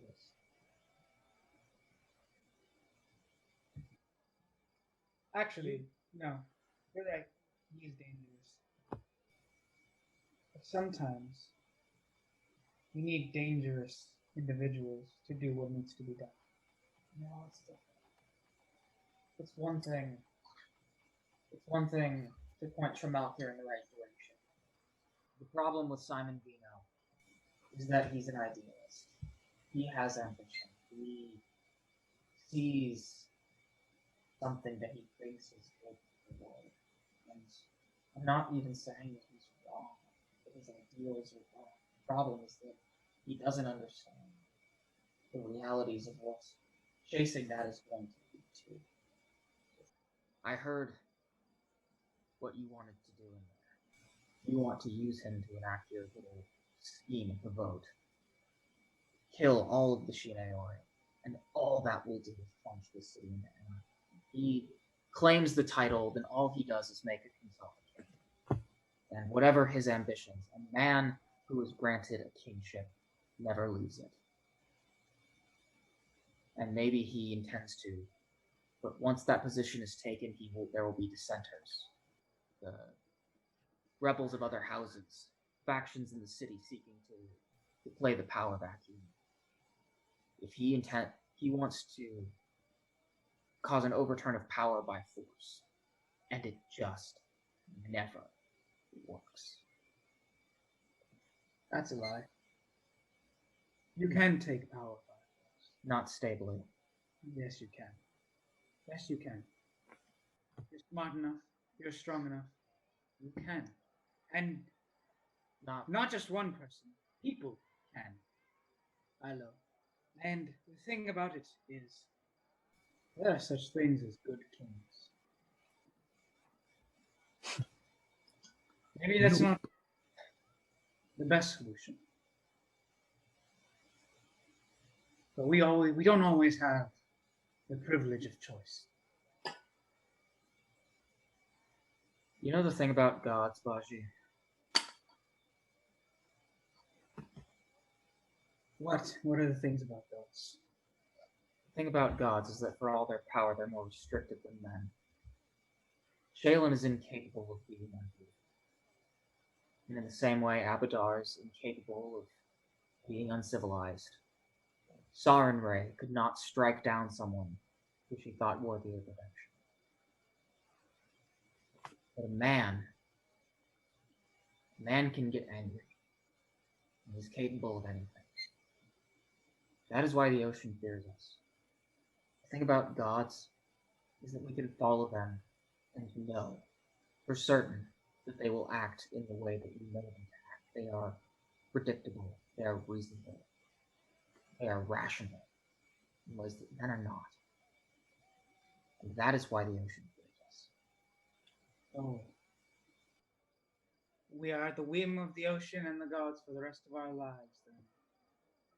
Even if the ocean deems it right to these bloodthirsty monsters in power to trod underfoot. That's the thing. The ocean didn't deem that right. The ocean, all the ocean does is keep someone from growing too powerful. If Simon Vino takes this city by force as he intends to, it will end him too. The ocean doesn't strike down kings, Baji. It strikes down ideas. It strikes down figureheads. It strikes down movements. Because movements are what is dangerous. And the only movement right now, actually. And it keeps anything from attaining too much power. Simon, that's what I meant. Simon is one more player, one more punchline. Because he doesn't see that. He doesn't see that his ideals don't matter to the ocean. It doesn't matter to them, to it at all. You need to understand, Ilo. The status quo is that the strong prey on the weak. And if the ocean feeds on movement, on any movements, the movement that it is quashing is out of revolution, is out of the people. And but then it's also that's quashing the case, everything else. it's not quashing the Shiniors. No, And because they found the right way, and that's the Shiniors are following the right way. they found That's the way rich. to circumvent the ocean. The strong will always prey on the weak, Baji. You're a king. You should bloody well know that. Honestly. When you retake Cancun, are you going to undo laborers? Will there be no one working the cesspits? Will there be no tailors? Will there be no stitchers? Will there be no ditch diggers because you are such a good king? First of all, I need to free Cancun. You're not hearing me. You're getting lost in the romance of your war and forgetting that at the end of it, you still have to be something. You can't be a soldier forever. You can't be a retaker forever. Eventually, you have to rule. And this romance of what good rulership looks like, it falls apart the moment you have to instate a fucking tax policy. Well, then I'll instate them and I'll be fair about it. And how will you do that? When will you tear down the rich? Will you live in the same quality of home as the average person? Will you make everyone equal? Will the doctors live in the same houses as the ditch diggers? I don't know, Ilo, but right now I have to face realities. I can't freeze myself in place until I have a perfect plan to save Cancun and then to make it the greatest country in the world. I'm not freezing, am I? Have I been sitting here talking philosophy, or have I been killing people? Have I been pushing to kill people, to make things better? But what I don't support is this notion of overthrowing an entire city and plunging it into anarchy for your bloody ideal. So it just stays the same. The status quo. Stay the same. When Diadel dies, there will be 3 empty seats on the Shineors, and we will have 2 of them in our pocket. 3 if we count Vino. Oh wow! So it's fine as long as they're in our pockets. It's fine because things can change. Because 3 new houses will be raised, and we push to make those the right ones. Don't you understand? It's the cycle. The cycle, it keeps going, and the wheel keeps turning. And those 3 houses will just be the same. They don't have. Sometimes you can't achieve change through peace. Sometimes you need to act. Do I look like I've been peaceful to you?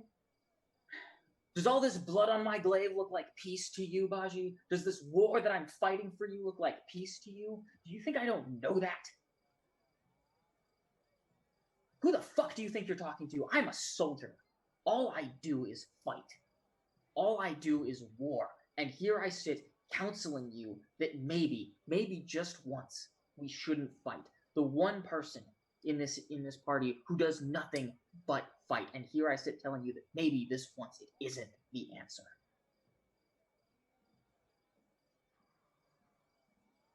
When you show me what he's gonna be the answer, maybe I'll listen.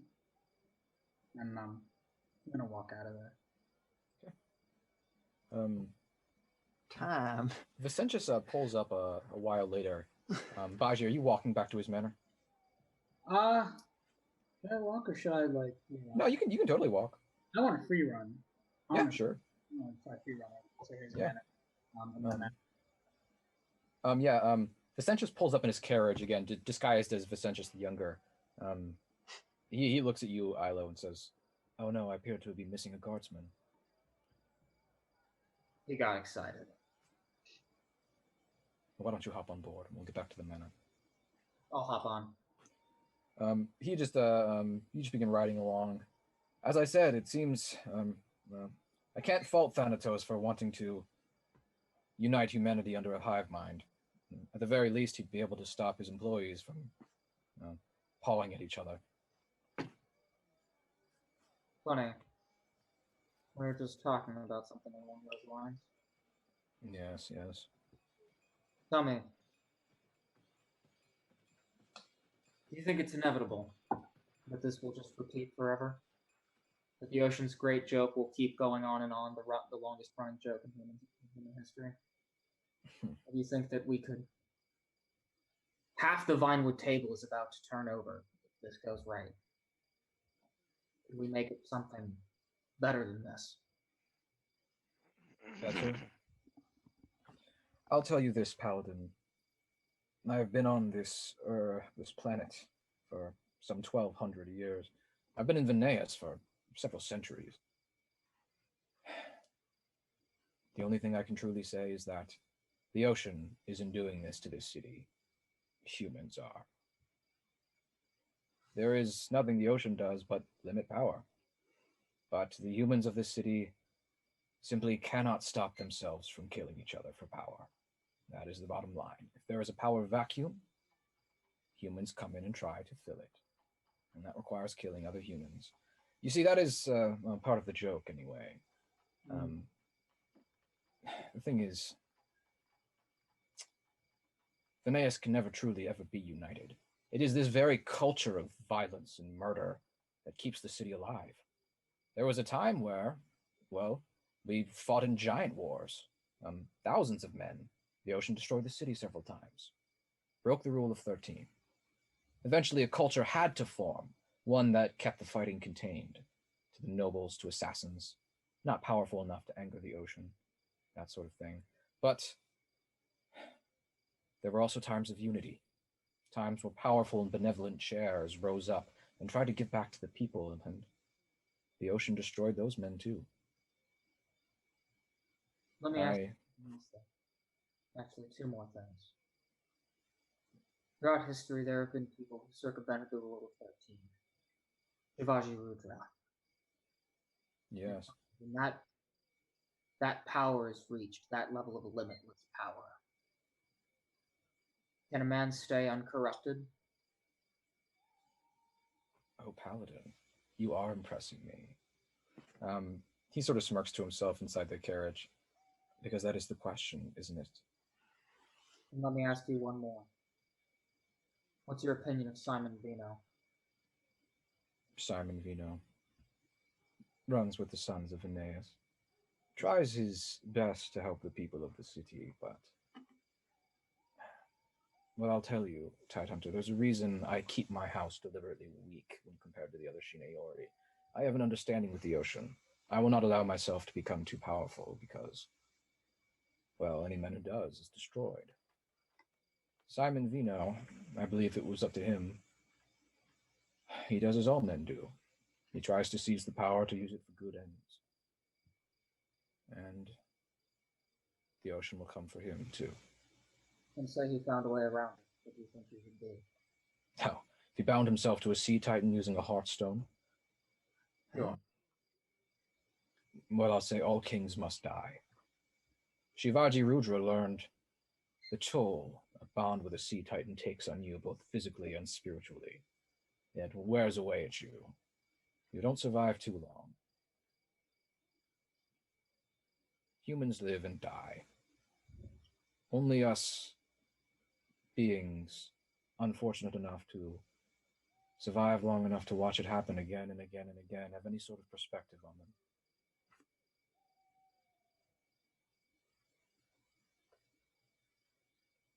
Perhaps you can only do what you can for the few people you encounter on your pathway through this world.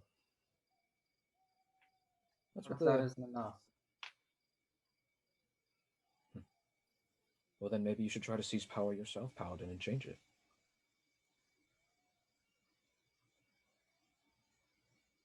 Every time I find power, a bunch of people end up getting killed. Yes. And the cycle continues. And the wheel turns again.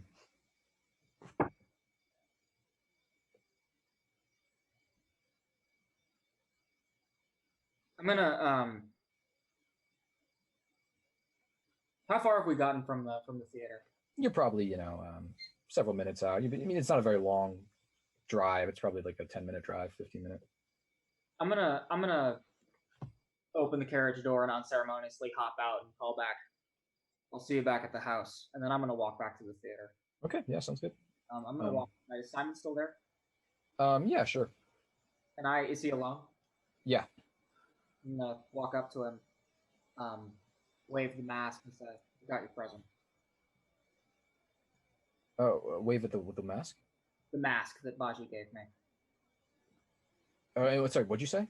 I'm gonna wave the eagle mask that Baji just gave me and say, "I got your present." Simon nods upon you coming in. And he nods at the present too. I need you to understand something. I want to believe that there is a better way. I do. I saw the glint in your eye that I saw in all the metal dragons back in Urithu that they said that they were fighting for all the right reasons, but really they were fighting just to fight. So hear me. Maybe you will find a way around the Rule of 13. Maybe you will take the city for your own. And maybe I'll even help you do it because I'll find a good reason to. But understand that if you abuse that power and the ocean doesn't come for you, I will. Make me an intimidate check.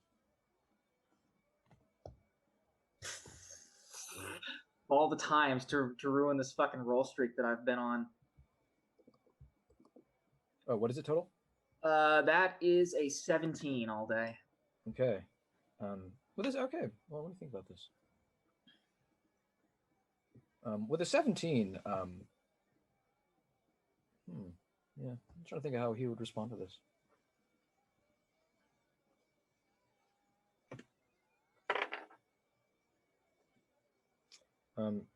He's just gonna keep his eyes on you, and he's just gonna say, as would be natural. It would be valuable for anybody to have a person of great morality watching over their shoulder, especially somebody possessed of a great deal of power. Think of me as an equalizer. The Avenger. I don't care too much about how much power one person proves. I care whether or not they're a bastard. And you might ask yourself, well, who am I to make that judgment? And the answer is, no one in particular. But someone who gets to. Because as we've established, I have the power. And might may not make right, but might certainly decides. And I will decide, Simon Vino. So understand. I lay harsh judgment on those that I see as abusive of power that they have come into. So seek your power, seek to take your city, and seek to rule it with justice and wisdom. Because if you don't, you'll find me waiting for you. And then I'm gonna put on the mask and walk out. Okay. He just watches you silently as you leave. Okay. Oh, so over the course of the next while, you guys make your way back to Manor Sangario. Yeah, you arrive. I stride in. Vasilios. Ma, what have you been up to? Ma's been meditating. I'm gonna peek my head out of the room. More smoke comes out as Norville crawls down my arm, and I have mage hand casted, but it's like a mechanical hand floating next to me. What do you want? Ma would like to know if you found out anything of value. We're going to kill Diadem. We are already going to kill Diadel. Yes, but now we're not going to have a plan when we do it. We're just going to kill him. It's brilliant. I flip over a piece of paper that I had drawings on the back of it. Oh, I used the wrong one. We got this letter earlier. It seems like Vector's toying with us again. And don't worry, there's absolutely no code. I double checked. Okay, I'm gonna take a second and read it. They've kidnapped someone. Could that be Advoca? It was my presumption. Ma would believe it to be so. But that seems strange. What layer is he referring to, and what expertise would she have? Has to have something to do with Cancun, I presume. Oh no. Who was her mother? Oh no. They know about Anantashesha. They know about Ocean's Fury. Maybe it has something to do with that. Maybe that's why they've kidnapped her. To interrogate her. We should. Well. Where did he tell us to go? The House of Sumera or something. Madame Toussaint's boarding house, which boarding house is sort of a word for like just establishment, restaurant, hotel, place to sleep, brothel. Okay. One of the above. But Yeah. why? Or all. Why is he helping us? Well, I'm not entirely sure. Vector might be a tad bit deluded, much like ourselves, but... From what Ma understands, this Vector fellow definitely has his own intentions. Does For does doing he exactly want Thanatos to be able to take over the ocean sphere and, well, destroy most of humanity? Potentially. Ma does not see that in him. That makes sense. He doesn't want Thanatos to gain the upper hand on him. But this could be a trap. Ma would doubt it to be a trap. He would not be so outright with it. What does he have to gain from this? To be fair, we've been He has shown that he can get us at any time, or at least he could get one of you. He does seem to know just about everything about us. He knows Sangariel's secret. He knows where we're staying. Oh, you recall he didn't actually send the letter to your Yeah. Presumably he sent it to the Valiant, and the Yeah. goblins of the Valiant then figured out where you were and brought it to Sangariel's Manor. So He knows about Sangariel's secret. He knows about what we've been up to. If he wanted to kill us, I think he would have just killed us. Right? Yes, this is the conclusion. Yeah, he probably would have done it in Azora Quare. All right Or then. Coralia, or...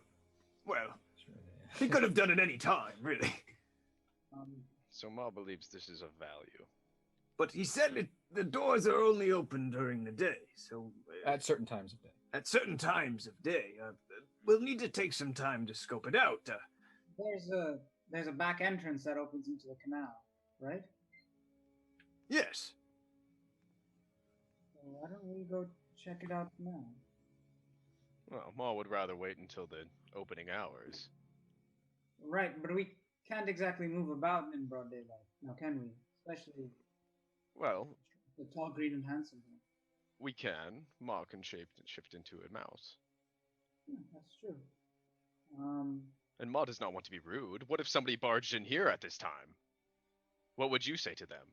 Ma would be very upset. Vicentius would, I'm sure, be very upset. This is not even Ma's house. You just hear from the distance. That's right. I would be very upset. As Vicentius presumably has arrived and put on his old man disguise. But that's the point of breaking and entering, no? Yes, but this is supposed to be a friend, is it not? Who? Vector? Well, who he's sending us to. No, he's not sending us to. He's sending us to Advika. Advika's been kidnapped. Yes, a friend. No, Advika's not been kidnapped by our friends. She's been kidnapped by assholes. Well, even so, go there and scope it out. You could be in disguise. Ma could be a mouse. It will be fun. You could be a mouse. I can use the disguise hat. What the hell are Ilo and Vasilios going to do? My eyes aren't exactly perceptive. A scouting mission wouldn't exactly afford anything for us. If you two want to do it tonight, that would be fine. And if you find anything of value, we'll be able to visit in the morning. Well, if we're going tonight, all four of us can go. Vasilios, I could lend you the disguise hat. But I can masquerade as a son of Veneias, and so. Again, not so much me not being seen as much as my utility given the situation.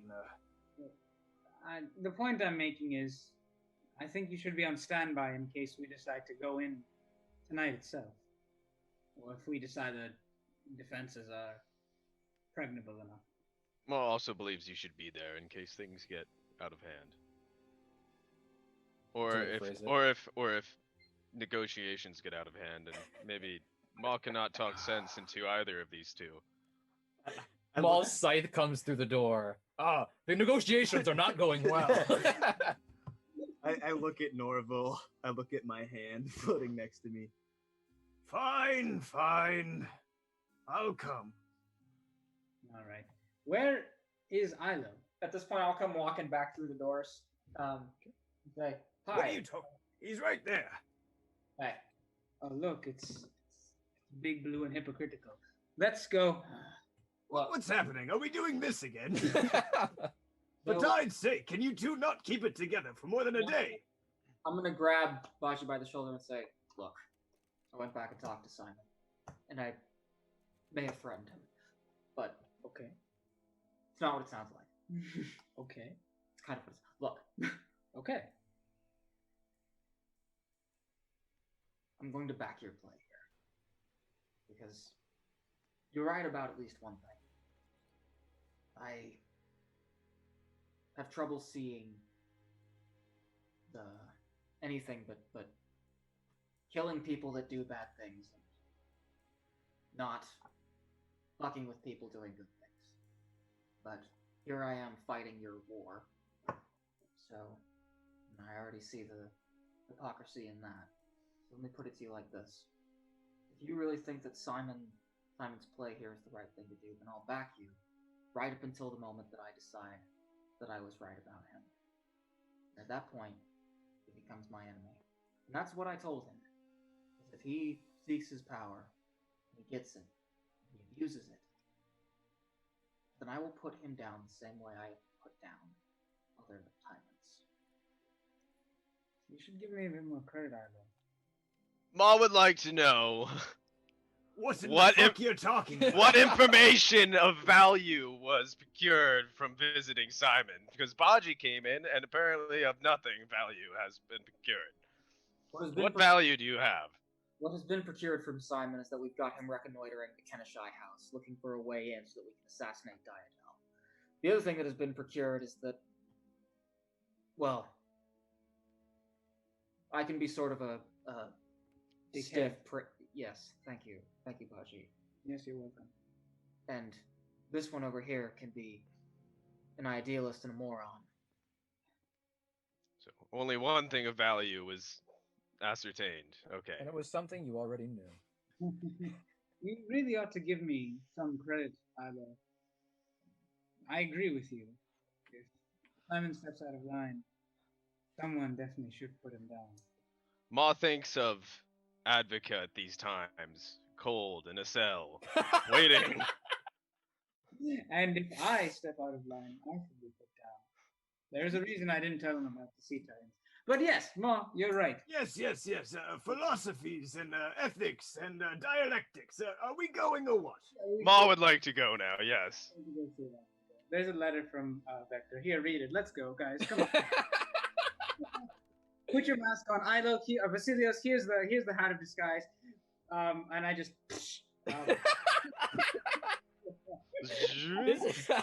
This is Baji totally just done. Watch that happen and say, does this mean I can fly? I think this means I can fly. Now, Norville, you know you have some work to finish up here. And you, Hand, do whatever Norville says. And I open the front door. I'm gonna put on my mask. I'm gonna don I'm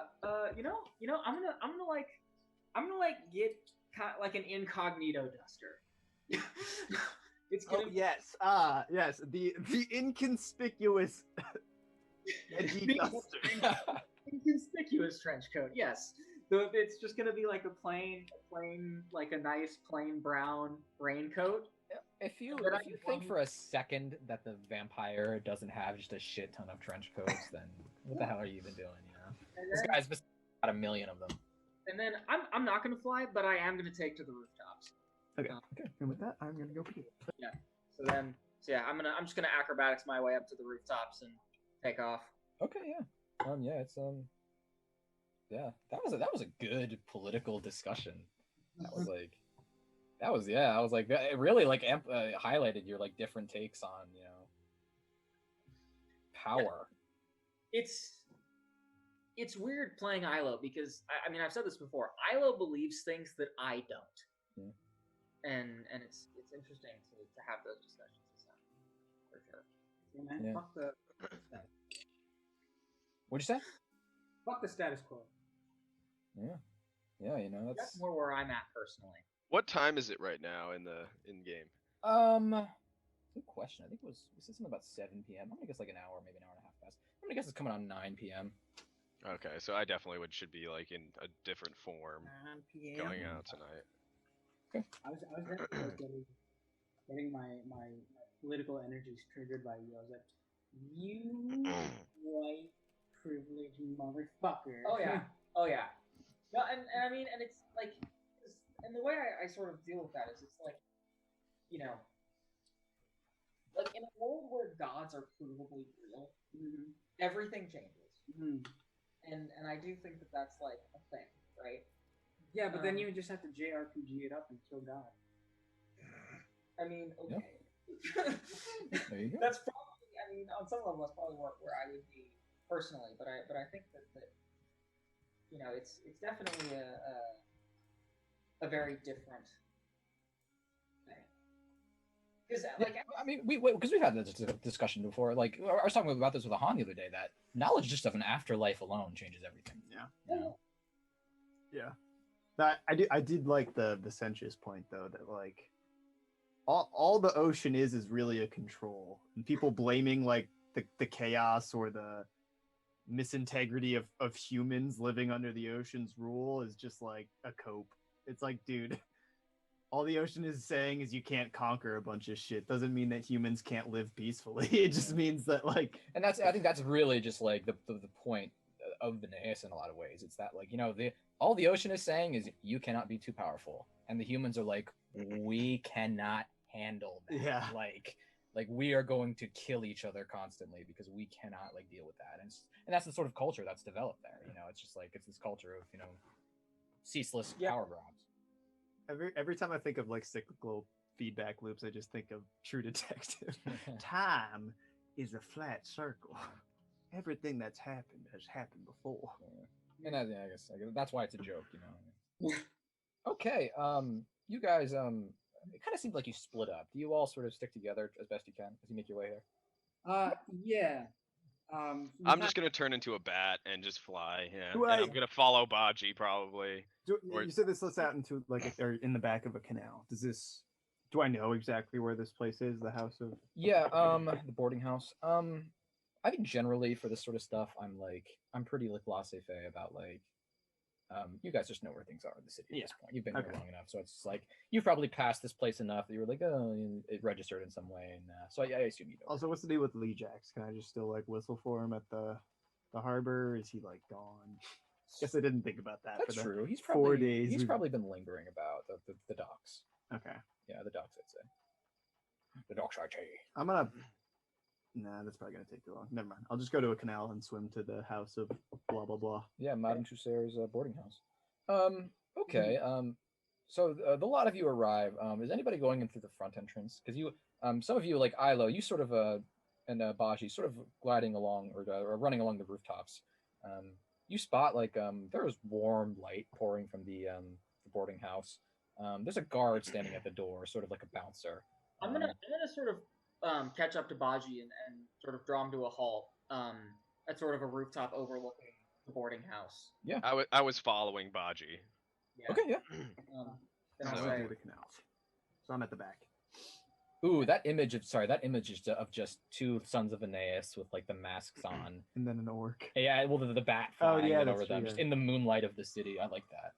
and I'm gonna reach into and I guess on that note, I will reach into my bag of holding and draw out my glaive, and overlook the boarding house and say, okay, what's the jam here? So there's this front door with one guard, and Yep. we know there's a back door off the canal.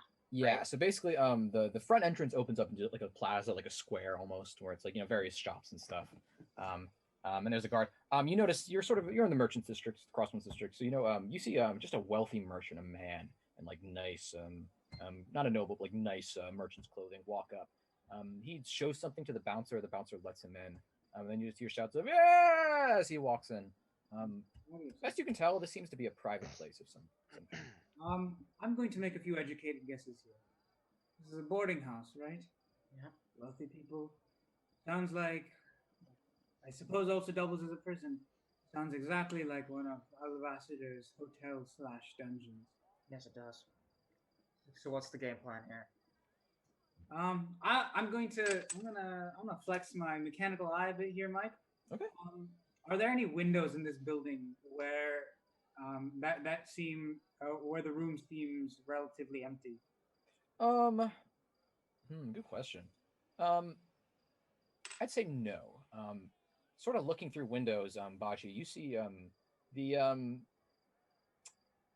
unmistakable sight of various people having sex with other people. Nice. This seems to double as a brothel, and so most of the windows on the second and third floor are just like orange light spilling from them, and merchants and prostitutes going at it. I'm gonna come out of the canal at the back door. Yeah, sir. You come out. There's a small lantern up against it. There's sort of a dock. The door is thick, wooden. It's got sort of bars on the windows you've seen before, like almost stereotypical dungeon doors. But there's no guard outside. Is there a window or anything? Yeah, like a barred window, on the door. I'm gonna take a stealthy little peruse inside said window. Make me a stealth check as you look through the window. 16. Okay, he nat 19. Jeez. So there is a guy. You just see you sort of stealthily peek through the window, and you just hear a voice from within the darkness. Just go, what do you want? What are you doing here? I'm gonna take out a dime bag, like 50 gold. Okay. Yeah. I'm here to see the girl. Diplomacy check or a bluff check. Maybe maybe a bluff check. Okay. 18. Candace didn't say he was expecting any more tonight. Well, he's gonna make me some motive, but he's not gonna be good yet now. That's net 3. Candace didn't say there would be anyone else tonight. Why can't you just pay the 100 gold fee and just go in through the front? But he you just hear the door just unlocking. He just takes the 50 gold and just says, door on the left, right there. Should lead you up. I don't mind the bribes, but you notice a door on the right too. And the other one. That door? Yeah. You don't want to go in that door. It's a private door. Fair enough.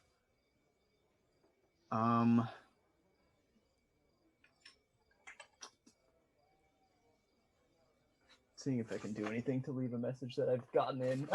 I've never infiltrated this well before, guys. Yeah, that happened really quickly. Yeah, just from them, that was a good bluff, to be honest. This place, I'll say this, canonically, you have to pay a membership fee to get to this place, but you bribing the door guard, that probably happens a lot. Yeah. People who don't want to pay like 100 to 300 gold for a membership fee, just coming through the back, basically. Yeah, I'm just gonna go see the girl. Okay. Yeah, he shows you to this left door. You walk into it. Come up these this narrow staircase, this wooden staircase. The sounds of just laughter and revelry are loud. And you open the door and just come up into a boarding house. Just like almost like a pub.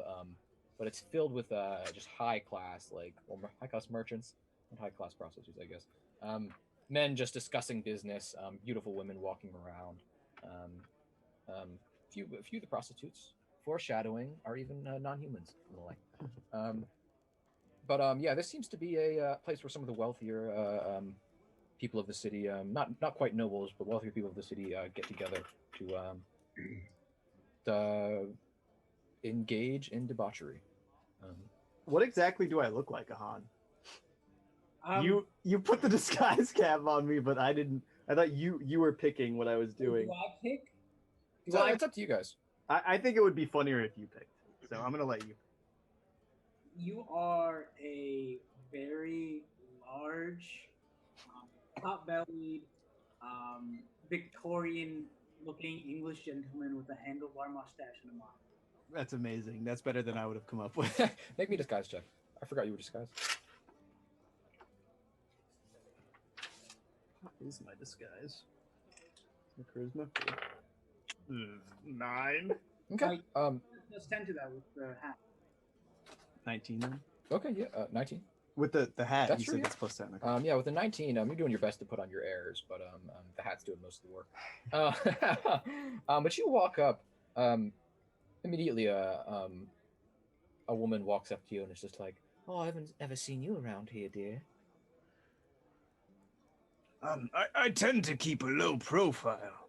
And I wink at her. Shit, I don't know. What Well, if you'd like me to give you a low profile, just let me know. To be honest, I'm looking for someone more specific. Oh, who's that? We got all coins here. Someone who, more than a few might have seen today.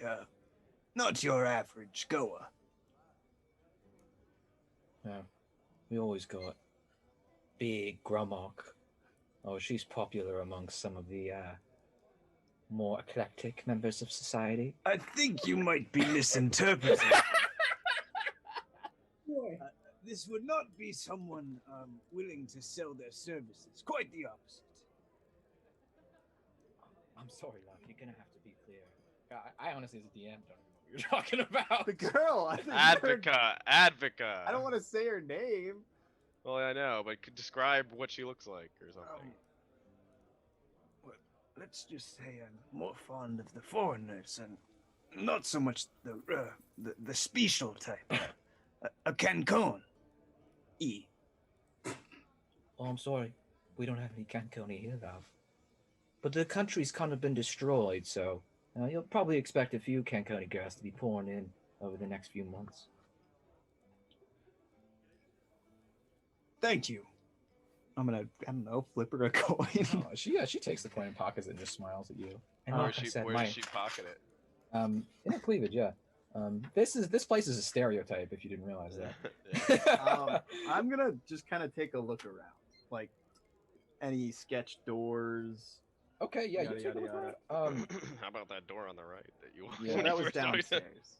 That's even more sketchy. There's now I'm upstairs. There are a few staircases that lead up into the upper decks where there are presumably rooms for prostitutes and stuff. But you notice quickly sort of a matronly woman watching you, probably 40-some years old, with sort of 50-some years old with some graying hair. She's watching you like a hawk, And she just strides over to you. I don't believe I've seen you in my boarding house before. What's her name? Madame Twisser.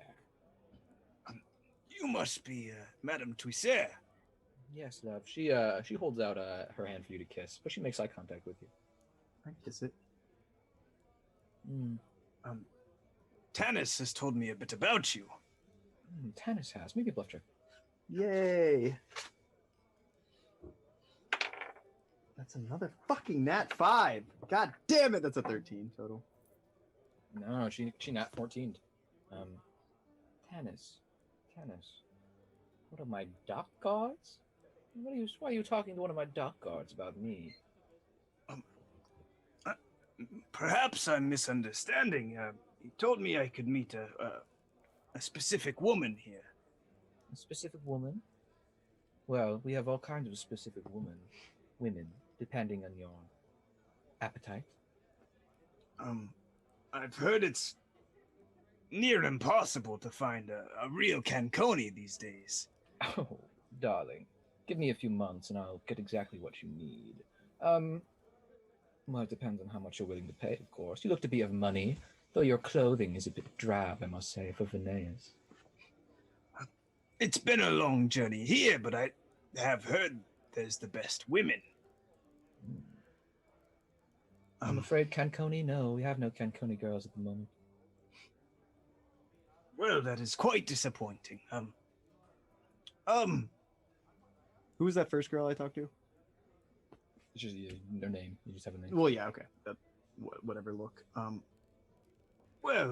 assume the bedrooms are upstairs. Yes. I'm just gonna pick a random girl and go upstairs. Okay, sounds good. Yeah. You find that same girl, and she sort of eagerly follows you up. The rest of you. I'm like breathing heavily. I'm like, oh god, I'm in deep here, man. Like, it's just embarrassment at this point. I just don't want to embarrass myself. All right. you guys do your thing. I'm gonna turn to Baji and say, go rendezvous with Vasilios at the back door. Take him off. I'm gonna go make a scene. And I am going to hop off of the rooftop and walk up to this guard. Okay. He's a bulky fellow, but he's really only got like a club. And he watches you approach with just glaive in hand, and his eyes just widen. Hey. No weapons. Well, no that kind of weapon allowed inside. Oh shit! I'm sorry. I still have my glaive out. I'm going to put my glaive away before I jump down to the street level. Okay. Yeah, if you did that, then he didn't react that way. He looks at you. Membership card. Yeah, it's. I'm gonna fish in my pocket. And hold out a gold coin and say, all right. No, I'm gonna fish into my pocket. And sort of take a step into a little bit into the shadows. So such that it's hard to see what I pull out of my pocket. And I'm gonna pull out the letter from Vector. Okay. And hold it out kind of close, make him lean in. Okay. Yeah. Make me a. So what's your intention with this? Are you gonna is he gonna bend over to look and you're gonna punch him in the face, or is he more or less? Okay. Yeah. Okay. Make me a sleight of hand check. During this, Ma's gonna fly to the back. That's a 10. Oh, he got a 12. He sees you do this and he says, and he doesn't move. He just says, "Hold that out in the light, please." Yeah, I'll hold it out. I'll sigh and hold it out into the light. But that's not a membership. It's sure not. And then I'm gonna snap my elbow up and stunning fist this guy. Okay, make me you have to make an attack roll for that. I think I have to hit him. And then, yeah, he just has to make an attack roll. Yeah, that's a 33 to hit. Oh yeah, that's gonna hit. And he has to make a fort save? He has to make a fort save. It's Okay. DC 18. He fours. Dang. You just sort of energy just coalescing in your elbow. You just clock him straight in the face, just break his nose. His head just snaps back against the wall and he just hits it against it. And he immediately begins just blood just pouring from his nose. You just see the man standing behind you in line just goes, his eyes widen, he just turns around and walks away. I'm gonna grab this guard, and I'm gonna forcibly grapple him and put him in like a headlock. Okay. And I'm just gonna go striding into this courtyard. Wow. Wait, into the building, you mean? Yeah. Wait, with your mask on, or? Oh. Okay. Meanwhile, the rest of you, what are you doing? I headed around back. I'm Yeah. flying around back real quick, Oh. and then I'm gonna. Can I attempt to sneak in? Yeah, sure. Baji, you going with Maul? Yeah. I'll go with Maul. Okay. You head to the back with Maul. Who's a bat? And you see this door, the same door Vasilios saw. Okay, I'm gonna look. There's a window, right? Yeah. No, Again, sorry, you looking through? Yeah. Okay. Again, you see a man silhouetted, sort of sitting on a chair back in the shadows. Who's that?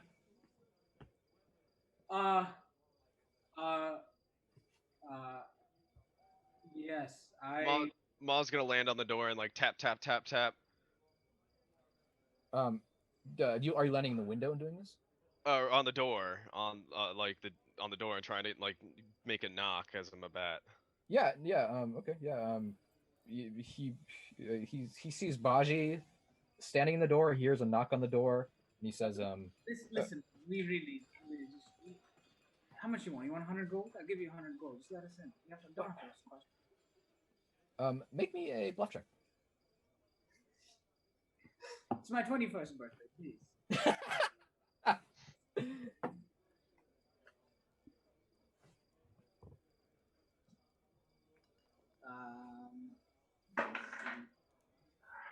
Oh yeah. That's a 29. Yeah, okay, with the 29, he narrows his eyes at you for a second, and then just looks at the ground and says, "Why is Tanis telling everybody that they can come in?" All right, 100 gold.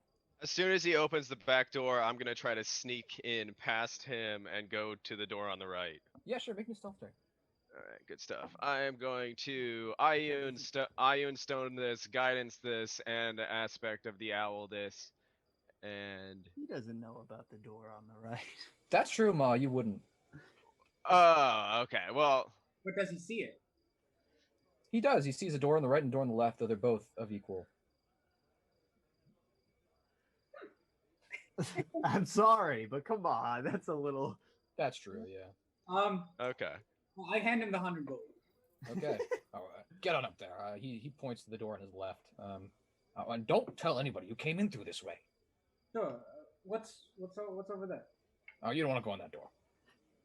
Well, what? You trust me. You don't want to go in that door. There we go. Ma wants to go in the door. Okay. Yeah. Ma wants to sneak in, and I'm gonna have a +9 to this roll.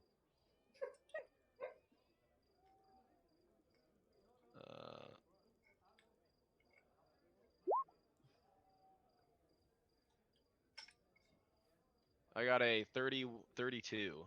Yeah, I mean, he got a nat 5 on his perception check, so you just silently just fly under his armpit. Baji, you don't even see this happening. Only like a flicker is caught in your new mechanical eye. Moments later, you just hear crashing up at the front of the boarding house.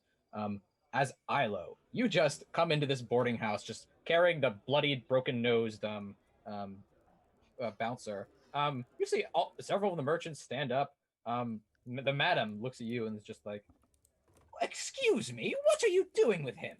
Taking a moral issue with your establishment. Well, make me a bluff check. 23. Okay, yeah. She's got a high sense motive, but she did not roll well. She looks at you and she just says, you're in the garb of a son of Veneias, right? Yeah. A moral issue? Are the sons of Veneias policing our morality now? Ha. I thought that was obvious. You fool. Get out of here. You know who I work for? Of course. Then you know whom the madam. She will be quite displeased if she hears about this, and she is one of the Shineori. Mm-hmm. I don't care whose son you are. Because yes, we're so very concerned about pissing off the Shineori. You know, it's not like we assaulted Manor Sarabar or anything. Oh, you sons, you fools. Killing Griff Sarabar is nothing. The Alabasters have been here for 5 centuries. You know, I didn't know who you worked for, so well done there.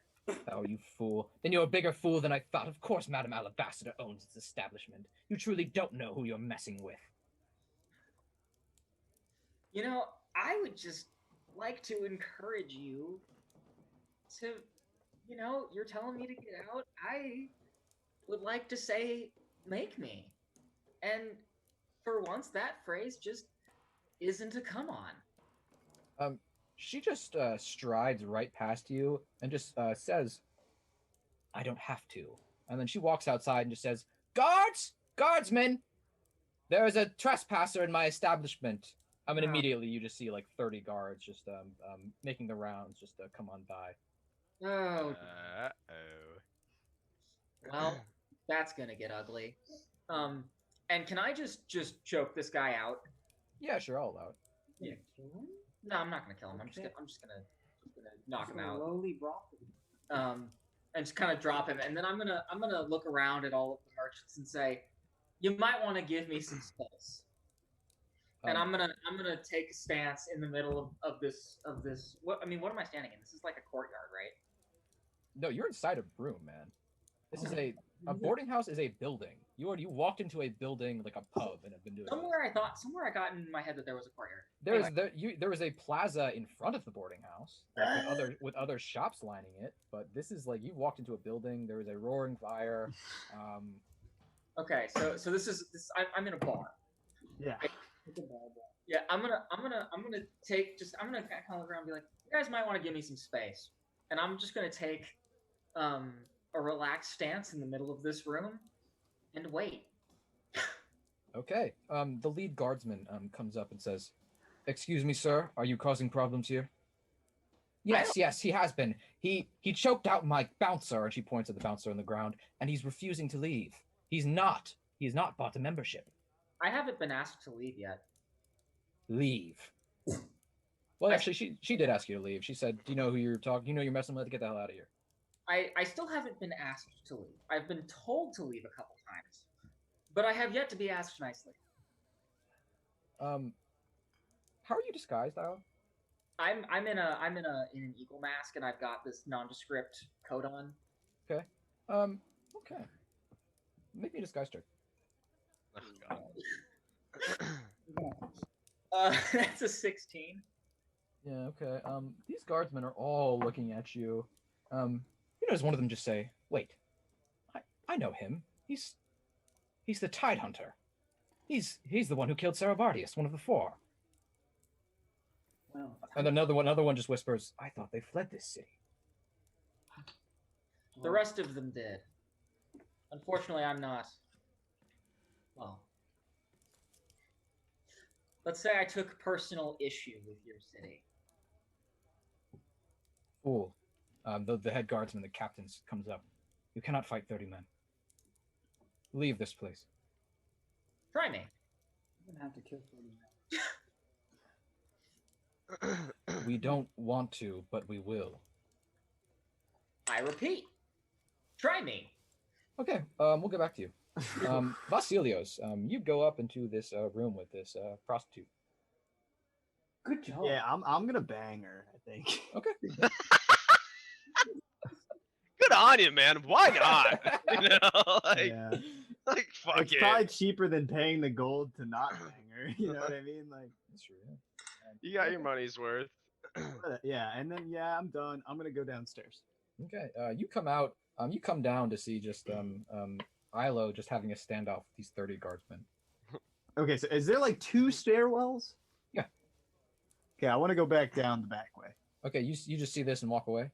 No, like I'm all right. So I thought I was on the 3rd floor, and the middle floor was like where I was. So you're saying there's like what I was imagining is that there's like a front stairwell that goes to like where Isla was with the bar and everything, and then the back stairwell is where that guardsman was in the back. Basically, there are staircases that lead up, like 2 of them lead up, and they just ambiguously lead to the other floors where there are a bunch of prostitute rooms. And then there's the down staircase that leads down to this little like chamber where this guy is, this guard.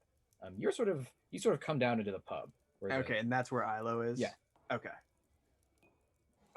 I'm gonna look at Ilo surrounded by guards, I'm assuming. Yeah.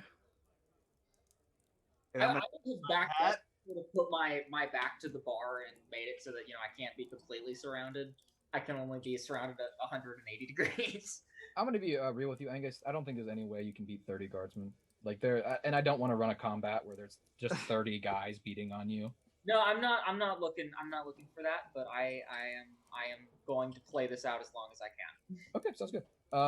Then make me an intimidate check. It's a 15. Okay, with a 15, the head guardsman observes you for a second and just looks back at the 29 other guys and just readjusts his rapier. So are we going to do this? You're obviously not going to leave. You've assaulted a man.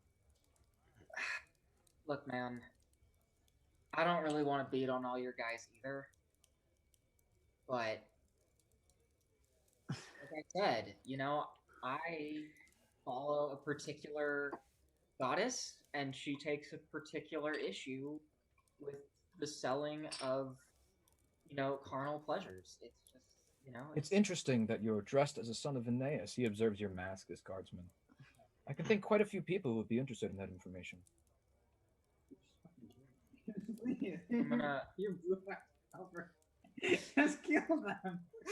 I don't think he can. I don't think he can kill these guys, man. I'm gonna... then die in the process. I'm gonna look at this guy. I mean, when we break out Advoca, we're gonna get.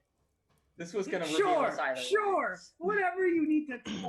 Not really. I'm probably just gonna burrow out of there with her. No fucking questions asked. No one would know. Just let me have this. I know for one, Lord Diadal has been quite interested in ascertaining the location of you Tidehunters, as is Giovan Sect. Yeah, I suppose. Truly an interesting turn of events to know you've been in this city the whole time, hiding. You're just digging us into a bigger hole, man. Is that a grave or a shovel? Just run. Just do something. Stop talking. I'm gonna. Can I? All right. Are all 30 of these guys between me and the door? They are, but the guardsman seems to be giving you an out. He really seems to just want to defuse this situation. I'm gonna eyeball this guy and say, all right, let me make you a deal. Why don't we? I'm gonna turn to the madam and say, apologize for interrupting your place of business. Why don't we take this outside and discuss it like that? That is all I ask. And I will walk outside. Okay, yes, that's good. Well, that was a hell of a distraction. So Tip we'll my hat walking through this pub at ILO. He's like Homer Simpson's dad who just walks in, grabs the hat, and just walks right back out. Yeah. But Ma, you as this is happening, you sneak under this door. Given this distraction, can I also go through that door? Make me a stealth check. Okay. I mean, the whole goal of this was to draw that guy out. If I did, Yeah, so I mean, so Ilo has succeeded in that. Oh, so do I need to make a stealth check? No? Yes, you do, because there's a guardsman standing right down there. Oh, cool. Oh yeah, 24. Okay, with a 24, this guardsman who you've bribed, he looks back at the sounds of violence and then loud discussion coming from above that Ilo's having with these guardsmen. Well, what the hell is going on up there? You stealthily just go behind him and just push the door, Baji, and the door's locked. Does he go up? He does not. He seems to be you think he's on the verge of turning back. Oh my god, is that a brawl happening? Give me a bluff check. Your screams.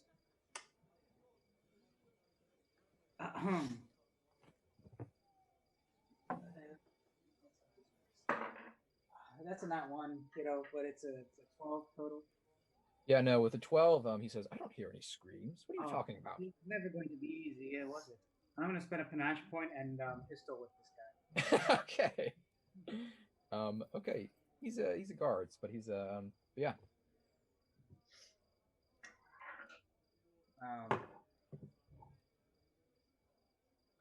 Well, I'll say Baji, are you sure?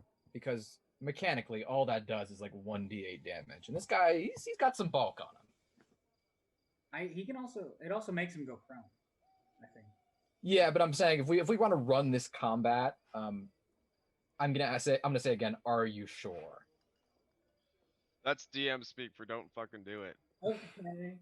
Because all it takes is for him to shout out down here. Yeah. And then we have not only Ilo blowing our cover, but Baji ruining our plan. At least I got laid. God damn, guys, what the fuck are you doing? But what was the last thing he said, Mike? What'd you say? What was the last thing he said? Something about what? Why aren't you? I didn't hear any screams. I didn't hear any screams. What are you talking about? In fact, get up there. What are you doing down here? Oh my, oh God. I'm gonna faint a heart attack. Make me a bluff check. God, is this what happens when we go past 4 hours? Are you guys okay? I'm in the room already. You don't need to be in the room. Just go up. Whatever. I'm not there. Fine. I'll catch myself and be like, oh, it was just heartburn. It was just heartburn. What is going on? Go upstairs or leave. You're not supposed to be down here. You're right. I'll go upstairs right now. And I'm going to start walking upstairs. All slow like. Okay. Maw. Jesus Christ. My God. Okay, you come into a you come up like a brief staircase. Up into a what you know describe as a somewhat bougie dungeon. You come out into this this long hallway. It's got like perhaps 8 cells on the right and 8 on the left. It's a nice dungeon. It's pearl necklaces on this corpse. Look at this.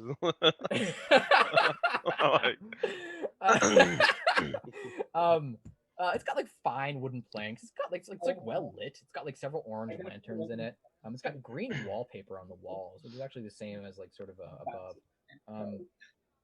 There's several cells on the right, several on the left. You see just a few men sitting in a few of these forlorn looking sort of hungry, disheveled men.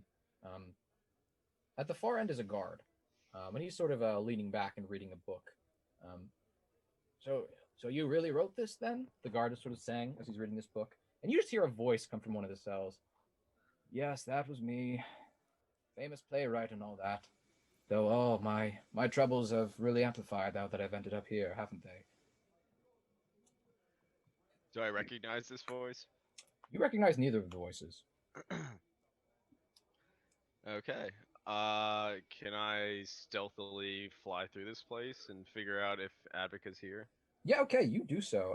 You fly through this place. Quickly you can tell most like 5 of the cells are filled with just these sort of lanky, disheveled looking men who just seem really tired and really like they're not paying attention to anything. But on the last cells, on the right and the left, there are 2 interesting figures. On the right cell, at the end, sort of right where the guard is, there's an old man. He's older. He's probably in his early 60s. He's got like a shock of gray hair, sort of a wrinkled face. His cell is somewhat bougie. Yes, Cyranak Morello, that's me. Famous playwright and all that. I wrote that play Madame Alabaster didn't like. Blood as Ivory Snow, you remember. Yes, made fun of her family in a lot of interesting ways. Seems I've fallen down on my luck because of it. She was so offended she had me imprisoned here. Ma's just gonna remember his name. And on the left, there is an orc woman, dressed in a captain's coat. She's in a less bougie cell. She's just leaning back and just saying, Cyranak, are you really going on like that again? Truly, if I have to put up with any more of this, at least when the ghost was here, I had another orc to talk to. So the ghost of Velas was here at some point. Who Okay. knows? So there's no other doors in this place Nope. that I can find, and there's no advoca No advocate. from what I see. Okay. Is there any like cell windows that I can fly out of or anything? No. Okay. If there were windows, these guys would probably be saying, "Hey, free us! We're here Well, illegally." That's true. Yeah. Okay.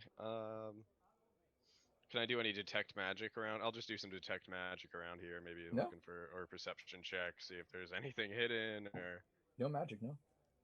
Okay.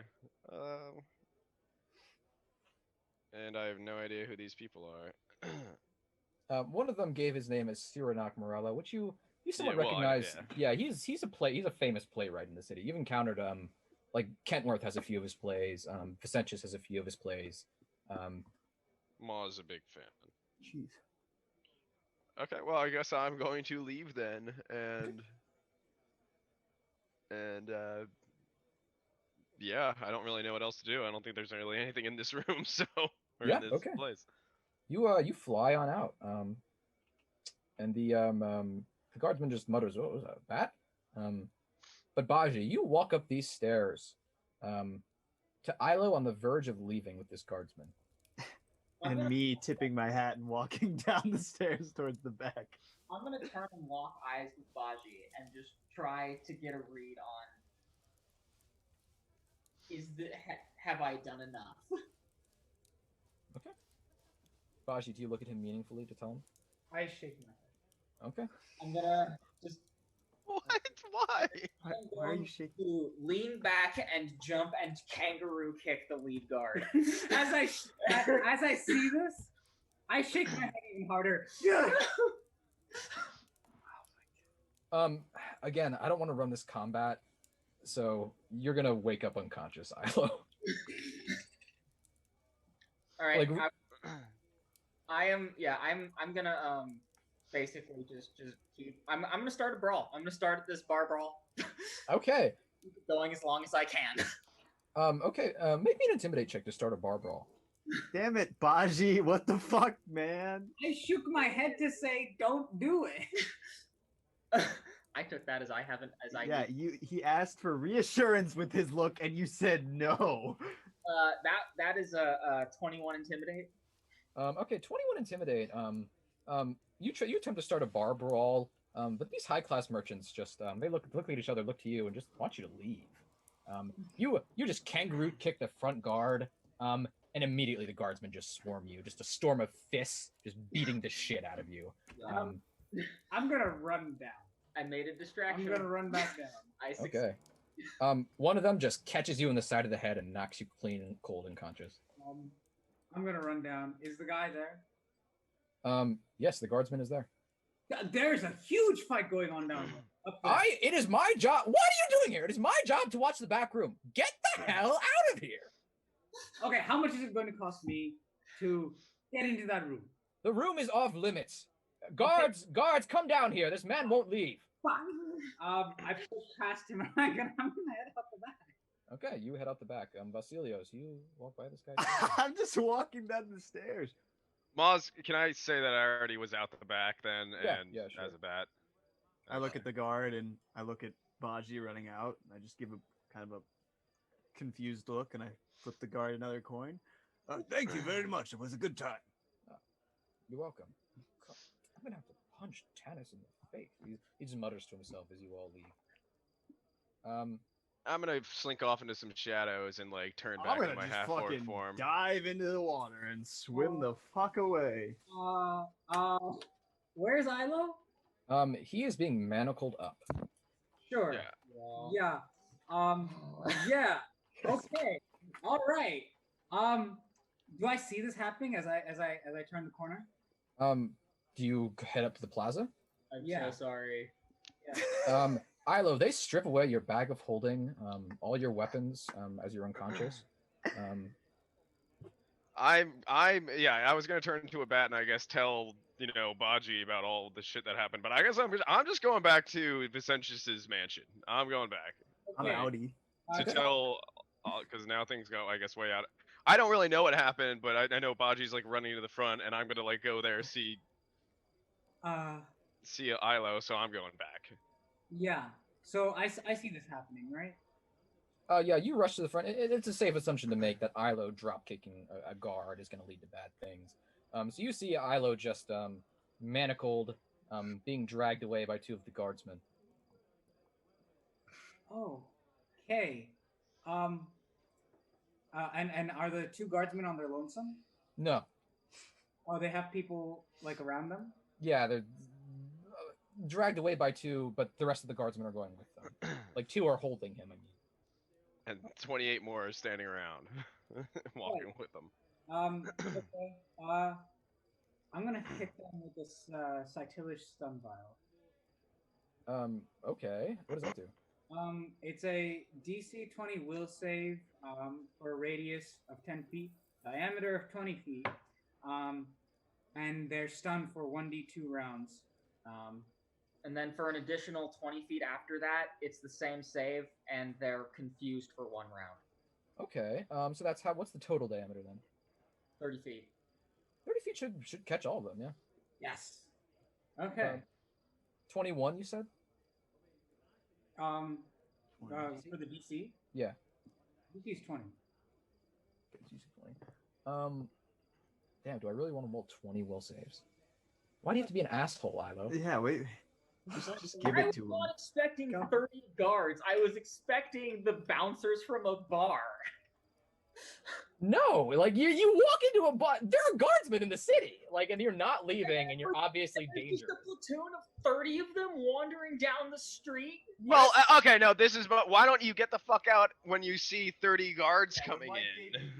Ample time to get the fuck out of there. There was plenty of options all around. Run out the back door. Fly away into the night. They have no idea it's you, and you're gone. No. That was. Hey, I'm just gonna say, I'm rolling. It's about half and half. You throw this stun vial, Baji, and immediately, several of the guardsmen just shout out, we're being attacked. Like about 15 go down. And about stun, just sort of there's a burst of light, and they just whoa, what's going on? The other 15 draw rapiers and begin looking around. Can I get the two guys holding me go down? Yeah. Is one of them holding my bag of holding? We'll say another guy knocked unconscious is. I will scramble over, grab my bag of holding, reach inside, touch my glaive, cast fly on myself, and leave. Make me a will save. I'm stunned. You are stunned. Okay. Nice, fantastic. Just go. I fucked this up. I'm gonna hit. No. There's 15 other guards. Okay, I'm committing to this. God damn it! Don't. No. I'm already. God damn it, Bashi. I'm gonna hit them with my other stun. The other 15 with my other stun vial. Okay. And I'm going to run in, grab Ilo, hit him with the cure light wounds, and fucking try to get him. Okay, we'll give it a shot. Guys, I just want to venture out of character. I'm so sorry.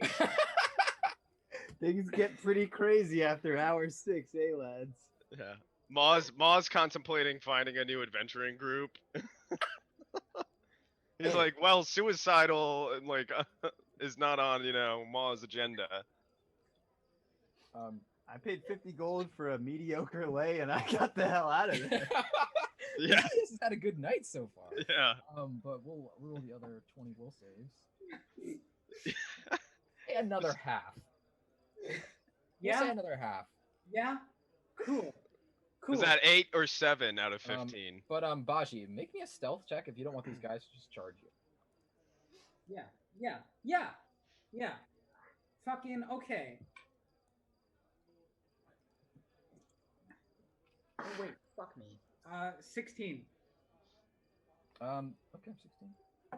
Hey, can I use Vengeful Heart to reroll this will save? Can you? Yeah, I can. Yeah, I'll allow it. Please, I anything. still don't make it. I hate everything. Okay. God damn it. Yeah, you're still stunned. They several of them spot you, Bashi, just tossing these vials. It must be another one of the Tidehunters. Like 8 of them draw their rapiers, and moments later, the ones who are stunned get back to their feet. You're staring down 30 guys, all standing, holding rapiers. Wait a minute. You see this woman walk out, the madam. I have an idea. Let's take him inside. Let Madam Alabaster decide what to do with him. Is Ilo right there? Is Ilo next to me? No, he's in the middle of these 30 men. I'm just gonna look over and say, Falco, why? Why? Just leave, dude. Oh, maybe a bluff check. Come on, baby. And can That's fuck.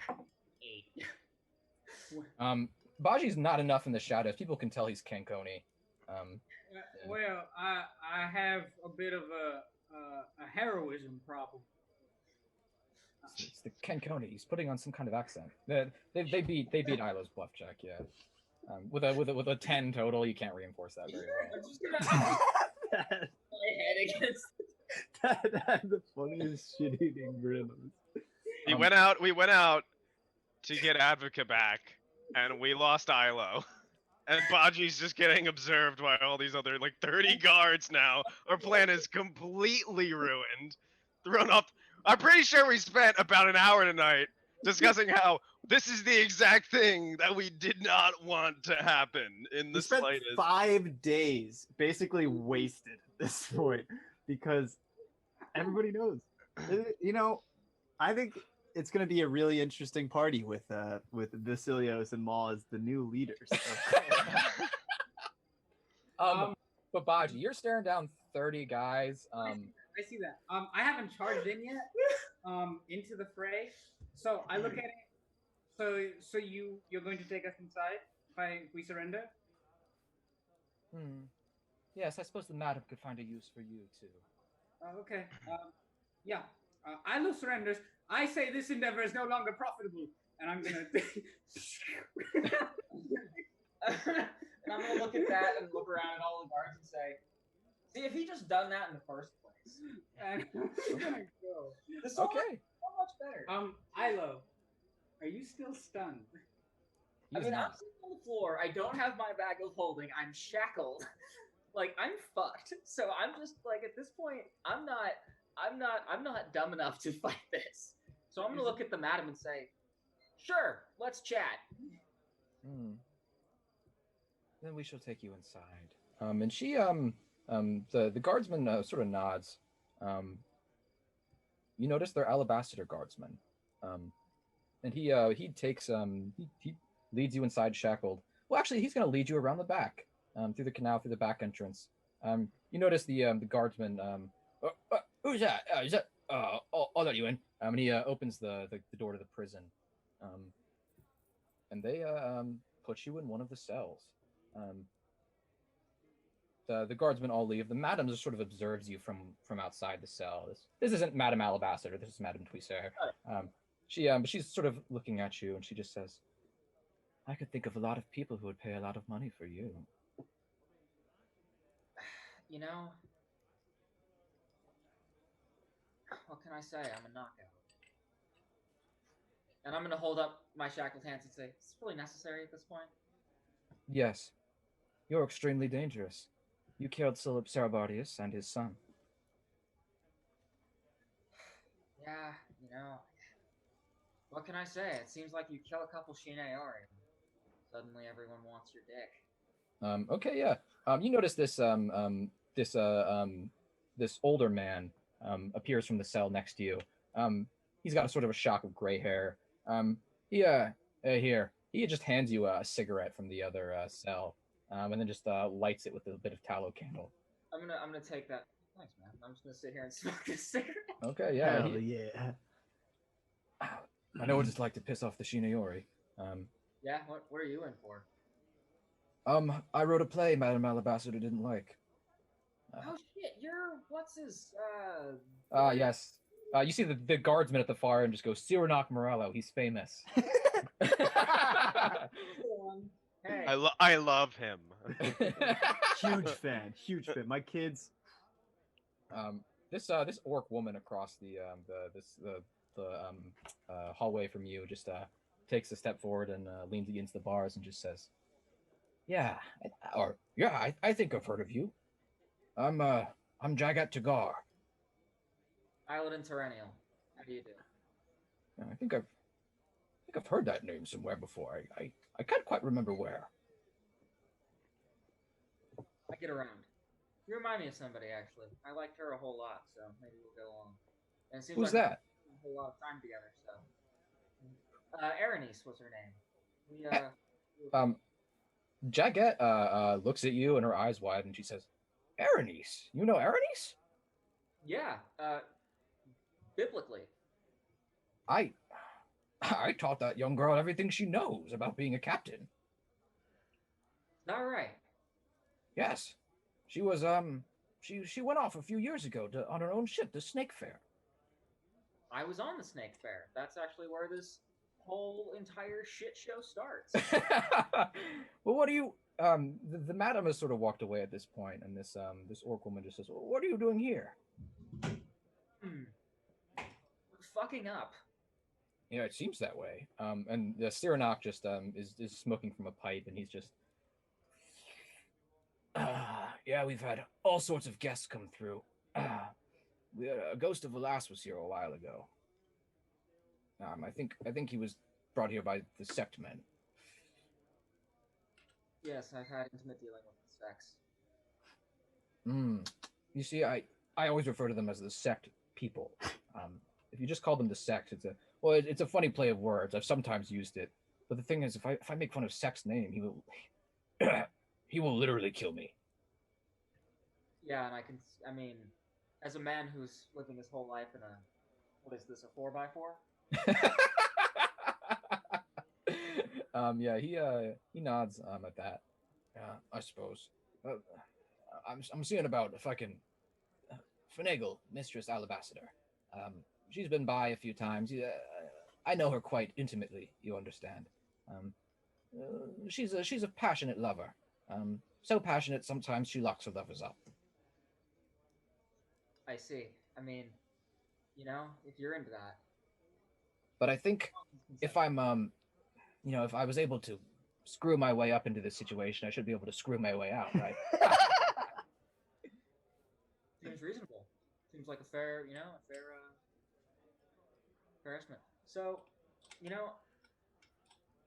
on let's say for example that I beat the shit out of the bouncer, drop kicked a guard, and then got the shit kicked out of me, and now I'm here. What do you say are my odds on getting out of here right now? Oh, well, I hope you have friends on the outside. Oh, sorry. I hope you have friends on the outside. Cyranok says. Yes. Fucking hell. I'm trying to do old man voice and female orc voice. This does not mesh well. Yes. Well, yes. Fuck. I forget what we were even talking about. You hope I have friends on the outside. Yes. Yeah. Well. Apparently, Alabaster wants to talk to me. I think. Well. I guess it depends on how interesting you are, Cyranok says.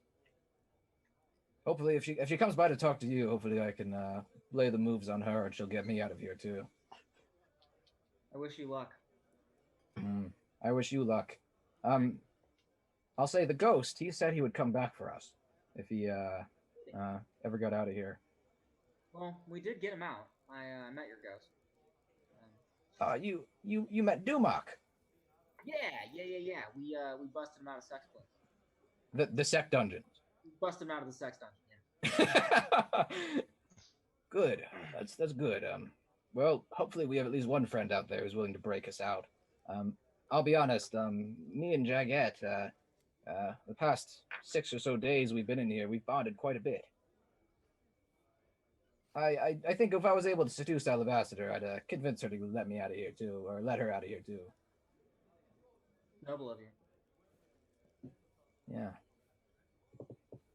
So yeah, Isla, you sort of bond with these other two prisoners. And the rest of you make your way back to Sangariel's manor. This might be the favorite. This is the best thing that's ever happened to our group. And you have to go about rescuing Ilo from yet another dungeon and / private prison. I'm so sorry. And I think there's sort of where we have to call it, right?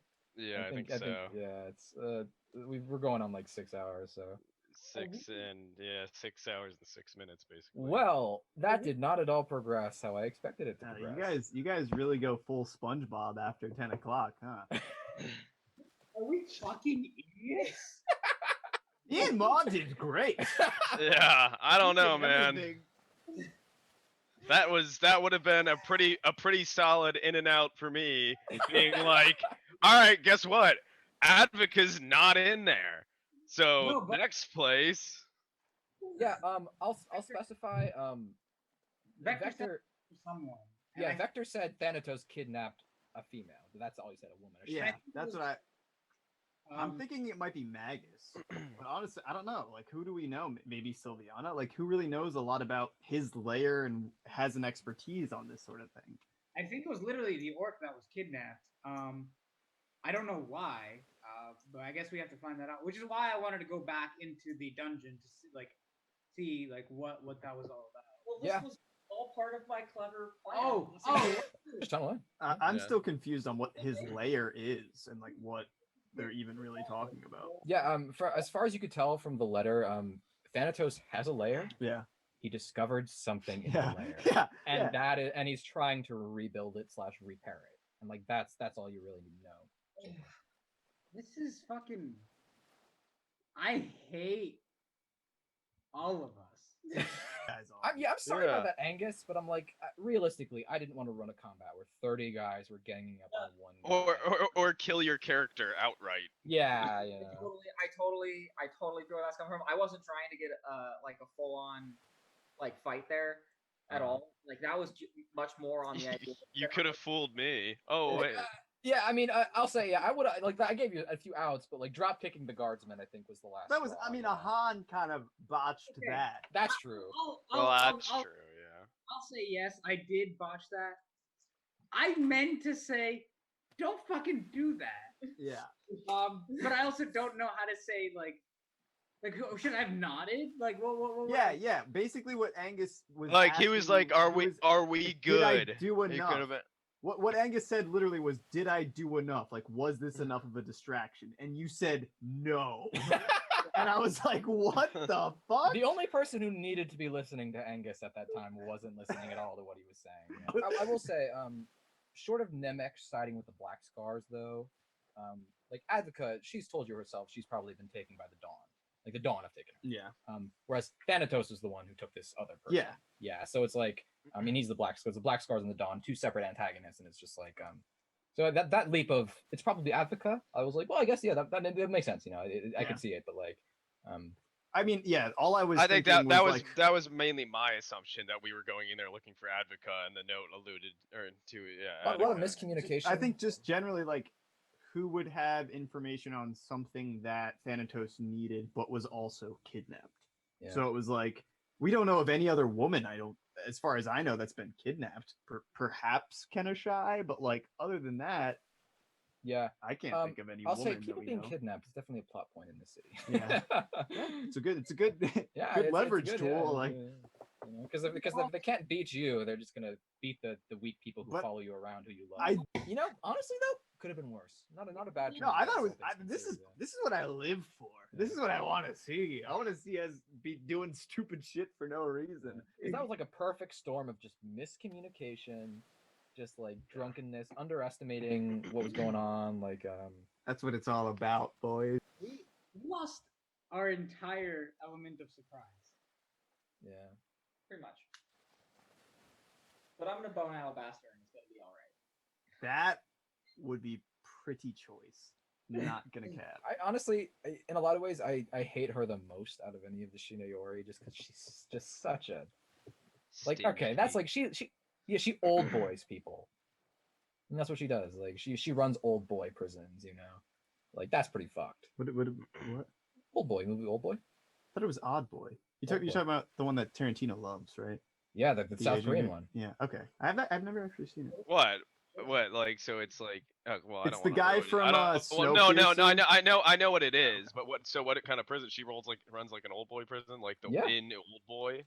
Yeah, like that's essentially the kind of prison you're in. For those of us Oh, who that's have really fucked. No, not that. It's just basically like she has private prisons where the rich can just pay to have people put away for it. Literally Okay, years. something like that. Oh, Yeah. okay, yeah, okay, I understand now. I thought you meant with the whole sex I've and never actually seen relationship Old wise Boy. too. Yeah. Is That's it like dystopian? No, and this is sort of the plot is, and this isn't really a spoiler.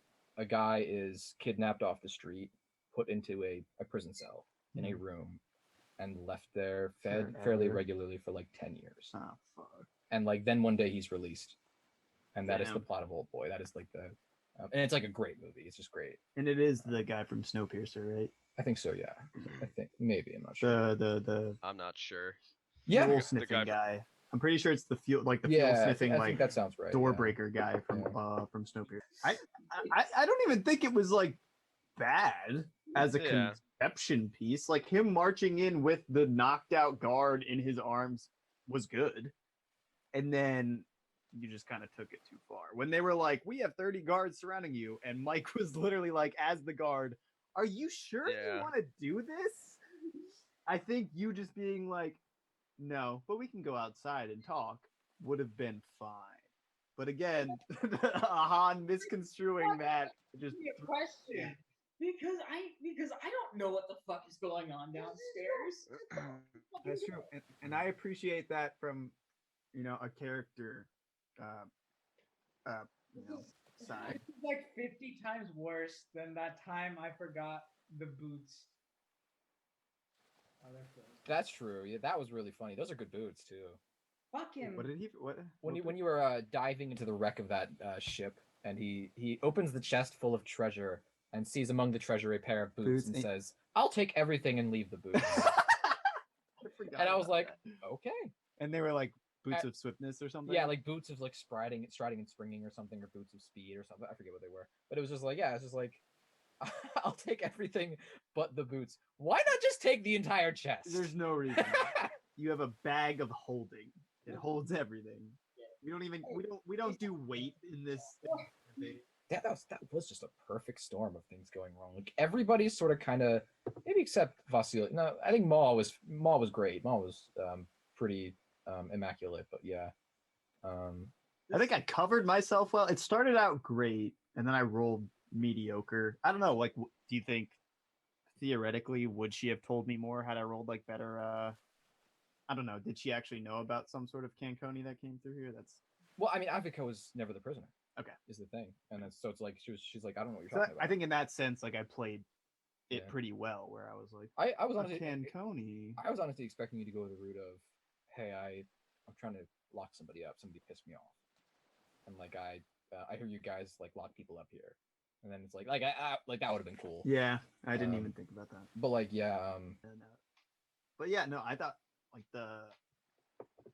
I almost wished I would have come to the Sons of Veneias talk because I think that would have been interesting. But I think that was some pretty good RP from your guys' end.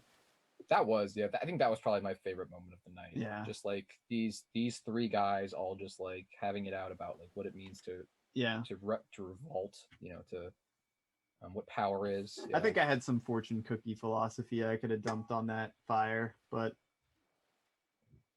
that was definitely a good discussion. And honestly, like I mean, it felt the most like a real hashing out of like you said, Mike, the difference in philosophy between Io and Baji. Yeah. And cause like in the beginning I was like, yeah, I mean Ilo does have good reason to be wary of Lino, but like at the same time, I'm doing literally the same thing. That is my whole plan. So I'm just gonna step in and yeah, I mean, I'll say, and the difference is like Ken Cone's not in Valacia, Like you can have a stable government anywhere else in the world. The ocean's not going to destroy you. Like, so you can become king of Cancun and make it this great country. But like, and that's the thing is that Simon lives in a place where that just can't happen. Literally, it goes against the rules. You know. I mean that sort of thing. The fantasy element of this add this layer that I think is important to take into account. That it's like to achieve what Simon wants to achieve, you have to seize this sort of this immortal power. You have to claim this thing that by its very nature is going to lead to more power than you need to just do the thing you're trying to do and power to that time. Like chasing that thread goes bad places, especially getting and I think largely like Vasilios is coming to that sort of conclusion is a very emotional thing, right? Where in his domain of like filial piety, he's been taught to almost worship some sort of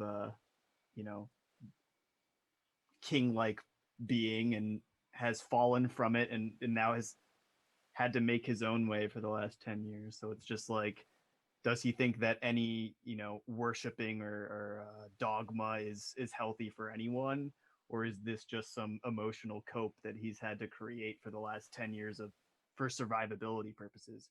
I think largely like the reason Vasilios has such low wisdom is because it's the one thing he seeks to obtain. He tends to look at things from such an emotional and logical and charismatic standpoint that the only thing he hasn't attained yet is wisdom. And what can you seek to gain other than what you don't have? And I think that's an interesting dynamic, because in a lot of ways Baji is wiser than Vasilios, except when he's a total fucking brick wall and he fucks up. But I think Baji is a lot. He's been trying to introspect more, and I don't know if that works mechanically or whatever, because my wisdom's only a +1. I have a -2. I have 7 wisdom. Dude. I mean, I'll say I think skills also play a part in that. I think wisdom or your stats, like your ability scores, generally represent like your capacity for these things, and I think to some degree, yeah, they do definitely represent like your like a person with 18 whiz should be super wise, obviously, whatever.